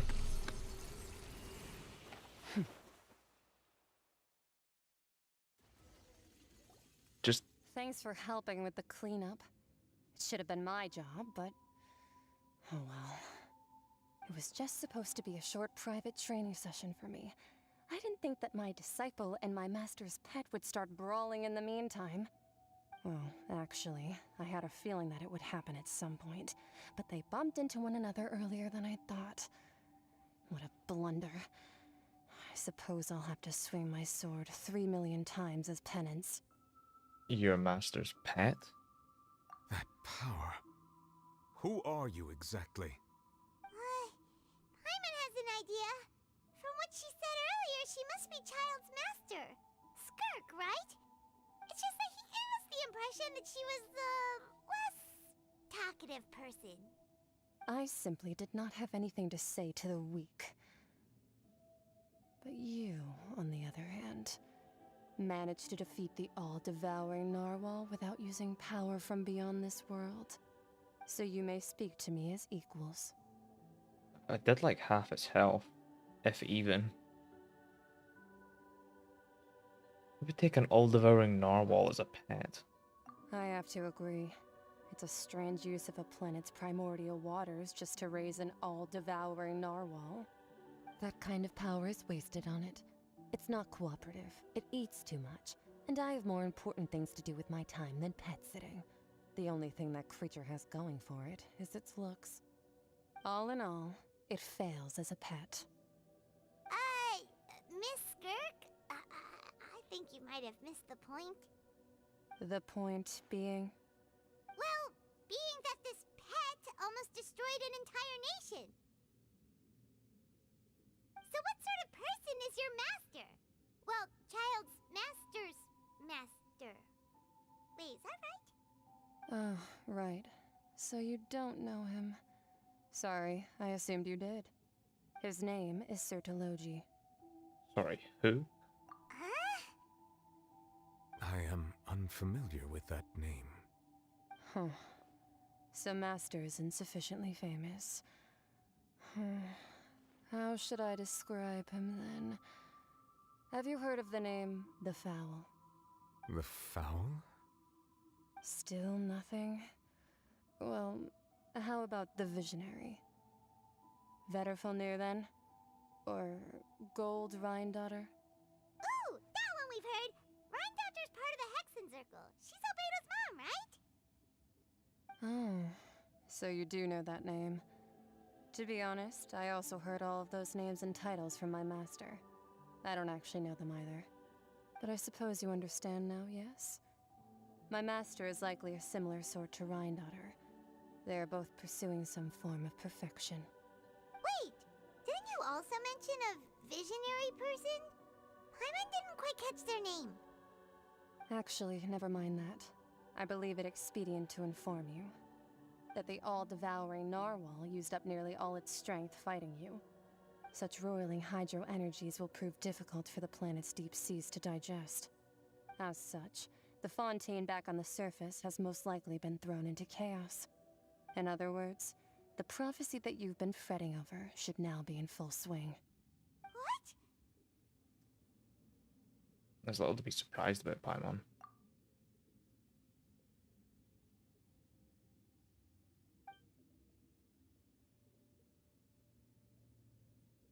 Not to worry.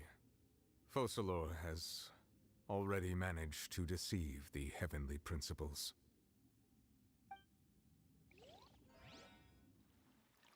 In the end, the people will all be dissolved into the waters, and only Furina will remain, weeping on her throne.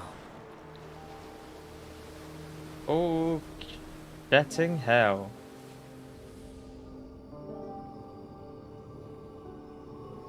Only then will the sins of the people of Fontaine be washed away.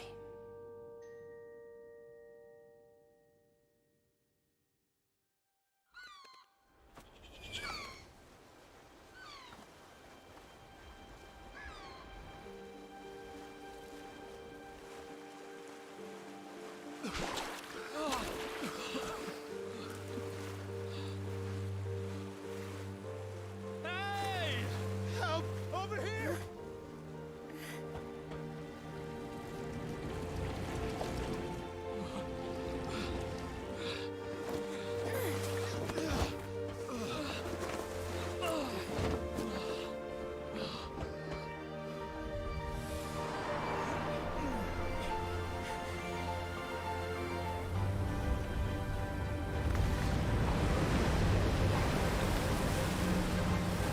Oh yeah, because that's gonna end well, isn't it? Oh no, mate, I thought it was the city. All hands, initiate emergency rescue!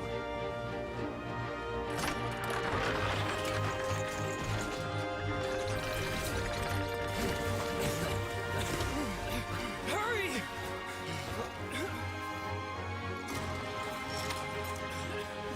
Hey, lend a hand!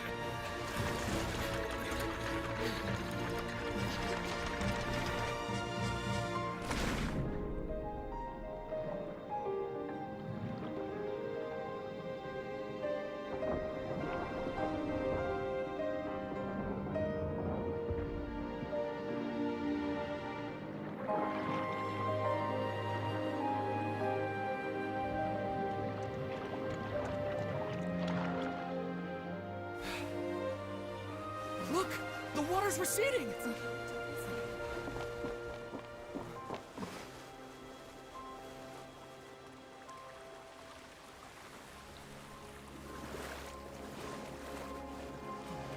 It's a miracle! Water's receding. We didn't dissolve. The prophecy was wrong. The prophecy was wrong.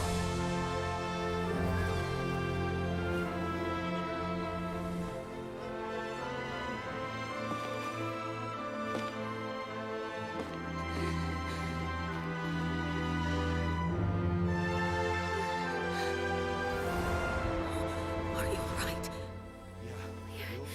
We're saved. The prophecy was wrong.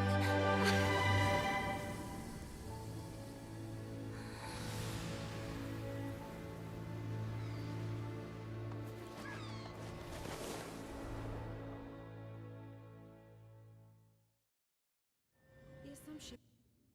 Fuck's sake. Dialogue at the end just takes you at the moment.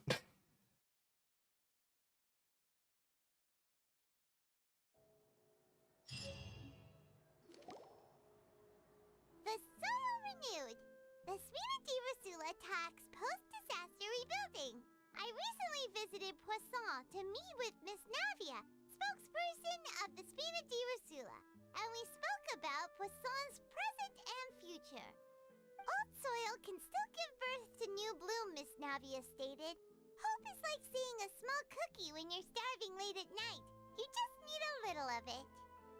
Skyship Winglet, lunar brain of the Fontaine Research Institute.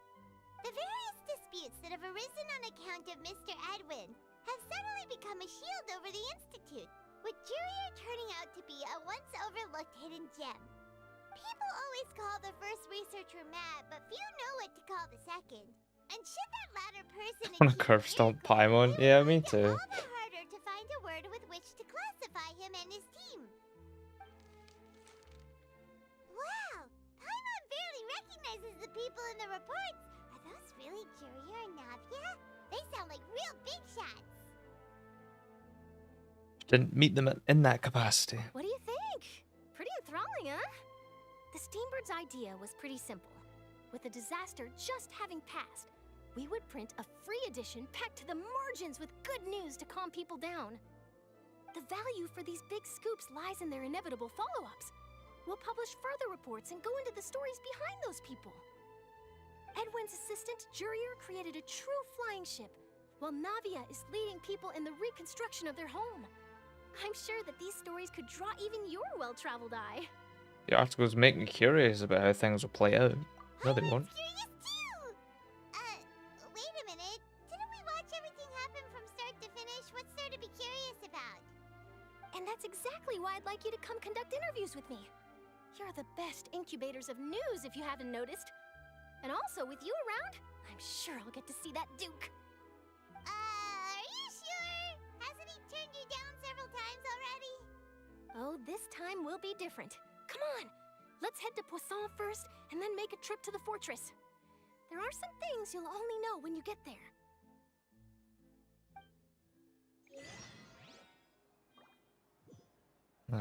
The Duke's fucking health bar is not looking great.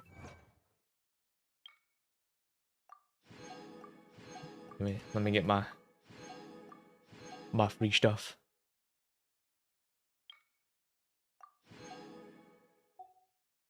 So who the fuck's added me as a friend? Nice. I don't know who this is. A proud short Animal Guy fan. Yeah, sure. Why not? Fuck it. Why not?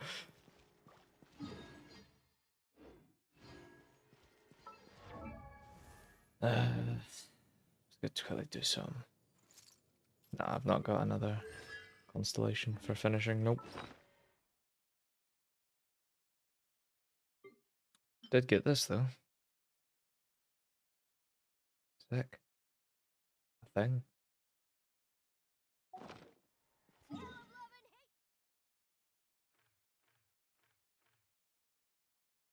No changes on the map? Nah, it doesn't look like it.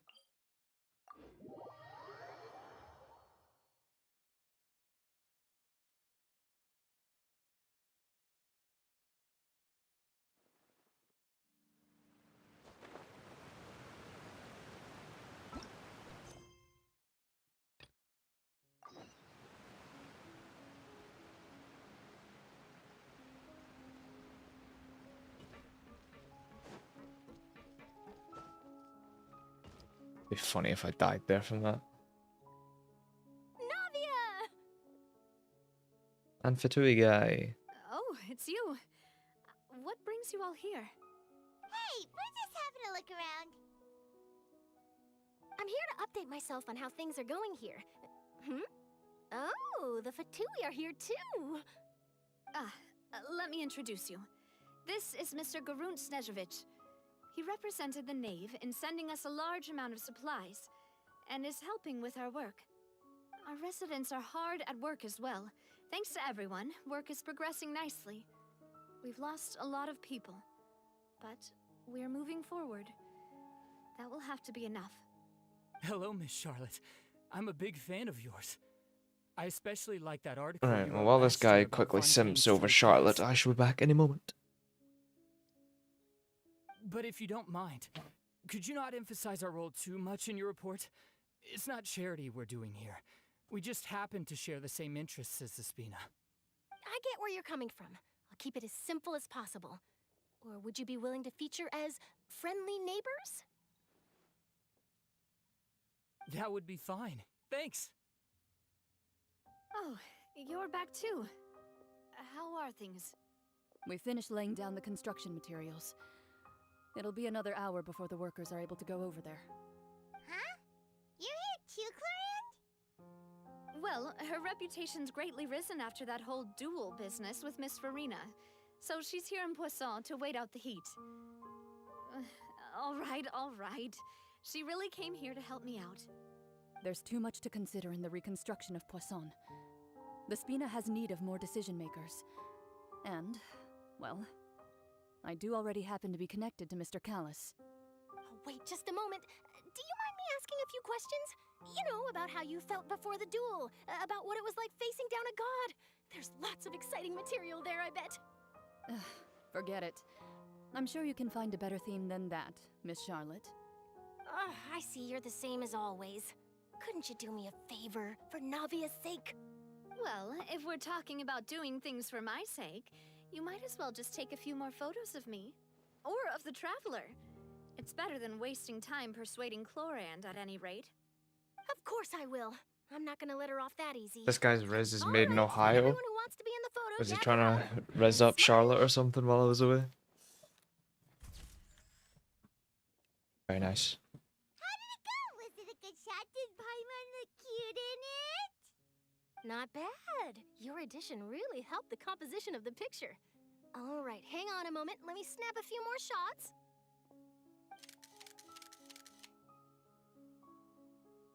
All right, that should do it. I'll be back here later anyway, so let's call it a day. You're very quick. Speed is of the essence when it comes to the news. I'll get to that freshness once is we're the done key. here, yeah. Also, not to brag, but I'm pretty good at building connections. Who knows? I might eventually get that interview with you after all, Miss Chlorand. Wow, you really do have that never say die spirit. I'm impressed. I'll hazard a guess that this is how you got that interview at the Fortress of Meripede. You already knew she was going. Whoa, you're well informed. Let me make a guess too. I asked Sijuin, who told Monsieur Nervillette, and he told you, right? That's a very complete information chain.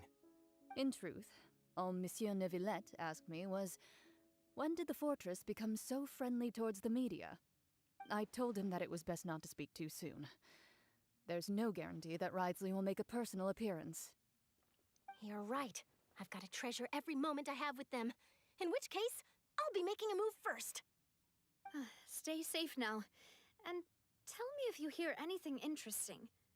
I'll treat you to afternoon tea in exchange.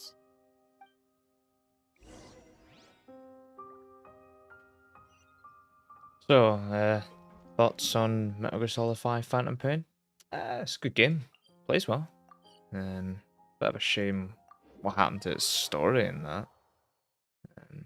Kind of a bummer that it wasn't finished, but I mean, to say that I didn't like it would be a lie. It's quite enjoyable.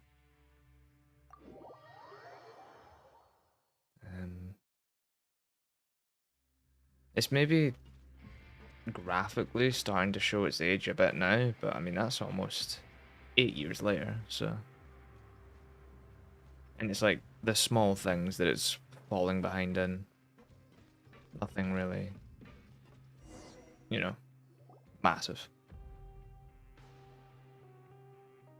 Wow, guess we're here again, huh? There's a real nostalgic feeling to this place. Looks like you've been missing us. Duke! Did you come all the way to the entrance to greet us? Of course. I'm here to welcome you and our dear Miss Charlotte, whom our good head nurse recommended to me. It's an honor to finally meet the much-rumored Duke. Thank you for consenting to my visit to the fortress, sir. No need to thank me. But that said, I shouldn't be the focus of your interview. I trust you recall our agreement? Of course, of course. All right then, this way. I would imagine it's because something to do with licensing and stuff. I don't really know. Hey, no need to be so nervous. I've already taken all the photos we need. Miss Charlotte, do these pictures really need to be published on the cover of the Steambird? It would seem that Miss Lorvine doesn't want her face to appear beside that of Mr. Jurier, hmm? Sir, please don't say things like that. But it looks like dear Mr. Jurier denies it. Might this interview be very important to you then? No, I just... This is my first time being interviewed, and I'm very thankful to the Steambird for... Now, I might not look it, but I actually did meet Mr. Edwin once. And I'll be honest, I enjoyed chatting with you more. You've definitely got more of that genius vibe going on. The boat that brought about a miracle, the ark that saved the people. Why, you recreated a myth back there, like an emissary of legend. Still, if I might ask, where's that flying ship now? Huh. Looks like Charlotte's trying to get herself another exclusive scoop. I have to apologize, but that ship is presently in the bowels of our factory. I'm afraid it won't be easy for you to get a shot of it. Really? Well, then in that case, Could I have an interview with you to make up for that loss?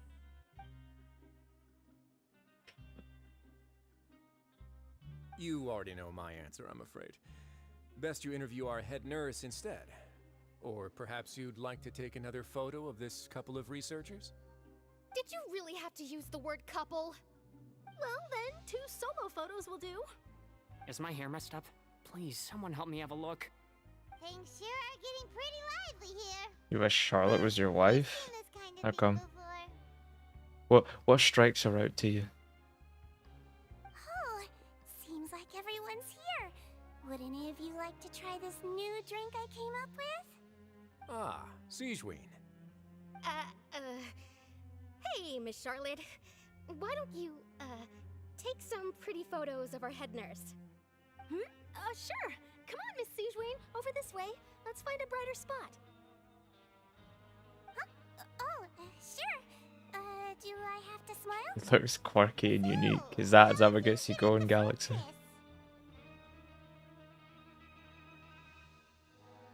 Quirky and unique. Same old, as you can see. Fontaine's undergone some changes, but this place is still more or less the same. Other than that flying ship, it got a tad too much attention, I think. That's why I decided to let the interview go through. We should direct more public opinions toward the behind-the-scenes heroes. Am I right, Mr. Jurrier? Miss Lurvine? You're too kind, sir. I believe that you too should have your day in the sun. Not that you would want that, which is a pity. I'll just leave the spotlight to you two. You walk with Risley for a while and share news from above ground with him. Lots of things happened that day, huh? Anyway, regarding that Harbinger, I'm not sure you remember, but his 3 young followers are still waiting for his return. Would you rate the guy with glasses out of 10? There's the good news and the bad news. 3? The good being that their boss seems fine, and the bad Well, being that they must face extended sentences for abetting his escape. Oh, actually, What about you? Are things gonna change for you too? What change can there be?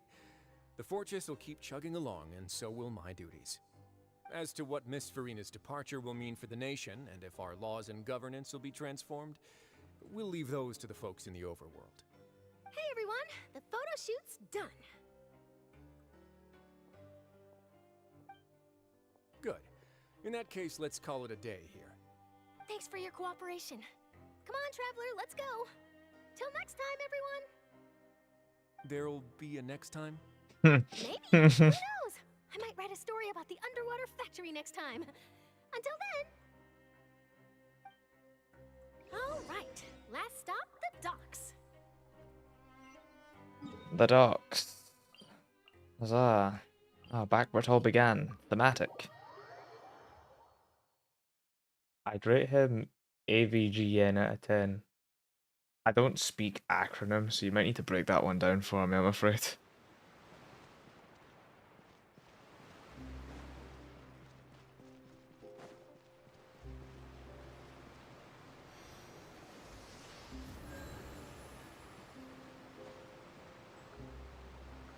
I'm sure this won't end badly.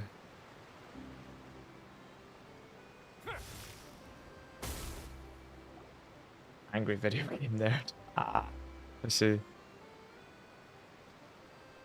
see them! They really are here! How did you know? She stalks them. Navia mentioned that she stayed in touch with Linny and the others after working together. Apparently, they've been at the docks distributing these strange pockets the whole time since. Traveler, Paimon. Ah, and Miss Charlotte, too. Would you like a magic pocket? What sort of gadget is it? It's a wondrous bag that can be used to carry many things. The water level has returned to normal, but if you see any of your things floating around, you can use this to carry them. Or you could trick a friend into doing it for you. Trick a friend? I wonder which of my friends would fall for that. Cool if this game had full-scale wars. It'd be You could just make a friend interesting, like but Fremine they'd need to here. do up the combat Isn't that right, system. Fremine? Is this what you meant by, I'll help you make some more friends? To be honest, that sounds pretty sweet. Could I have your contact, please? Sure. Please, write down my address. You sure are working hard to help Furina socialize.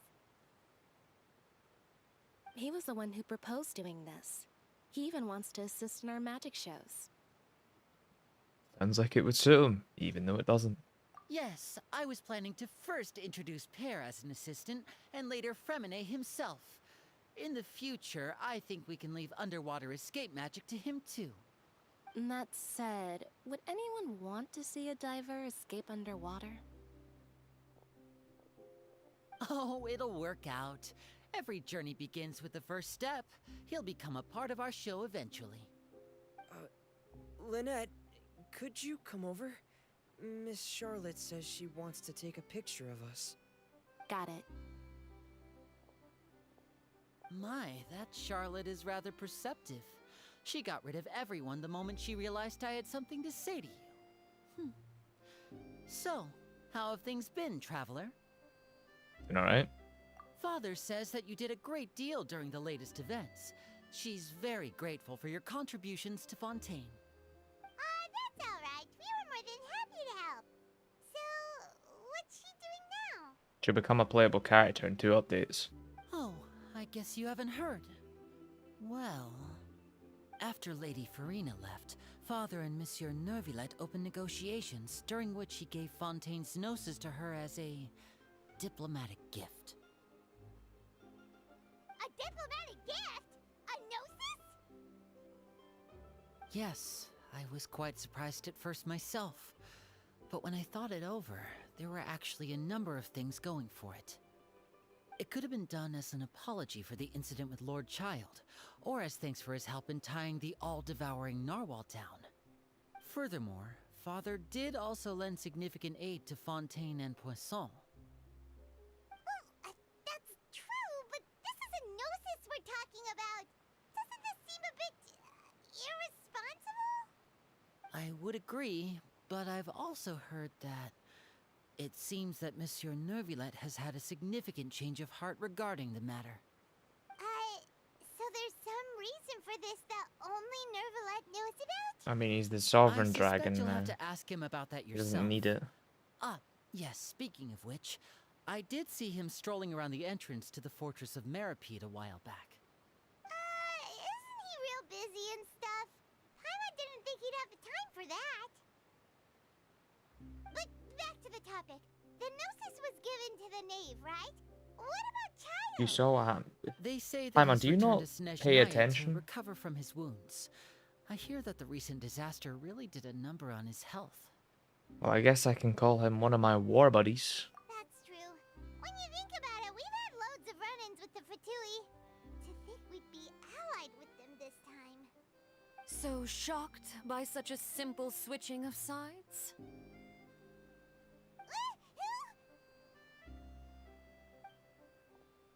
God, she looks good. Father! Well, what do you know? Come to the docks to see how my children are doing and meet the traveler by chance. Please do not pay my accomplishments in Fontaine too much mind. I would have done them regardless. Are you going to take the gnosis back to Snezhnaya? That is our duty as harbingers, yes. Don't be too preoccupied with sides. The goal of the Fatui concerns not a single place or person, but the entire world. With such a grand goal in mind, it is inevitable that we must wear many masks. Switching my masks is something I've always done. Will you keep to your position? Well, that depends on many things. No one truly knows what the future holds. What good is honesty if you can't rely on it forever? God, I As wonder for when she you, comes out. Oh, I fuck. very much look forward to our next collaboration. Good things cannot be achieved alone, and you've proved yourselves to be great partners. Actually, I just remembered something. Please help us deliver this. A vision? All right. I'll remember to return it. Thank you for keeping it safe for him this entire time. Now, is he having Genshin? Does it tell you? I don't actually know. I can try and have a That's a look. wrap for me. Huh? You're... Greetings, Miss Journalist. Hello. If I'm not mistaken, there are diplomatic channels I'll need to report to take a photo of you. That is correct. So forgive me, but I will not be able to serve as a subject in your article. However, feel free to write as much as you'd like about our dear magicians and our upcoming rookie talent. I will. The sea breeze is quite pleasant. I shall continue my walk while the weather remains so agreeable. Farewell. Farewell, Father.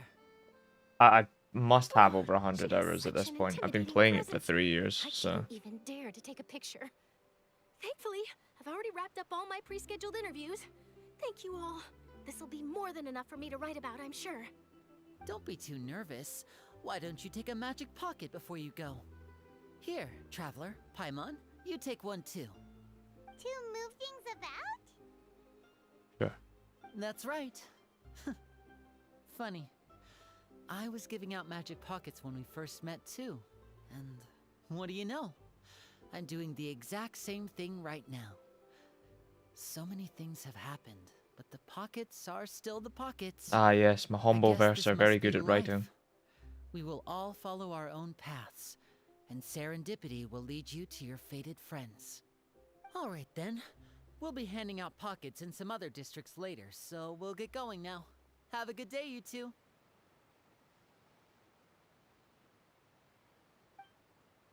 Well, guess we sent Charlotte off. Shall we go see what Neverlette's doing? As long as he's not so... I don't actually know how it would tell you. Let me see if there's a quick Google search. If that'll reveal anything.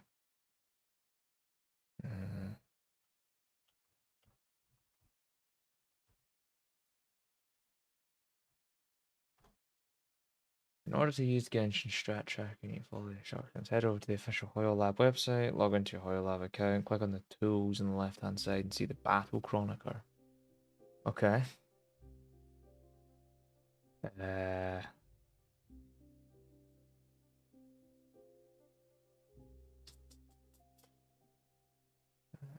Where is that on PC? Genshin Impact, Battle Chronicler, there we are. So I can't check in-game, but I can check on the website updates, that's fine. Jesus Christ.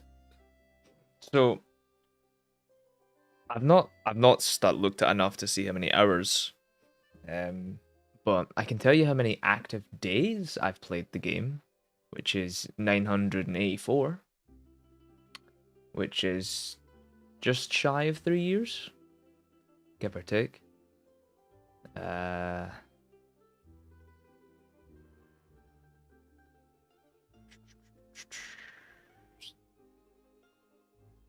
Is there anything else on here that tells me hours-wise? Got days, but not necessarily hours. Achievements, characters, Spiral Abyss, waypoints. Nah.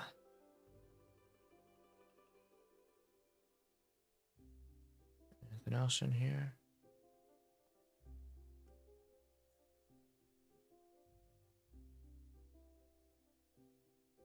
Nah.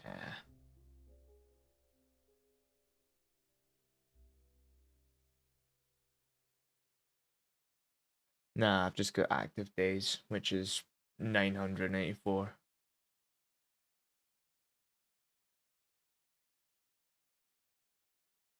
Unless there's something else that I'm missing.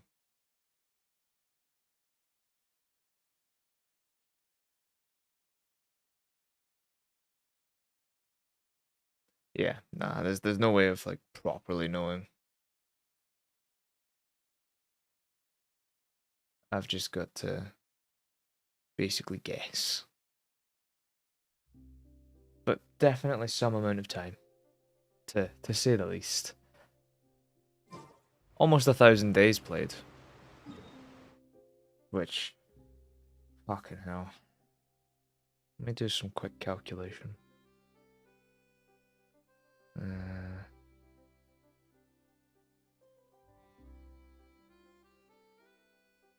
Yeah, so 3 years is 1,095 days. The game's been out slightly longer than that. But I'm at 900 and something or other. So 984. So there's been roughly 111 days that I have not played this game. Fucking hell. Oh Jesus. That's including like a good 4 months, 5 months when the game first came out. Best example I have for that actually is the character archive.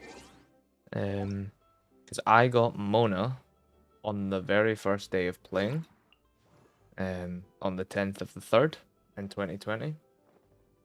Actually, was that the 10th of the 3rd? What about Traveler? Where's Traveler? Where is Traveler? Ah, Traveler's not in here. Yeah, never mind. Amber, yeah, no. So I got Mona the same time. So I started playing the 10th of the 3rd. No, that's the 3rd of the 10th. Sorry, I forget it's American dates. The 10th of the 3rd. So October 3rd. Not long after the game came out. When did it come out, actually? Genshin Impact. Release date? It came out on September 28th. So I played it within a week of it coming out. Fucking hell. Jesus Christ. So I played it for a bit. I did my summons to the point where I didn't know what a 5-star meant. I got Mona on my first 10 pull. I had no clue what it meant. I then played it for a bit. I got to Amber. She's the second free-to-play character you'd get next to the protagonist. I got Noelle at the same time, yep. I didn't get Kaya until 2 weeks later almost. Same with Lisa. And then I took a break until Ganyu came out, I think. I came back when Ganyu came out. Yeah, the 17th of January, 2021. So I actually got Ganyu on my birthday. Didn't actually know that. Fair enough, yeah, apparently I started playing the game again on my birthday for some reason. That was when all my other friends were playing it. Being Chloe, Kier, Ross, they're in the videos. They were all playing it at the time. They were all higher levels than me and stuff like that. I eventually caught up. And we started doing like events and that, like the co-op events that they did. They stopped doing them now. Which is a bit of a shame. And then one by one, Kier stopped playing, then Ross stopped playing, then Chloe stopped playing. And then for a little time, I kind of stopped playing. Fontaine came out and it's kind of rejuvenated me for playing it again. But, yeah. Staging an intervention? Yeah, might be necessary. Because fuck me. I play this game too much. Which I think means I'm qualified to critique it. At least that's what I'll believe. Oh, man.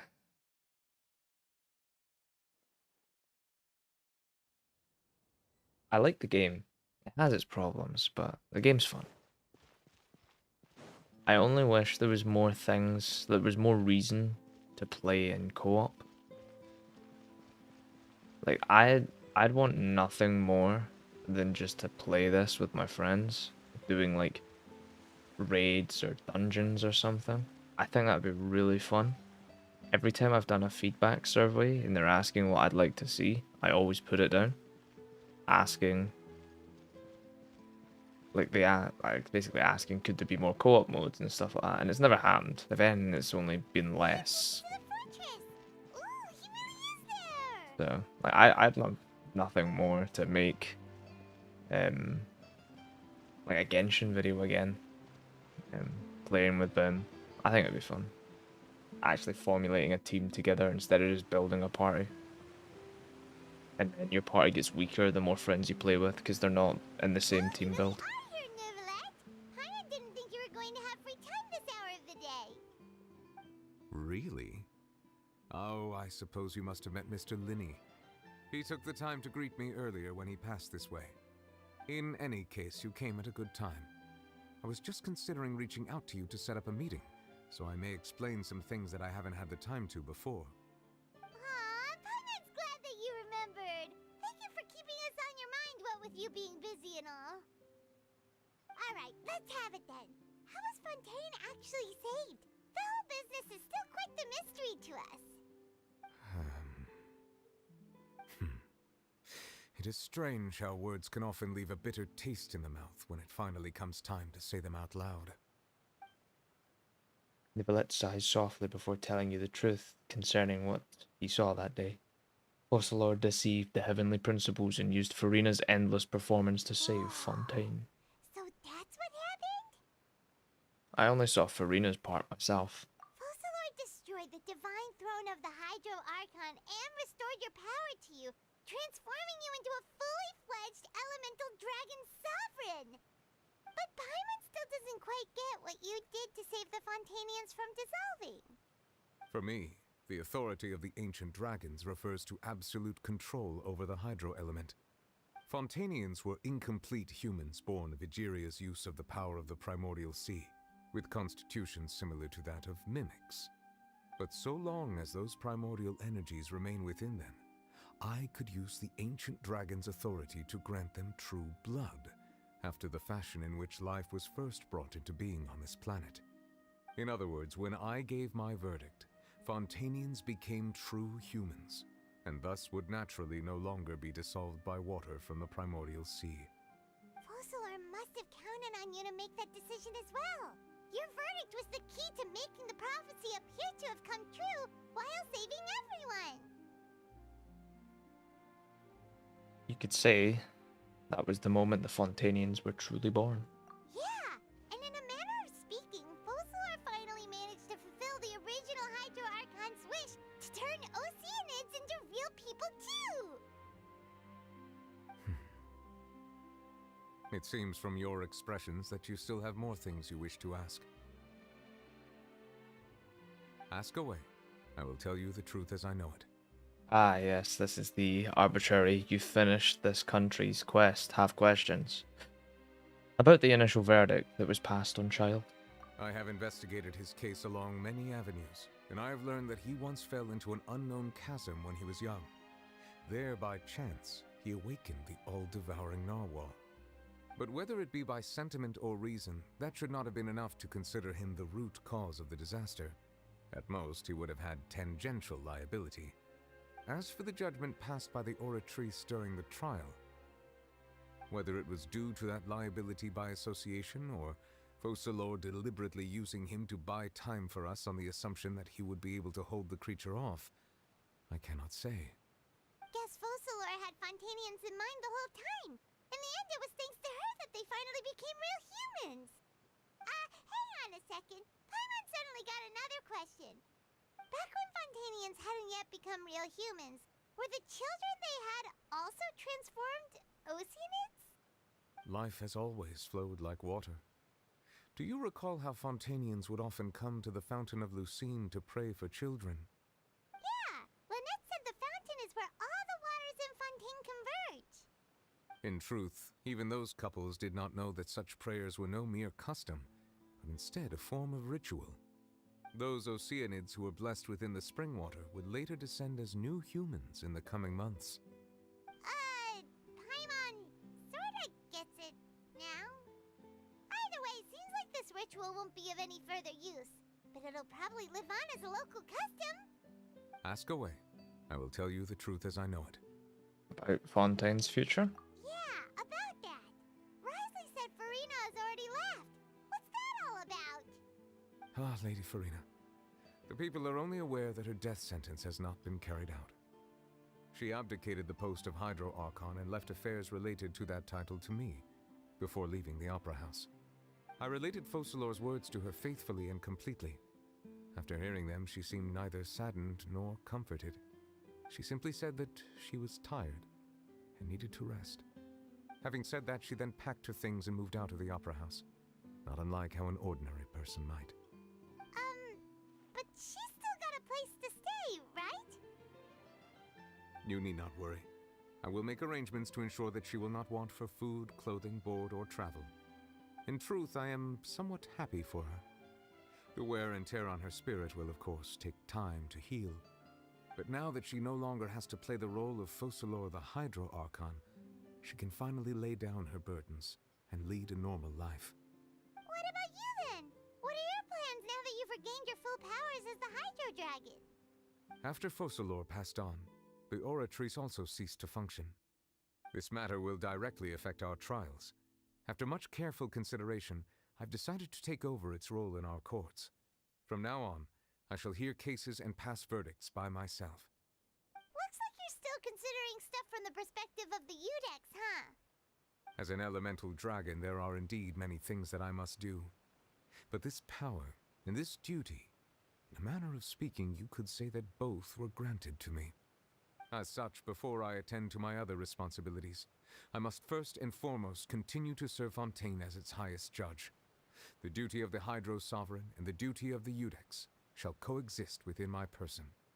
Additionally, the Hydro Archon's departure has brought about another problem, which is that the Opera House shall no longer produce indemnitium. That's true. That power was derived from the people's faith in the Hydro Archon, wasn't it? Wait, but the various mechs and machines in the city are all still okay. Where are they getting their energy from? As I am now, I have full command over New Musia, and it can serve as a complete substitute. Another reason why I cannot quite leave Fontaine immediately. Wow. This ancient dragon's authority stuff is really quite useful, huh? Ask away. I will tell you the truth as I know it. About Fontaine's Gnosis? Oh, that's right! They say you've given it to the knave as a diplomatic gift or something! Leaving aside their intentionality, the two Fatui Harbingers have indeed done much for us during this crisis. Their sole remaining goal of Fontaine, at least at this point, would seem to be the Gnosis. The Oratrice ceased to function. The Hydro Archon's divine throne is now no more, and I do not need the Gnosis's power. As such, it has lost all meaning for Fontaine.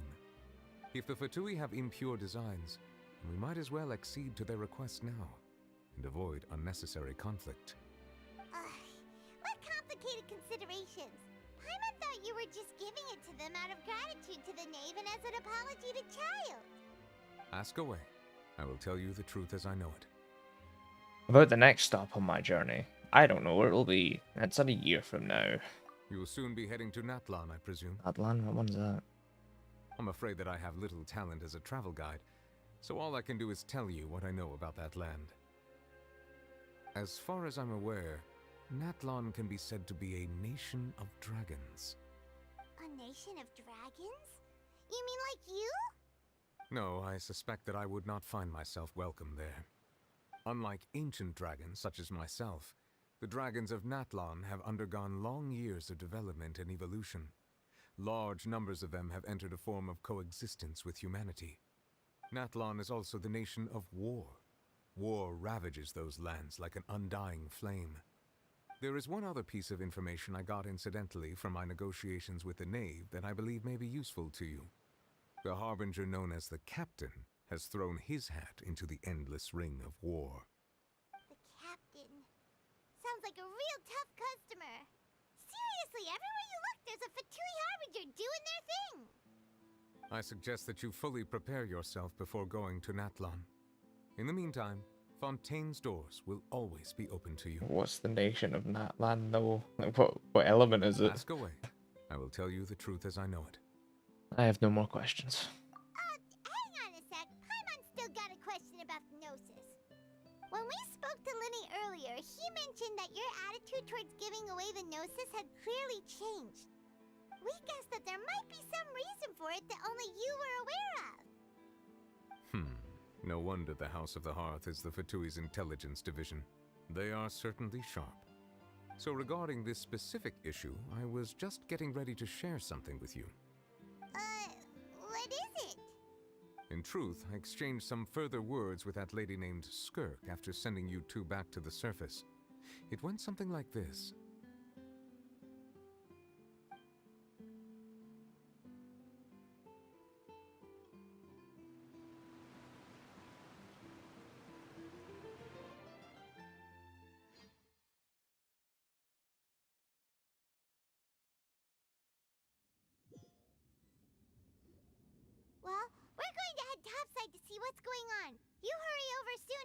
all right, Nervalet? What next? The all-devouring narwhal isn't here, so I'm no longer getting any interference. I can finally catch the scent of your power, what it's made of. It is the authority of the planet's primordial dragons, but with something very similar to a god's curse mixed in. It's quite a novel blend. I'm sure I've encountered something like this before. What was it again? I do not know what you speak of. Ah, of course. How could I forget? You should have the remains of the third descender on your person, yes? Remains? I've never heard of any such thing. Huh. According to your parlance, I believe it may be called a gnosis. Well, that much is true. After Focalor's divinity faded, she handed her gnosis to me. But I fear I have never heard of it described in the manner that you just did. I've been training with my master, the Foul, ever since I was young, and I have never returned to the surface since. So most of the information I possess, I got from him. It is only natural for those who are greater than humanity to possess a different sort of common sense, which is why there are so many problems in our attempts to communicate with humans. Regardless, you should probably get rid of objects of misfortune to prevent any disasters from befalling you. To live in itself is a blessing. But once a person dies, the bonds he once had with this world shall all turn to curses. What do you mean by that? No need to fret. These are just my personal thoughts, and my reason for no longer wishing to return to the surface. This third descender you refer to, who are they? And when did they die? Master never mentioned them to me. Perhaps it just wasn't that important for me to know. If you're interested, though, I could ask him. I'll be sure to pass the answer on to you next time. Next time? You believe we will meet again? I do. Wait. I have a disciple of my own, don't I? He can be the messenger then.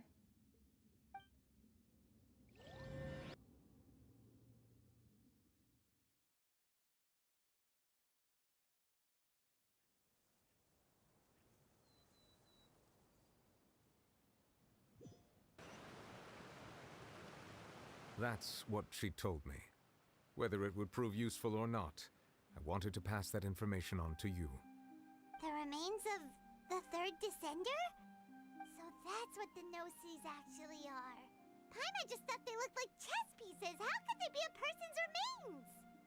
All the same, assuming that there was no misunderstanding or special metaphor at play, that is what she meant to say. And she said that it would bring misfortune and that you should check it, which is why you gave it to the Vtuber. If she speaks the truth, then I would simply be putting Fontaine at unnecessary risk by keeping it here. A descender, she mentioned one of them. I'm the fourth descender. Bum bum bum.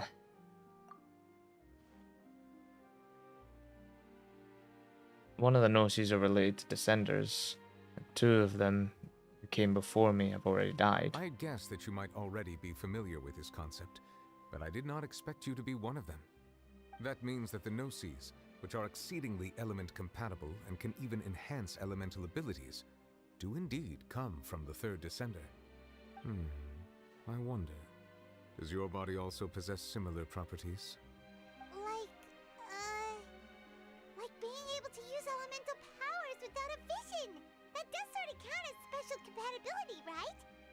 No, let's not think about this stuff right now. It just feels creepy. Comparing the Traveler to the dead third descender and all.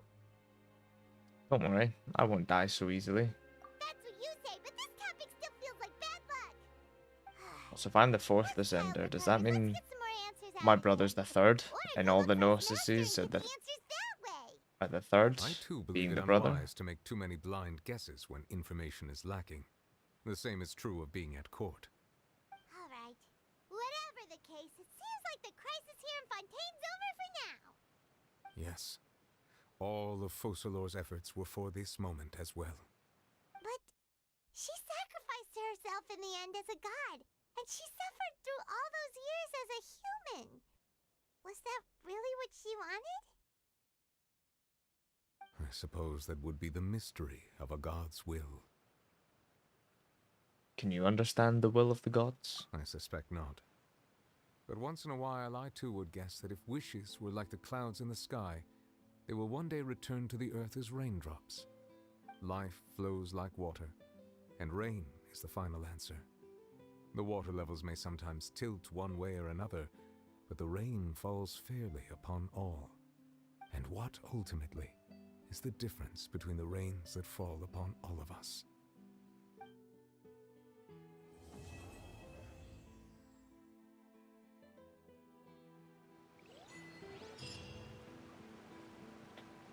Well, it's done. Hello, Novelette.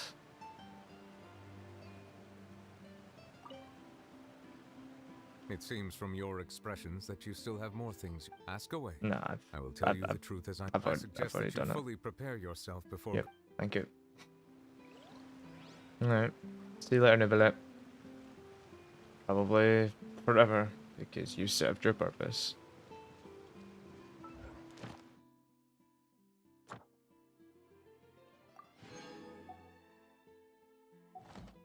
Sick. Alright, well, in summary, the story of Fontaine, not too bad. Not too bad. Definitely times I felt like it was dragging on, but definitely didn't feel as much of a slog as Sumeru did. Sumeru felt fucking horrible.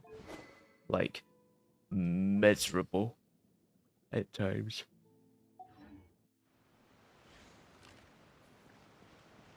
That didn't feel nearly as bad. There's one thing I want to check though.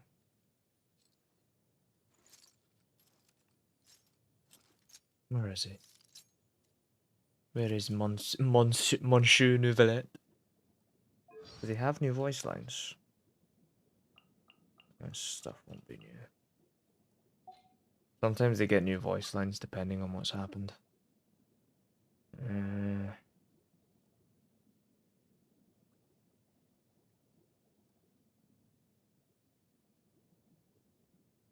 Now the curtain has finally fallen on her performance. The character she portrayed was an imaginary one, yet in playing that role, she fulfilled her duties. Though she is meek and full of doubt by nature, she was able to use madness to stiffen her resolve and see her duty through to its conclusion. The work that she has done over the centuries is truly immense. If she were to ever make a return to the stage, I should personally attend the performance and give her my heartfelt applause. Yes, I must do so when the opportunity arises. Excuse me. Anything else? Or is that let's see about the other Archons. Nothing will stop me from rendering judgment on each of the seven. As the Archon who won the authority of Geo, Deus Ori must be called to trial. If one does not wish to see us on opposite sides of a conflict, they need not worry, for I intend to stay in Fontaine for the foreseeable future, which could well mean another 400 years. As another point of consolation, even when the trial eventually takes place, it is still not a given that the judgment will lead to a physical confrontation. I shall fulfill my vow to judge all of the seven in turn, even if the sky should fall and the ground give way. As the recipient of the authority of Animo, the god of breeze and hope must also stand trial. He spends most of his time being a harmless drunkard. Well, even so, I must meet him for myself and proceed from there. As a survivor of the dragon race who has regained my full dragonhood, I must fulfill my oaths and obligations, even if it means returning all the water in the oceans back to the heavens. In taking the authority of Electro, the Narukami placed herself on the list of the usurpers. She will... Oh, You say she has isolated herself in the plane of euthymia, and now rarely appears in public.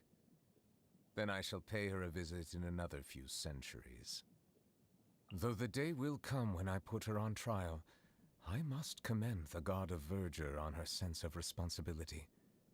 Few things are without flaws in this world, but the devotion and benevolence she displays are a testament to her commitment to continued progress. I felt enormous regret when I learned of the mistreatment she has endured over the past 500 years.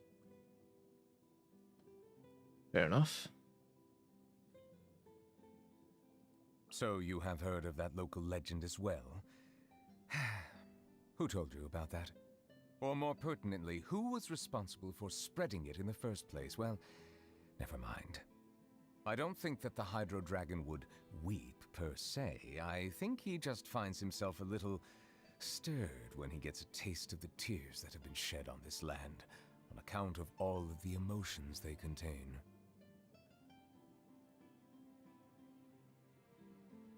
Alright. Fair enough. Then, to see something else, just to make my point. The Archons themselves have like visual effects around them. Zhongli here has like the geo effects around him. The Shogun has the lightning effects. Originally, Neuvillette didn't have anything, so I'm curious to see if he has something now. No, I mean he's not the Hydro Archon, he's a dragon, so yeah, makes sense. Fair enough. Summary of my time with the story quest. It's been alright. It's been good. Definitely had more fun playing in Fontaine in general than what I did in Sumeru. Don't get me wrong, it wasn't bad, but it wasn't amazing.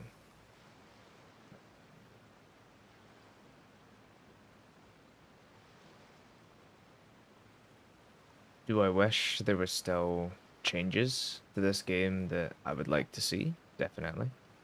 What would I like to see? Well, for starters, I would like to see some form of co-op mode. That would be cool. Wrong button. You know, I want to play this game with my friends, you know, instead of basically just playing a little bit on my own. I'm also just getting away from the sound of the water. It's so fucking loud.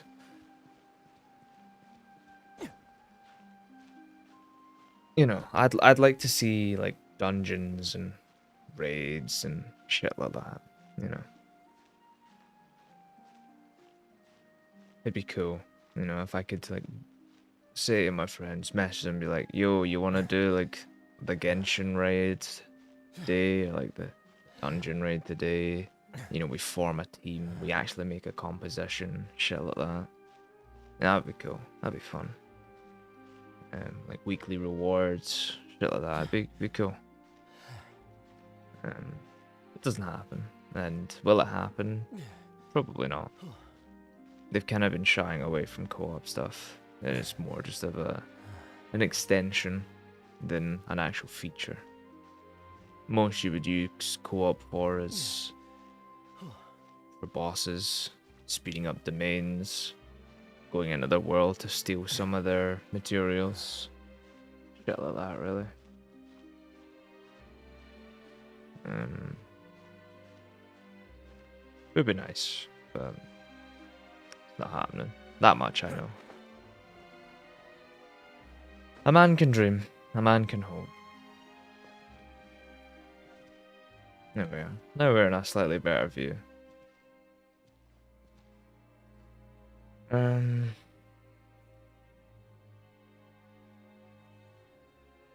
Yeah, I climbed up here and I basically said everything I wanted to say about it. Yeah, let's go fight the whale. Let's go fight the whale proper. Where is the whale? Where doth one fight the whale? There it is. Cool.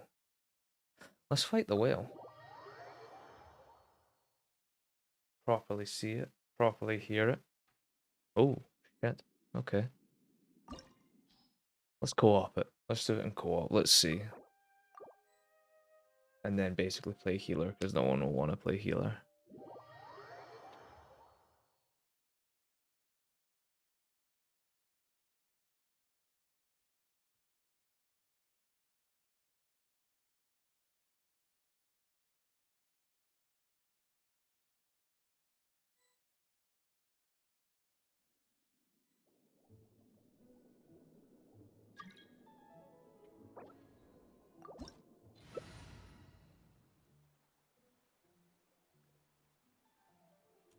Fuck it.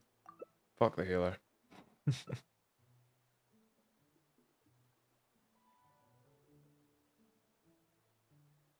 Oh, never mind.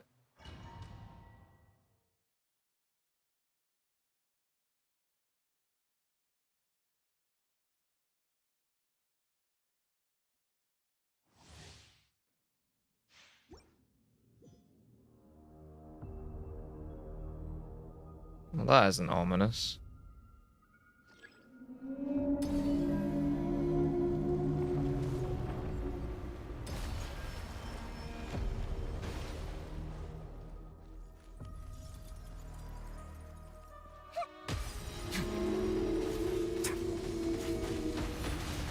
Leave it all to me.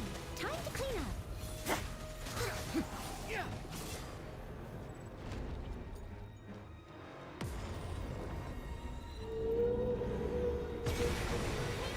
Let's begin. The music's definitely interesting.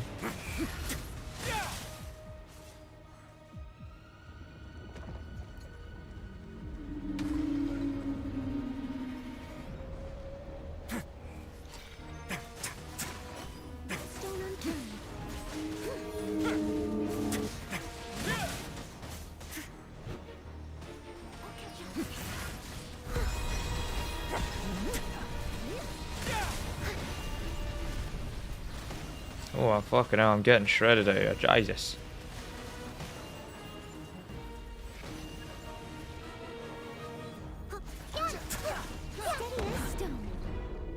Well, time to get eaten.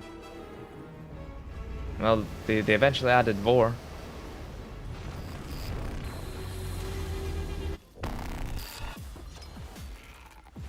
Still very interesting, this bit. Let me get this. You need medical attention.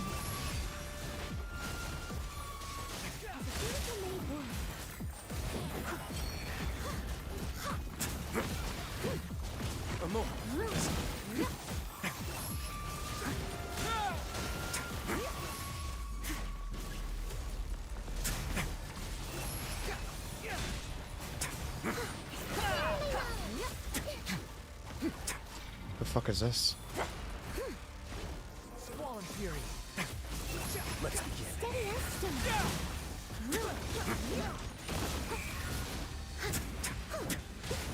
Oh, fucking hell, my lungs. Oh, no, you cunt. Well, now I sit here.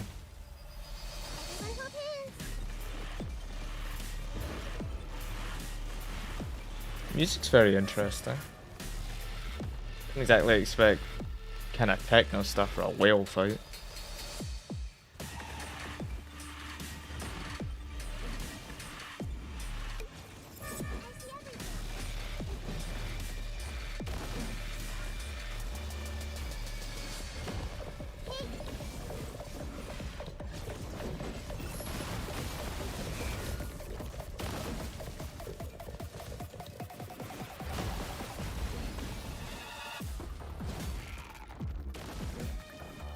Don't know how I feel about the track though, I'm not gonna lie.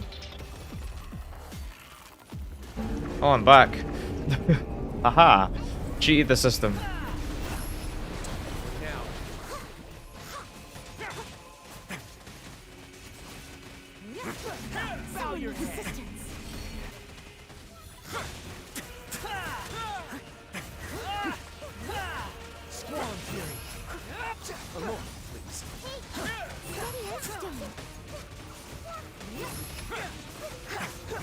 on the game.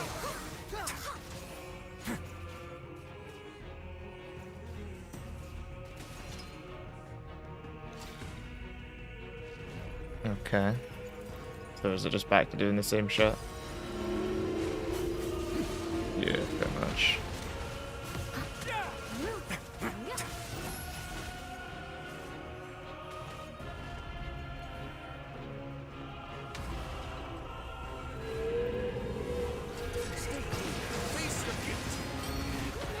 Let's begin.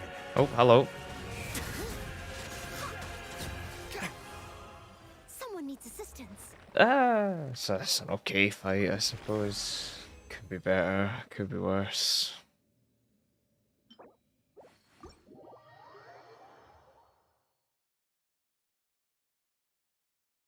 Probably didn't help I was dead for half of it, but it's an alright fight.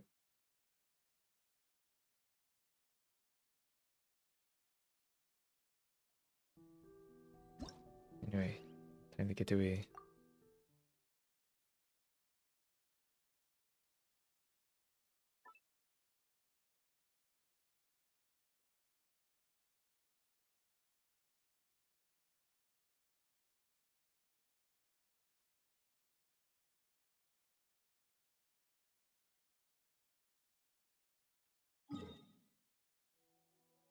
Oh, let's get my reputation rewards. Can't forget that.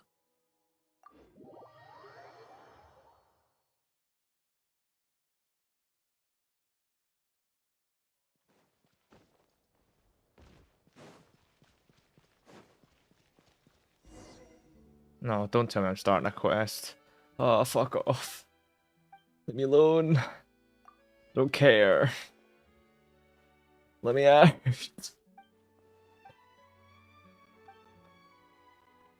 Buddy, who cares? Let me leave.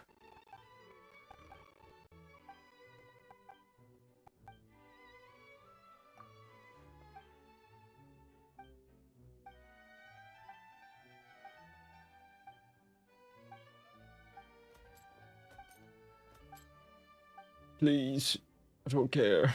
I want to go. I just want to talk to the woman for my reputation. I don't care about any of this. I don't know, just let me leave.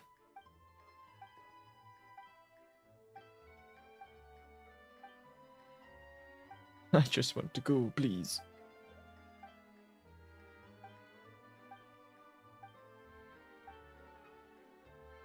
No, we're not in. We're out.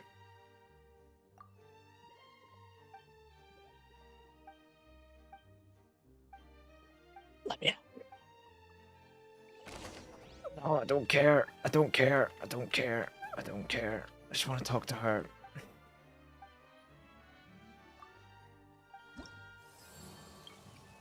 Just let me max out my rep, please. Thank you.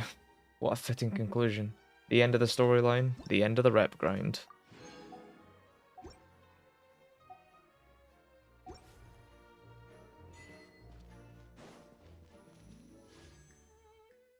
I was gonna say I could maybe end it. Well, let me situate myself somewhere. Fuck it. We'll go up here for some healing. I don't really need healing, but we're here now.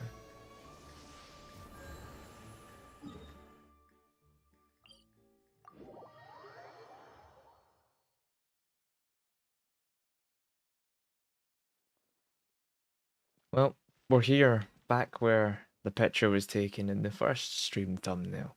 Very smart thinking, yes, just like Mihoyo are. But yes, that will be the end of today's stream. I'm probably gonna do like a highlighted video, either a singular video or parts of this Genshin Fontaine experience. So Galaxy, if you're still awake and here, feel free to give everyone a message for the folks that might be watching the video when I eventually get round to doing it. If you've been watching the streams or you've made it this far in the video, thank you. I once considered keeping some pets in my office, Wisely, but please. soon gave up on the idea. It's just not right to keep Anyway, small animals where they thank you won't be able to see the for sun. joining this adventure. If you're watching the video, thank you for watching the adventure. Yeah, I might do more in the future. Definitely going to be doing like the major story stuff. I don't see why not. But I might do some more Genshin streams in the future. You know, I like playing this game. But yeah. You get anything to say to the folks, Galaxy?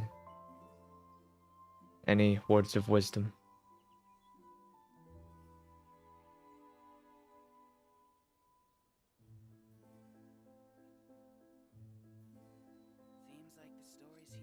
Now we awkwardly sit here and wait.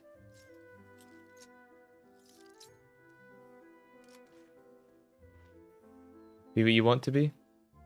Fair? Very fair, very fair. But, yeah. Thanks for coming down. Thanks for hanging out. Thanks for watching. And I will see you all soon. Goodbye.